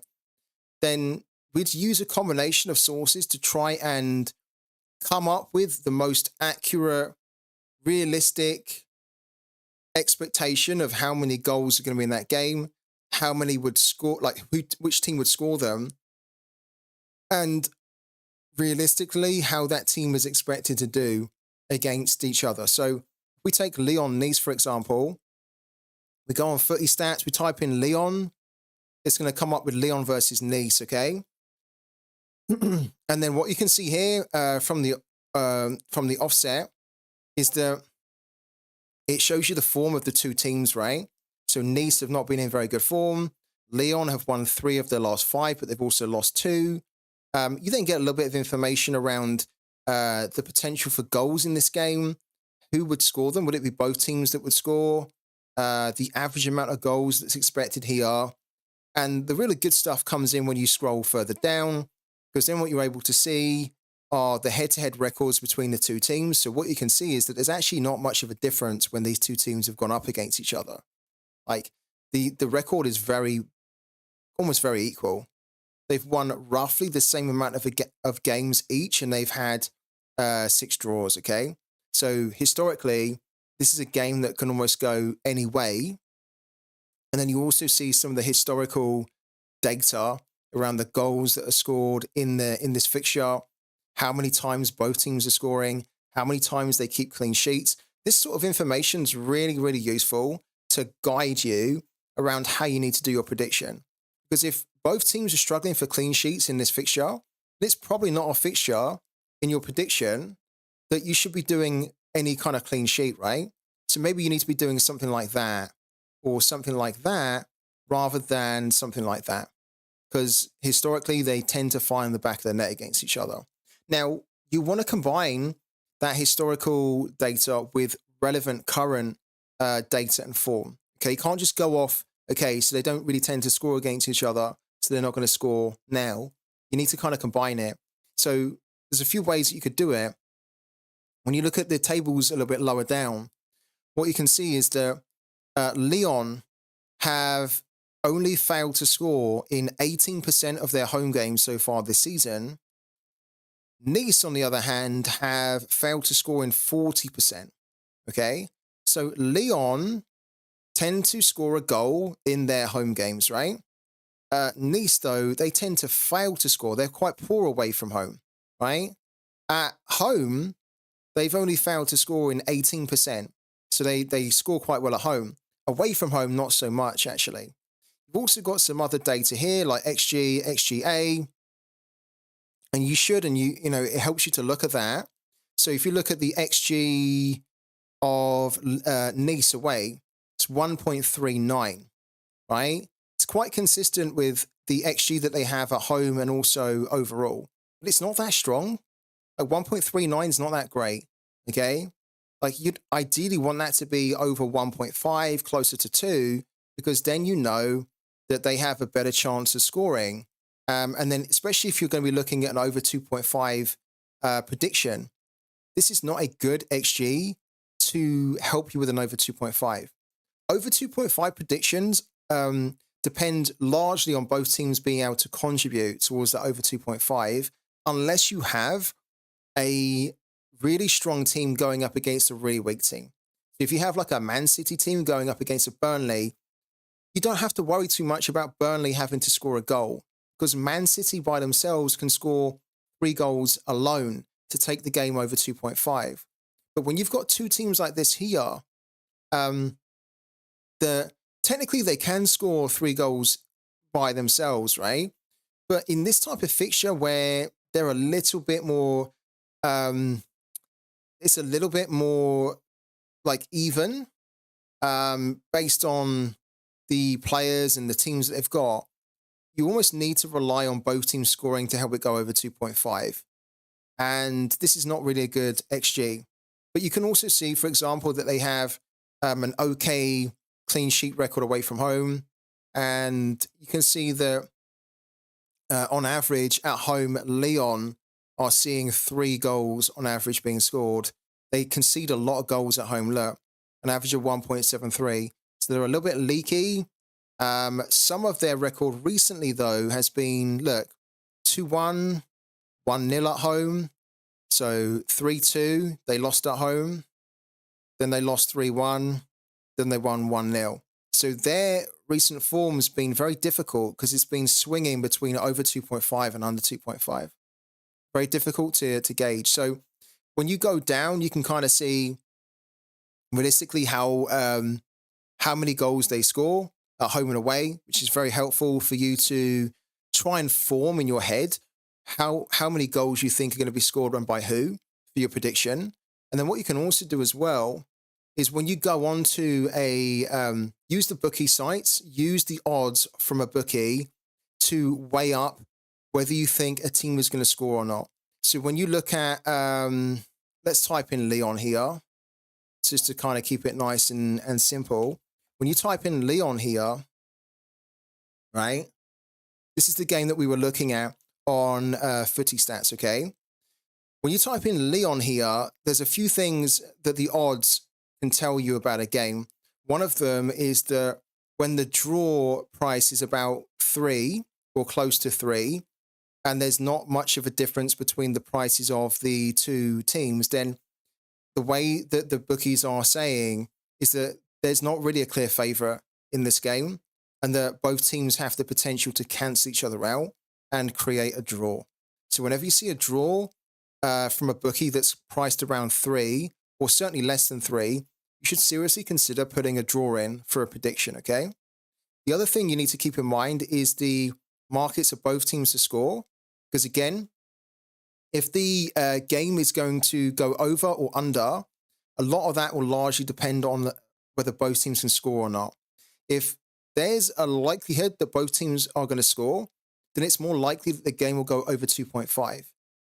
So both teams to score at 1.73 is actually showing you, because it's the shorter priced odd here, that there's a better chance that this is going to happen than it's not going to happen, right?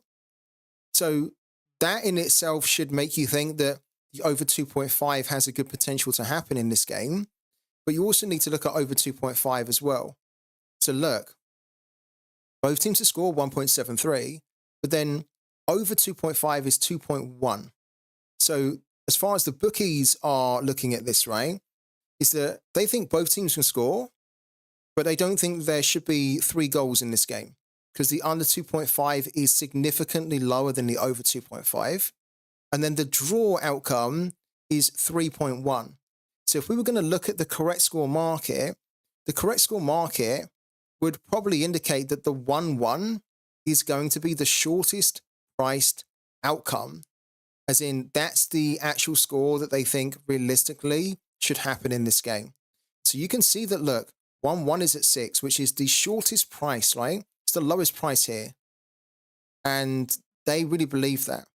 Now, you could equally look at a 6 here or a 2-1. There's probably a little bit of value in looking at a 2-1.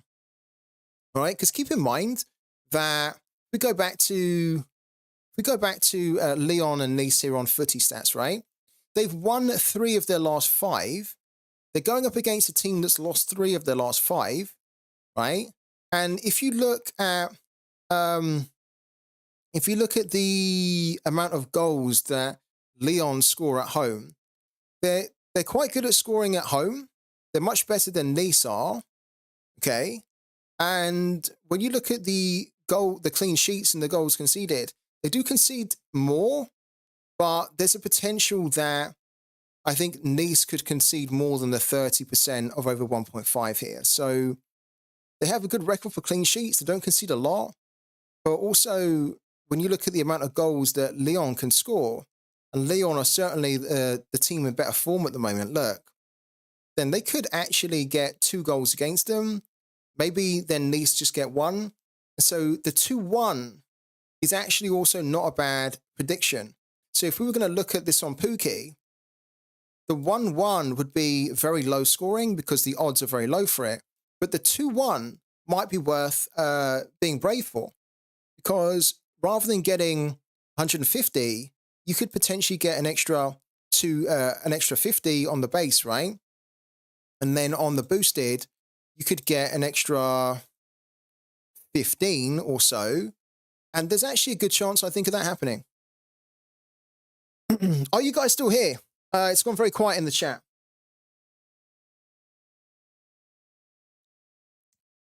I feel like we could talk about POOKY for another 4 hours and probably still not cover everything. But I think what I want to do for the next 10 or 15 minutes, actually, is hopefully POOKY's still here, because I want to ask POOKY a couple of questions about the game. And yeah, I want you guys to ask questions as well together. So are you still here, POOKY?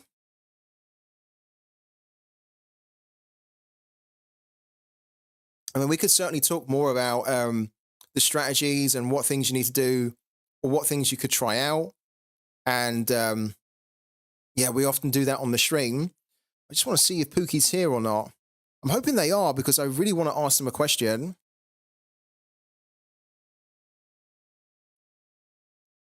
Yeah, I really have a question around the game that I think is something actually that we've been talking about a lot in on the stream.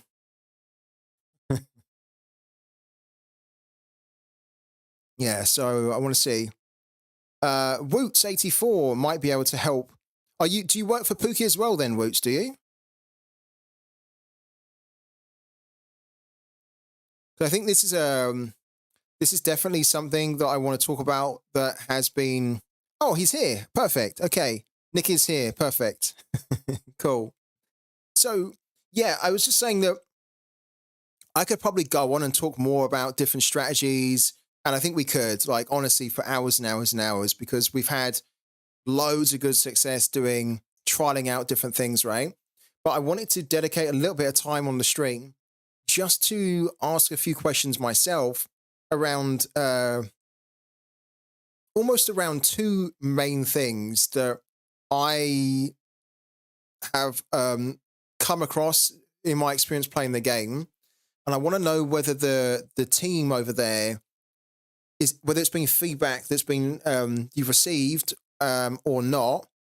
And if it has, then is it something that you guys are looking to add into the game? So the first one is around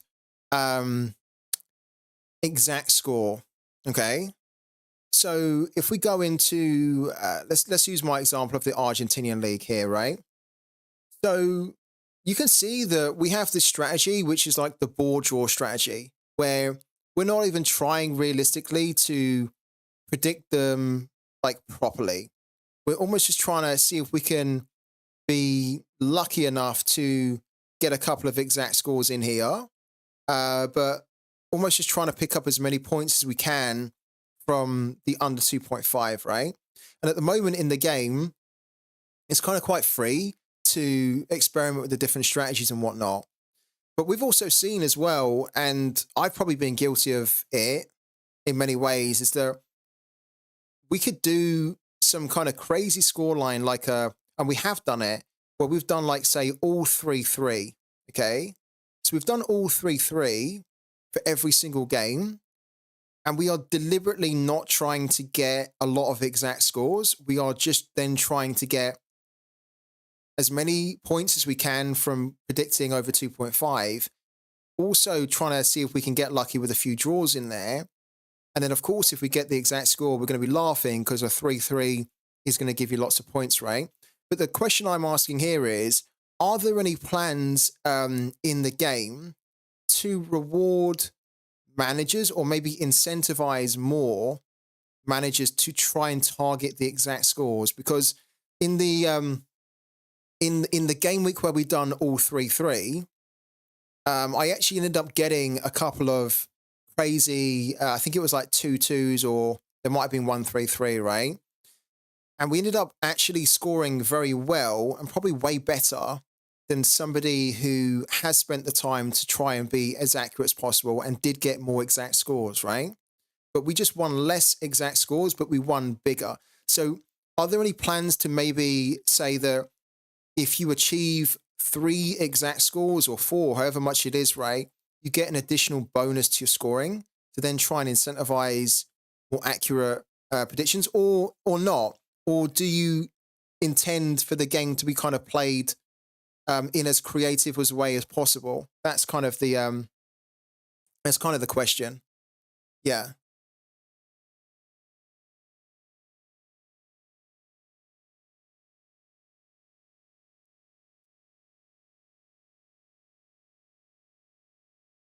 It's a bit of a long-winded question, I know, but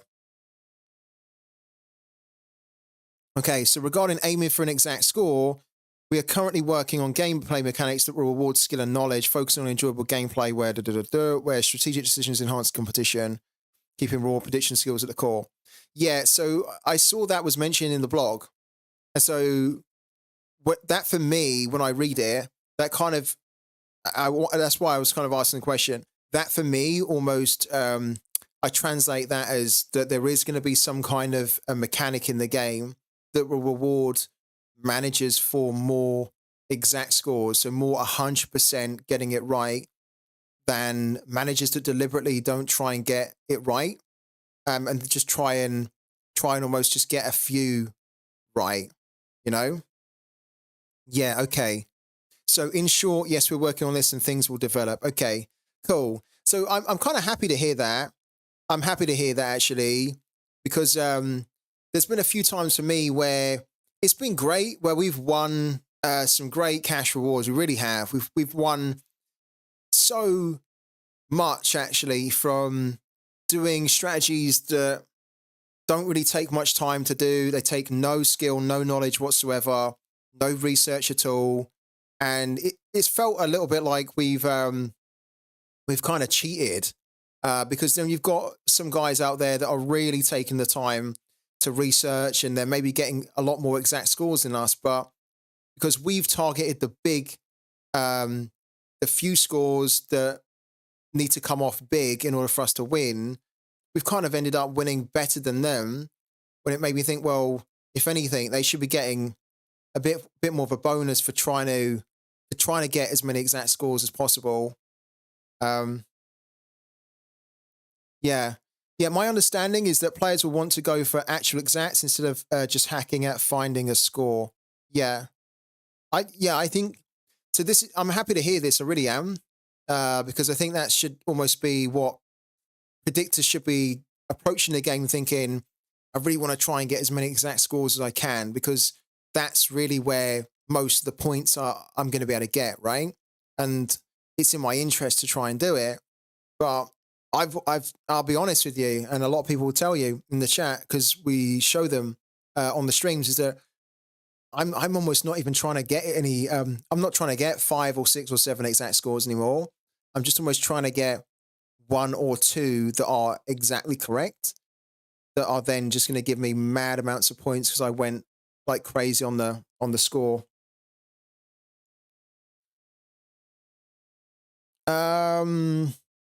It's weird. I'd get more points for predicting to Brentford to win 1-0 away to Man City than I get predicting them to win 9-0. Hey, yeah, the amount of points that you can get doesn't really tend to scale past a certain point, right? And yeah, the Don's in here. Yeah, the Don. Don, you won. You won the rare Premier League Pookie Ball. This one here.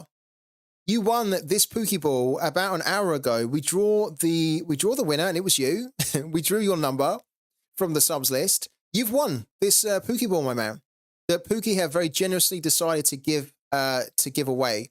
So yeah, I think Pookie is going to be getting in touch with you after the stream. I'll make sure that they have your details. I think somebody already gave them your Twitter details so they could reach out to you. But if not, I'll do it anyway just to make sure. But yeah, you've won, man. Congratulations on winning a rare Burnley Premier League Pookie Ball. Number 23 is your magic number. You were number 23 in the subs list, man. So well done indeed. And thanks again for the sub support, the Don. The other question I want to ask Pookie, this is a big question. I must ask this question of you, Pookie. So let's go back to Pookie here. Okay. Right. So this is a question, and this is actually a talking point that we have discussed a lot on the channel over the last few months or so, especially over the last month. And that is around the game modes actually in the game, okay? Because at the moment, there's this weekly energy that you get, and technically what you can have is that you can have a situation where a player uses up all their weekly energy in like 5 minutes, right? So they wait a week to get their weekly energy, they use it in 5 minutes, they put all their predictions together, and then they don't really have anything else to do until next week when their energy refills again. And my question to you guys over on Pookie is, are there any plans to offer some kind of like a daily game where there's maybe a separate energy system that then refills daily, where you can then use that for games which are like featured daily, that everyone then predicts on the same type of game? Or would there be like daily missions or something? Something just to keep people coming back and keeping them engaged, because yeah, we see situations where people spend the energy, they've got it locked in, then there's nothing else for them to do, but they want to spend more time in the game. So are there any plans to get some kind of like a game mode or something that will keep people's interest on a daily basis and not just a weekly basis? That's the question, really. That's the question. Because for somebody like me, I almost want to be playing this more, right? I want to be coming in and playing it more on a daily basis, and we cover it every day, right? And we do kind of look back through our predictions, but I almost want to have a different game mode that will keep me thinking, and we can predict on it more daily. We can play the game more daily. And guys, we've got roughly around probably about 10 minutes left in the stream. So those are my big two questions that I wanted to ask Pooky. Just going to wait for the response on Pooky about that question. But try and use the last 10 minutes here to get your questions across to Pooky. Because they're in the chat right now, and this is your chance to get all the answers to the questions that you really want answering. Without being able to share more, yes, more is being looked at. Wish I could share more, but for now, that's all you get. But rest assured, we want Pooky to align more with the passion of fans, which means being more involved. Okay, that's good. That's good. And I understand. I think everyone in the chat understands as well. There's only so much you can share. So it's totally cool, man. It's actually just very, it's more reassuring to know that it's something that you guys are already thinking about, that there almost needs to be another way, another type of game mode that is going to keep people hooked, playing it more and coming back to the game more. Because obviously, the more opportunities you have to bring people back to your game, the more chances you have of them actually spending in the game as well, right? Whereas you almost don't want to have a situation where people log in once a week, they spend their energy, and then they don't come and look at it again until a week's time, right? Like, it'd be great if the game would be more engaging daily. Maybe there'd be some daily leaderboards or some daily challenges, for example. Yeah, a completely different kind of energy system. So I'm really, really excited to hear that you guys are looking into it, and it is something that you're already thinking about, and that hopefully in the near future we can hear more about it. So there you go, guys. The thing that we've been talking about around having more to do in the game, Pooky are aware of it, and they're working on it, and they can't share more details, but hopefully soon we'll get something. The Don, you legend as well. The Don's gifted out a sub to David, Corporal, and Anathabam. So you two guys have just to get it to that 100. The Don, thanks so much, man. Honestly, thank you for the support. I reckon because it's been a long stream, and I don't want to keep Pooky too long, but I reckon we could probably squeeze in a couple more additional questions just for the next 5 minutes, and then we can call it a wrap. So guys, you've got like literally another 5 or so minutes just to kind of ask more questions, or maybe talk a little bit more, ask Pooky something. The one thing, unfortunately, we didn't really cover, we only briefly touched on it, was the Ascension. So might just be worth me talking about that very quickly whilst you guys get your questions in. That one of the great things about the game is that you don't necessarily have to start the game. If you want to get a legendary ball, you don't have to try and save up money to get a legendary ball, okay? The great thing about this game is that you can grind your way and work your way up to the legendary ball by converting the lower level balls that you have into higher level balls. And it's a thing called Ascension in the game, which allows you... And wow, it's all going on, isn't it? Thank you so much, Woots84, man, for the sub, and thank you for the lovely words as well, man. Really appreciate it, guys. So the Ascension that we kind of skimmed on earlier today is a case where if you wanted to get a rare, but you couldn't afford a rare, okay? Maybe it was outside of your budget. You could buy 2 commons, and then you just need to then play with those commons as much as you can, get them to the max levels, right? Which would be level 40 for each of those 2 commons. And then what that allows you to do is you then can take part in a feature called Ascension, where you then combine the 2 common balls to then create one higher rare ball. Okay, so you effectively burn one of your commons, and then you can kind of create then, well, technically you burn both the commons really, don't you? Because you combine them into a higher level one. But yeah, and then you can kind of complete that process and continue it. So then when you have a rare, then you would need to max that rare out, then have another rare, max that other rare out, and then combine the 2 rares to create one epic, and so on and so forth. And you can do that, which will then allow you to climb all the way to the top to then get a legendary. I think that's actually a feature that probably doesn't get talked about enough. And I think it's very cool because it does allow anybody to come in right at the bottom and completely work their way all the way to the top without actually having to spend that money if they don't want to, if they can't, right?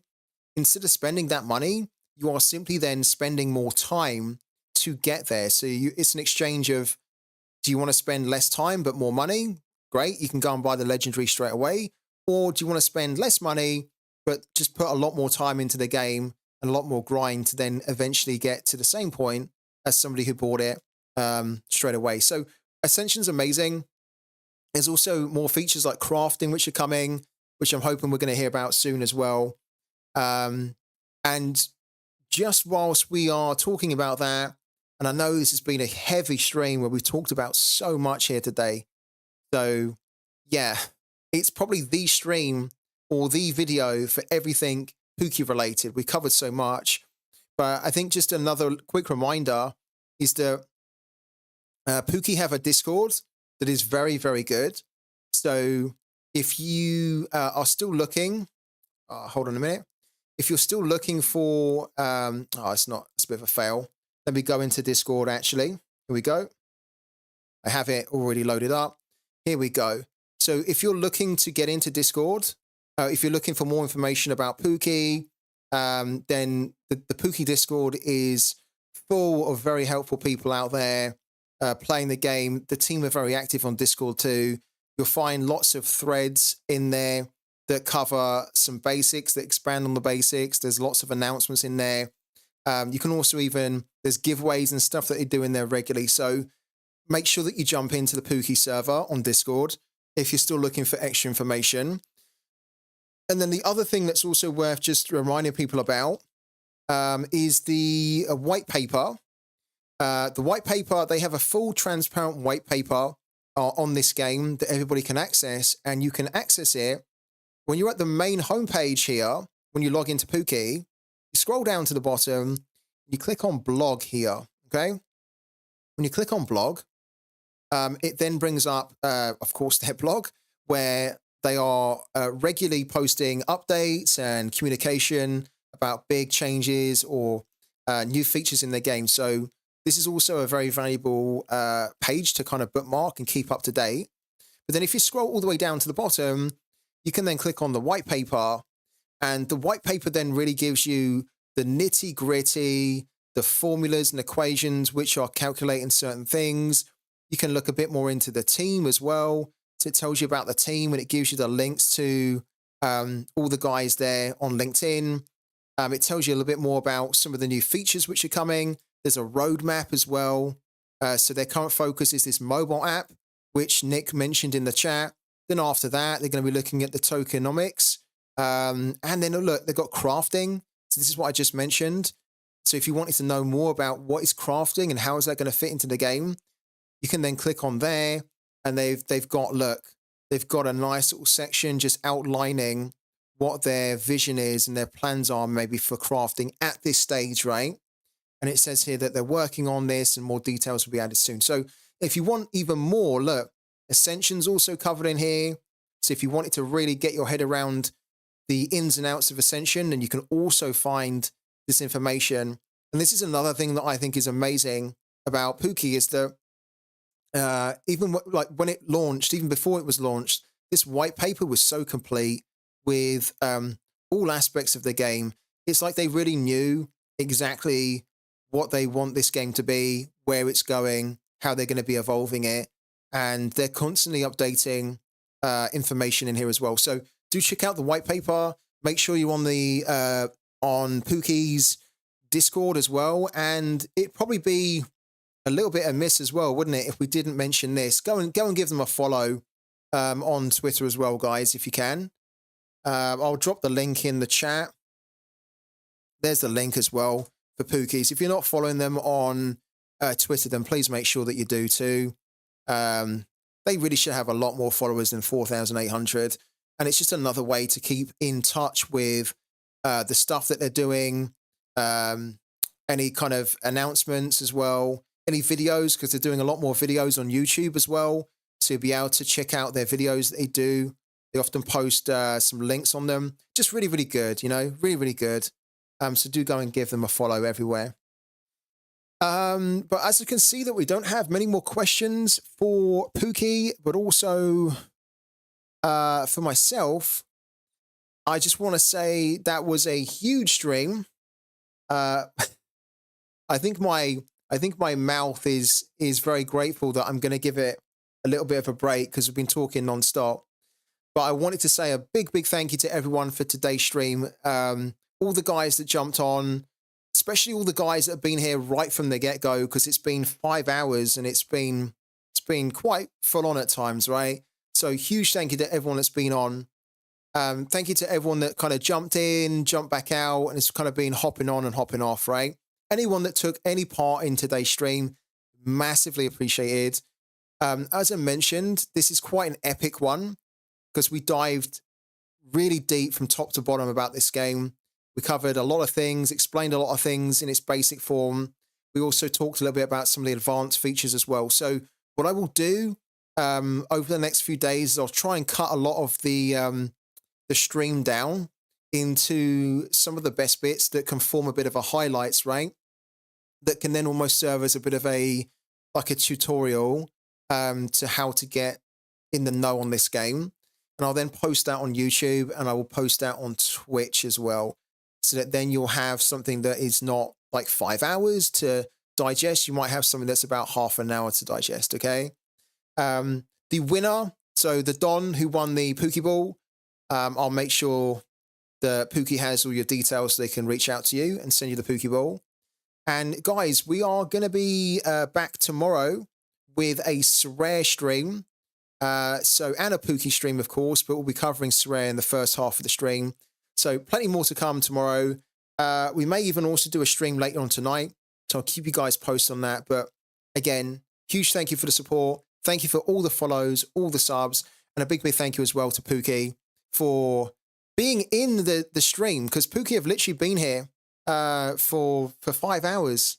So we're very, very blessed that we've had Pooky for 5 hours. So a huge thank you to Pooky for almost managing the chat for me, because I've not really had as much time today with explaining everything to check out the stream or check out the chat. But I know that I can see that the chat's been quite lively. So it's really good to see that you guys have been getting involved, and that, you know, Pooky have had a lot to do and they probably got a lot out of it as well. So yeah, honestly, thank you so much, Nick from Pooky. It means everything. Top man. Guys, go and get some food now. Go and enjoy yourselves. And yeah, I'll be back again tomorrow in the day with another kind of stream on Pooky and Sorare. And we might even do a stream, as I say, tonight. We'll do some Marvel Snap and we can just chill for a bit. So thank you so much, guys. Hope you enjoyed it. And I'll catch you on the next one. Thank you very much. Catch you soon.